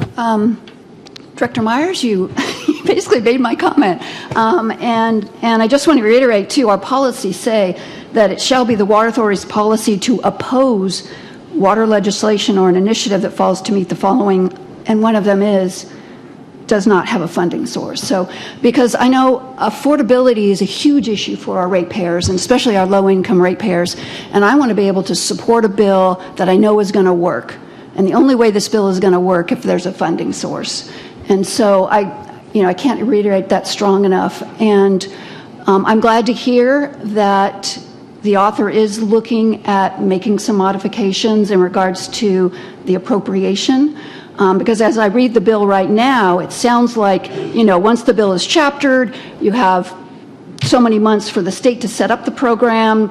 6 months later, the agencies have to have the program, regardless of funding. So, and that really bothers me that we would spend this money and there may not be funding available. So I'm glad to hear the author's taking that, those potential amendments. But I'm also, as Director Myers, I'm hesitant to take a support unless amended a position at this time until we see some more concrete movement. Thank you. Director Norman. Thank you. I'm kind of thinking from the opposite direction in that if we support, even with, changes down the road and what have you, what happens when they do all that work and then we're not satisfied for whatever reason and then we oppose it?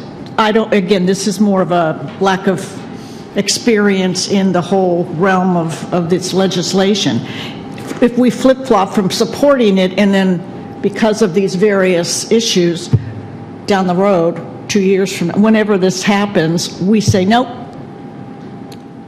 Yeah, we can change our position at any time if we need to. And working with the author's office, I don't think we lose credibility as long as the whole time while we're at the table, we're very transparent about these are the things that we need. And so then if they go in the opposite direction or just aren't taking those amendments, that we change our position, it doesn't make us lose credibility because we're going to be transparent from the beginning. Thank you. Director Molina? Hi. I think to that point, given that this is a 2-year bill, is it possible to maybe bring the bill back with all the amendments so that we can actually see it while it's fully cooked? And then that way we can actually see what's actually on there, if it's funded, everything has been included. And then I think at that point we can feel really comfortable either continuing our support or not at that point. But is that possible? We definitely can. Again, it just leaves us without a voice until we bring it back. No, I'm not changing our motion or my second. Yeah. I'm saying we that can bring it back again saying as we continue to move forward and as you pretty much garner and seek amendments, you would come back to the board and report on those amendments. And obviously some of those would probably include funding sources or anything else that, the outside agencies would ask. Yes, definitely. Director Molina, we could bring back updates monthly and as amendments are made, distribute those to the board. I think that I'd be comfortable with that. Do you have something to say? No. Okay. Director Madaffer.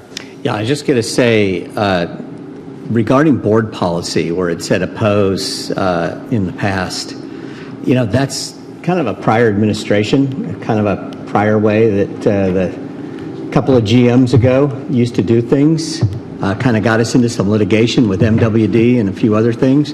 I don't think we're operating that way anymore. And maybe we ought to consider changing the board policy at some point, too. I don't think it's a healthy approach. I think I'd rather be at the table and part of the solution instead of being reactive and find ourselves on the menu down the line. Just to comment on that a little bit, our legislative policy guidelines are very thick and go through every little thing, where the majority of legislative policy guidelines are at the most 10 pages, and that's considered a long legislative policy guidelines. So our 60-page legislative policy guidelines, we plan to change this next year when we bring legislative policy guidelines to really shorten it and it actually be a policy guideline versus we're going to support this, we're going to oppose this, and going through the whole list. So that will be a change that we're making to really streamline it and make it a, big overall arching policy guideline. Thank you. Director Serrano. Chair Serrano. Thank you. I just wanted to add my 2 cents in. I acknowledge that there is a tremendous amount of work that needs to be done in order for this to be feasible for retail agencies. I want to just get and acknowledge that. The only thing I want to put on the table is just from my perspective, I don't think it is necessarily consistent for this agency to oppose any type of low-income assistance program for ratepayers, right? We have conversations about rates perennially, and we're always concerned about some of the lowest income in our communities, and we hear those stories time after each rate hearing. And so I think in kind of alignment with Director Norman's line of thinking, it is sort of inconsistent for us to be very concerned about rates, but then simultaneously oppose a potential state program for that. So I just say that to say that I get that there's concerns and that there's amendments that need to be made in order for this bill to be palatable, to be feasible for retail agencies. And so I just do not want this body to adopt a position that suggests that somehow we are opposed to a low-income program. And quite honestly, I don't care what the reason is, because I just think that it is talking out of two sides of our mouth. Thank you, Chair Serrano. There's a lot of hands that are up from people that have already spoken. If you guys can just check. Director Roback, did you still have comments? Yes. So, again, as I had said earlier, and was stated by Megan, Aqua, well, she didn't say it quite this way, but Aqua is the main entity for retail water agencies in California, and Aqua has been looking at this bill and other bills like this for a long, long time. So, and it was acknowledged here that, this doesn't really affect the water authority, so it seems like what we'd want to do is defer to the retail agencies on something like this. We've talked about our policy. And I know that some general managers have registered a letter to oppose unless amended. So, Dan, I'll just point this to you. In the general managers meeting, did you guys discuss this, and what was the tenor there? We did. There was opposition from, I would say, the majority of the general managers. My comments to them were along the lines of the matter has been brought forward to the board leadership and the LPO committee, and that's become the basis of the staff recommendation.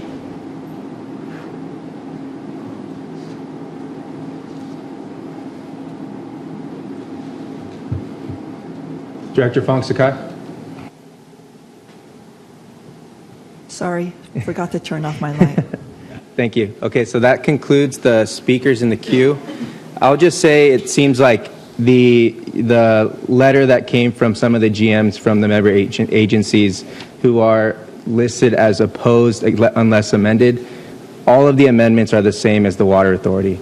It seems like everyone has the same tune and wants to get to support a bill that can do what we're supposed to do without harming our retail agencies. So I'm aligned with Director Serrano, and to Director Katz's point about Senator Durazo coming to our meeting today and the comments we heard from our lobbyists. It shows the work that you guys are doing, Megan, and to our lobbyist team. You guys are doing a great job, and want to give you the tools that you need to help us get to the finish line. So with that, please call the question. Yeah, the roll call. Chair Macedo, Aye. Vice Chair Ray, Vice Chair Ray, Director Buckowitz, Aye. Hilliker, Katz, Yes. Madaffer, Molina, Norman, Yes. Yamane. Yes. Chair, motion passes. Thank you. Our next bill is AB 532. Is that right? Correct. Yes. So my last item for the day, AB 532, is another low-income water rate assistance bill. This is sponsored by the California Municipal Utilities Association. They brought this bill forward after last year when Senator Durazo had SB 1255, and that bill was not workable for any agencies with having an automatic opt-in and had a lot of issues. And so they knew this was going to come back this year. They wanted to try and provide a solution that worked in the legislature for a low-income program. Through their work group, really worked on something. A lot of back and forth. There's a lot of really there's a lot of feelings on having a program and what it's going to take. So the answer to that with their legislation, it's really just clarifying that an agency can develop and have a water rate assistance program, making sure that you're not going to have issues with Prop 218. They would need a funding source for this program as well. So this is in the same bucket in some ways that it would have to get, it is very clear that it has to be upon appropriation, but there's no funding source. So if this bill moves forward, then they're going to have to identify a funding source as well. This program is optional though, so it does not require agencies to develop a program. And so because it's an optional program, we're bringing a support recommendation on this bill. Okay. Thank you. Is there a motion to move staff recommendation? There's a motion by Director Madaffer. Is there a second? Second. Second by Director Buckowitz. Media, please call the roll. Chair Macedo, Yes. Vice Chair Ray, Director Buckowitz, Yes. Hilliker, Katz, Yes. Madaffer, Molina, Norman, Yes. Yamane. Yes. Chair, motion passes. Thank you. I'd like to call the former Board of Directors meeting to order at 3:08 p.m. Today's meeting is conducted in person with 2 board members participating remotely. With 2 remote members today, all voting will be via roll call vote. As we move through our agenda, I will be moderating requests to speak. To request to speak, please press the speaker button at your seat or raise your hand in the Zoom if you are participating remotely. Should we lose cabin pressure, masks will drop from above your seat. Director Madaffer, will you please lead us in the Pledge of Allegiance? Madam Clerk, will you please call the roll and announce whether a quorum is present? Director Acosta is absent. Director Flessy? Here. Katz? Here. Paul? Present. Coates Hedberg is absent. Director Scalzetti is absent. Vice Chair Hilliker? Here.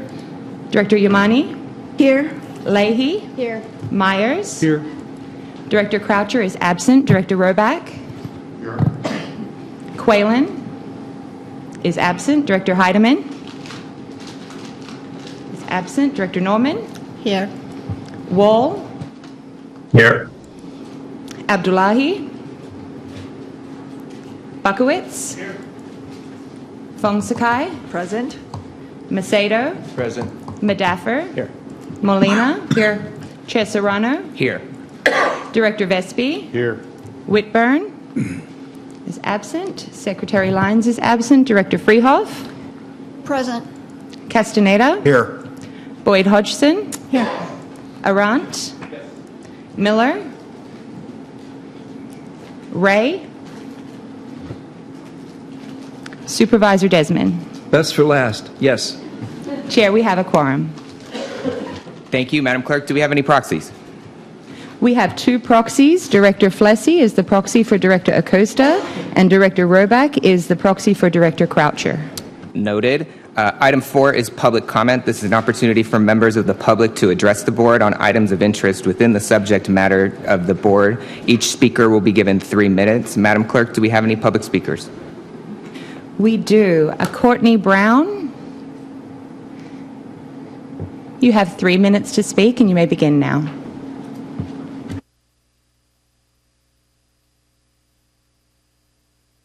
Thank you. Good afternoon. My name is Courtney Brown, and I am a staff attorney with San Diego Coastkeeper. Coastkeeper has been leading clean water advocacy in the San Diego region since 1995. Our mission is to protect and restore coastal and inland waters in San Diego County using advocacy, community science, and education, as well as litigation to seek enforcement of federal, state, and local laws. I'd like to take this opportunity to address the board and express Coastkeeper's ongoing support for Pure Water San Diego as the project approaches the critical milestone of Phase 2 implementation. Coastkeeper is a signatory of the 2014 cooperative agreement that established the City of San Diego's obligations for advancing the Pure Water program. Since then, our organization has remained actively engaged with city staff and other agency stakeholders to ensure implementation remains on course. Once fully commissioned, the Pure Water program will supply 83 million gallons per day of safe, sustainable, and locally sourced water while simultaneously reducing treated wastewater ocean discharges, a pivotal step towards alleviating our region's water affordability crisis and our untenable dependence on imported water. These long-term multi-benefits will have transformative impacts not only to ratepayers, but to water quality through the diversion of treated wastewater through the Point Loma wastewater treatment plant's ocean outfall. As we marked Earth Day's 55th anniversary this week, it's a powerful reminder that our water management strategies must be forward-looking. The successful completion of Pure Water is absolutely imperative to ensuring long-term water security, environmental protection, and equity for all San Diegans. Thanks for listening. Thank you for your time. Thank you for your comments. If there are public speakers in the Zoom waiting room, please raise your hand through the Zoom app or press *9 if listening by phone. I have no more speakers, Chair. Thank you, Madam Clerk. And Courtney, we appreciate you being here. Do we have any additions to the agenda? There are no additions. All right. Item 6 is the approval of the minutes. Can I have the approval of the minutes for the formal Board of Directors meeting of March 27, 2025? So moved. I have a motion by Director Castaneda, a second from Director Yamani. Madam Clerk, will you please call the roll? Director Flessy. Yes. Katz. Yes. Paul. Yes, approve. Vice Chair Hilliker. Yes. Director Yamani. Yes. Leahy. Yes. Myers. Yes. Roback. Yes. Norman. Yes. Wall. Yes. Buckowitz. Yes. Fong Sakai. Aye. Macedo. Yes. Madaffer. Molina. Yes. Chair Serrano. Yes. Director Vespi. Yes. Freehoff. Yes. Castaneda. Yes. Boyd Hodgson. Yes. And Durant. Thank you. Motion passes. Thank you very much. Item 7 is our presentations and public hearings. Item 7.1 is a Science Fair Award winners presentation. In March, the Water Authority participated in the judging of the Greater San Diego Science and Engineering Fair at Balboa Park, a tradition that staff and board members have been a part of for decades. Each year, the Science Fair showcases students who have created forward-thinking and creative solutions to real-world problems, such as access to clean water, water treatment technologies, water affordability, and more. I'd like to thank Director Yamani and staff for judging more than a dozen water-related projects and awarding scholarships and certificates to the top 3 in the middle school and senior high categories. We have a short video of this year's winning students talking about their projects.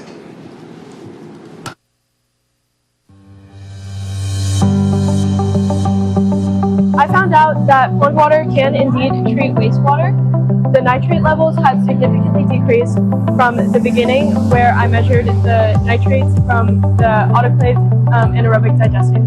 The results of the experiment showed that in all 42 Imperial Beach water samples were shown to have 100 to be positive for coliform bacteria, which includes total coliforms, fecal coliforms, and E. coli. My project is a sensor-based irrigation system. The user can set a threshold in which if the levels go below one point, let's say 30%, then the water will pump up to another point you can set, say 70%, and after it reaches 70%, it'll As stop. a conclusion, after testing copper, iron, and chromium in Imperial Beach versus La Jolla, I found that Imperial Beach ranked higher in these metals, specifically iron and chromium. And what we can see here is that the Tijuana sewage crisis has negatively affected our beaches. And now what we can do now is find more research on how we can solve these issues, educate one another, see what other areas around the world are doing to solve this issue, and then further put what we learned from other places and implement that into what we can do here in San Diego. So in conclusion, my novel living device was shown to be capable of degrading various organic pollutants in water. This data can serve as a guide in choosing the right species of algae to treat specific pollutants. So for testing, I went to Del Mar Beach, and I put this underneath the water to see how the water waves and pressure will create energy. So in 1 second, I was able to produce 0.03 millivolts, and that was linear, as you can see here. So in 10 seconds, I was able to produce 0.3 millivolts. So another thing I discovered was this piezoelectricity, the transducer size exponentially increases the power output.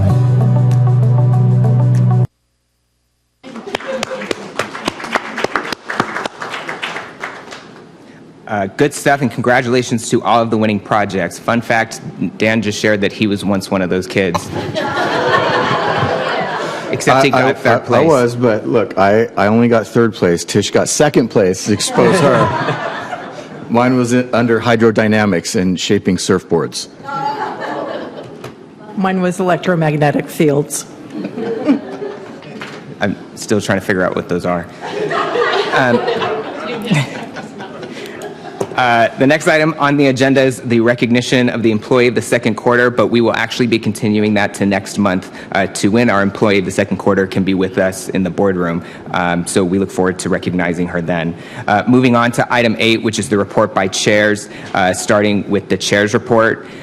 2 weeks ago, I had the opportunity to represent the Water Authority on the San Diego Regional Chamber of Commerce's delegation trip to Washington, D.C. Approximately 150 civic leaders and elected officials from San Diego attended. I was joined by Vice Chair Hilliker and Director Madaffer in his capacity on the Colorado River Board. Directors Acosta and Whitburn were also on the trip on behalf of their home agencies.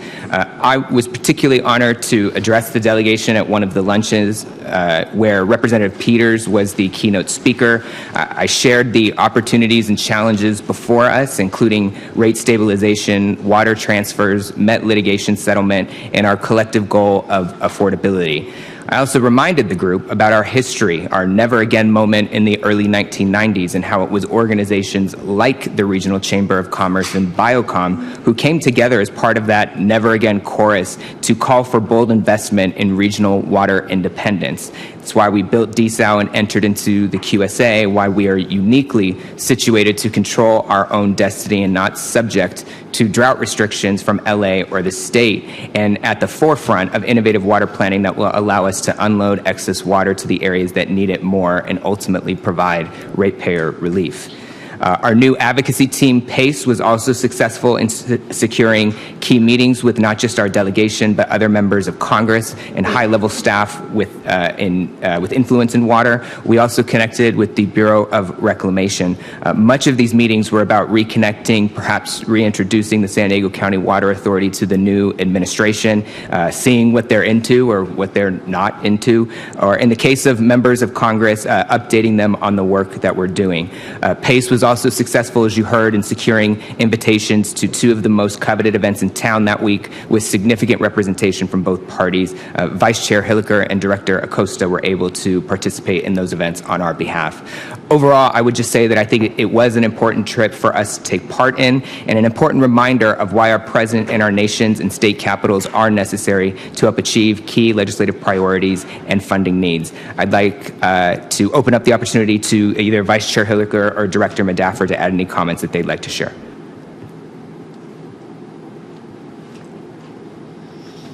Thank you very much, Chair. I thought one of the best things we did was we met with some congressional people that actually were from out of our area. While they were in California, we enlightened them of what we've done to make water great here in Southern California and San Diego. We met with myself and Megan met with Congressman Huffman, and then a group of us met with Congressman Valadeo, who was kind of the head water guy now for California on for the majority party, and he really wasn't aware of everything that we were doing, but with the help of great staff and great lobbyists, we were able to get the point across, and I think he's going to be a definite partner down the road. I was just going to say, Chair Serrano did a masterful job representing the Water Authority at that luncheon he mentioned. I wish you all could have seen his, it was more of a speech than an introductory comment, and it really talked about the resiliency that we've built for the region and the partnerships with our member agencies and how important it is moving forward. So it was really very well received, and it was good to see so many regional leaders in the audience. Thank you both. Closing out my chair's report, next week, as you know, we have two special A&F committee meetings scheduled to discuss the upcoming budget. The meetings are on April 29th and 30th. They will begin at 9 a.m. The board calendar included in today's packet also reflects a tentative meeting on May 6th to continue these discussions. Please note that the May 6th meeting is tentative and will only be held if there is more content to cover after we have completed the first two special meetings next week. That concludes my chair's report. Moving on to item 8B, which is the report of committee actions. Madam Clerk, will you please provide a report of the action taken today?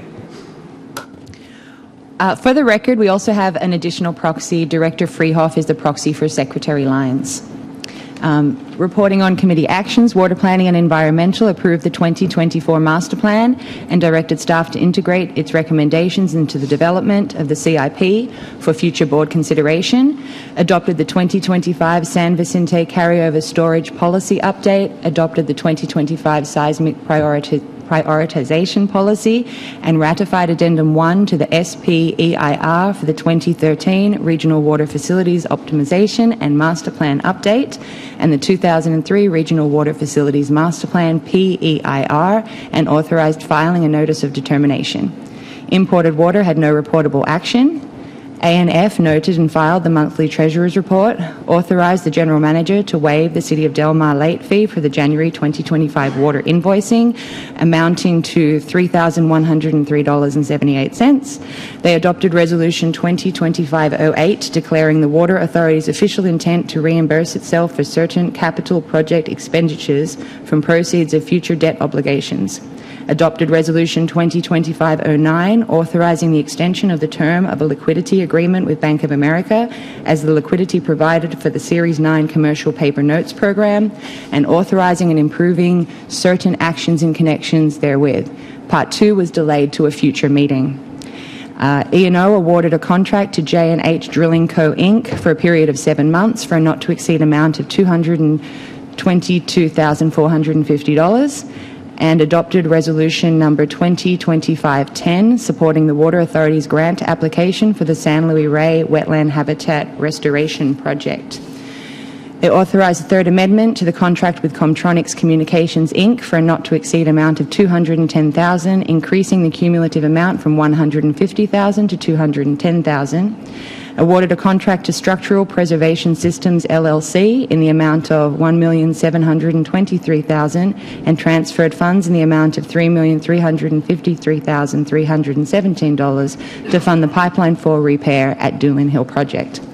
LPO adopted a position of support on the Improving Atmospheric River Forecasts Act and on HR 1267, AB 580, SB 394, SB 496, and SB 599, and a position of oppose on AB 269, and a position of oppose unless amended on AB 794.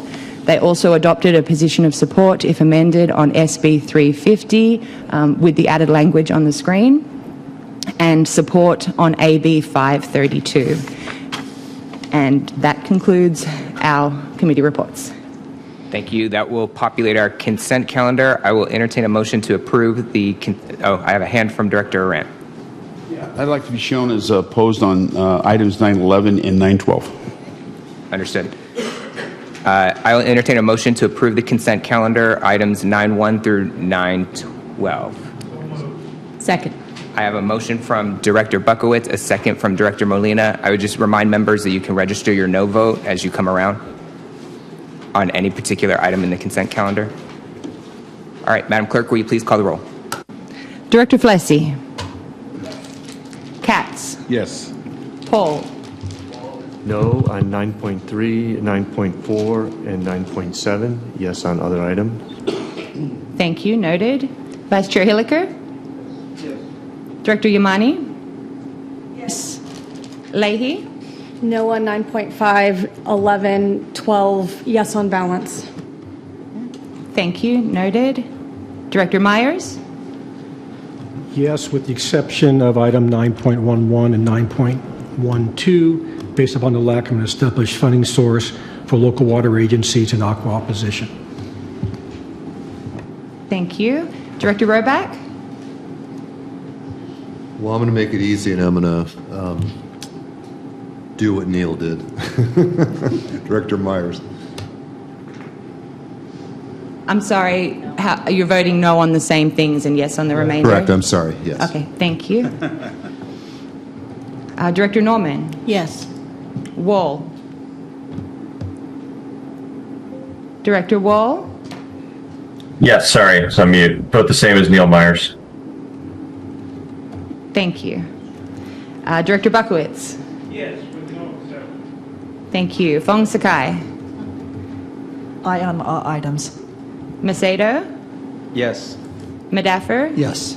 Molina? Yes. Chair Serrano? Yes. Director Vespi? Was that a yes? Sorry, I didn't hear you. Director Freehoff? No on items number 911 and 912, to ensure that we have a bill that effectively provides funding support to low-income customers, and yes on the remaining items. Thank you. Noted. Director Castaneda? No on 9.5 and 9.11, yes on the others. Thank you. Director Boyd Hodgson? Yes. Director Arant? Yes on the consent calendar, except for items 9.11 and 9.12, what Neil said and what Dana said. Thank you. Thank you. Consent calendar passes. Thank you, Madam Clerk. Item 10 is our action, discussion, and information items. I want to note that I am continuing the resolution for Fern Steiner to next month. Fern was not able to be here today, but shared with me that she could be here next month. So we will look forward to recognizing her years of dedicated service to the Water Authority then. We will take up the retirement resolution for Director Ike, representing Camp Pendleton. Director Ike represented Camp Pendleton from August 2023 through March 2025. During his time on the board, he served as a member on the Administrative and Finance Committee and the Legislative and Public Outreach Committee. On behalf of the Water Authority Board, we thank Director Ike for his service and congratulate him on this retirement. To formalize this action, I'll entertain a motion to approve Retirement Resolution 2025-11. Motion by Leahy. Congratulations, Director Ike. I have a motion by Director Leahy, a second by Director Yermani. Madam Clerk, will you please call the roll? Director Flessy? Yes. Katz? Yes. Paul? Yes. Vice Chair Hilliker? No. Director Yamani? Yes. Leahy? Yes. Myers? Yes. Roback? Yes. Norman? Wall? Yes. Buckowitz? Fong Sakai? Aye. Macedo? Yes. Madaffer? Molina? Yes. Chair Serrano? Yes. Director Vespi? Yes. Freehoff? Yes. Castaneda? Yes. Boyd Hodgson? Yes. And Durant? Yes. Thank you. Motion passes, Chair. Thank you, Madam Clerk. Item 11 is special reports, General Manager's report. Nothing to report. Thank you, General Counsel. Nothing to report. Secretary Lyons is absent today. Moving on to SANDAG subcommittees, the Borders Committee, Director Macedo. Nothing to report. He said nothing to report. Regional Planning Committee, Director Yamani. Nothing to report.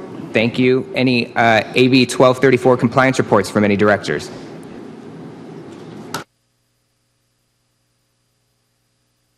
Hearing none, we have no closed session items. There being no further business, the Board of Directors meeting is now adjourned. Thanks, everybody.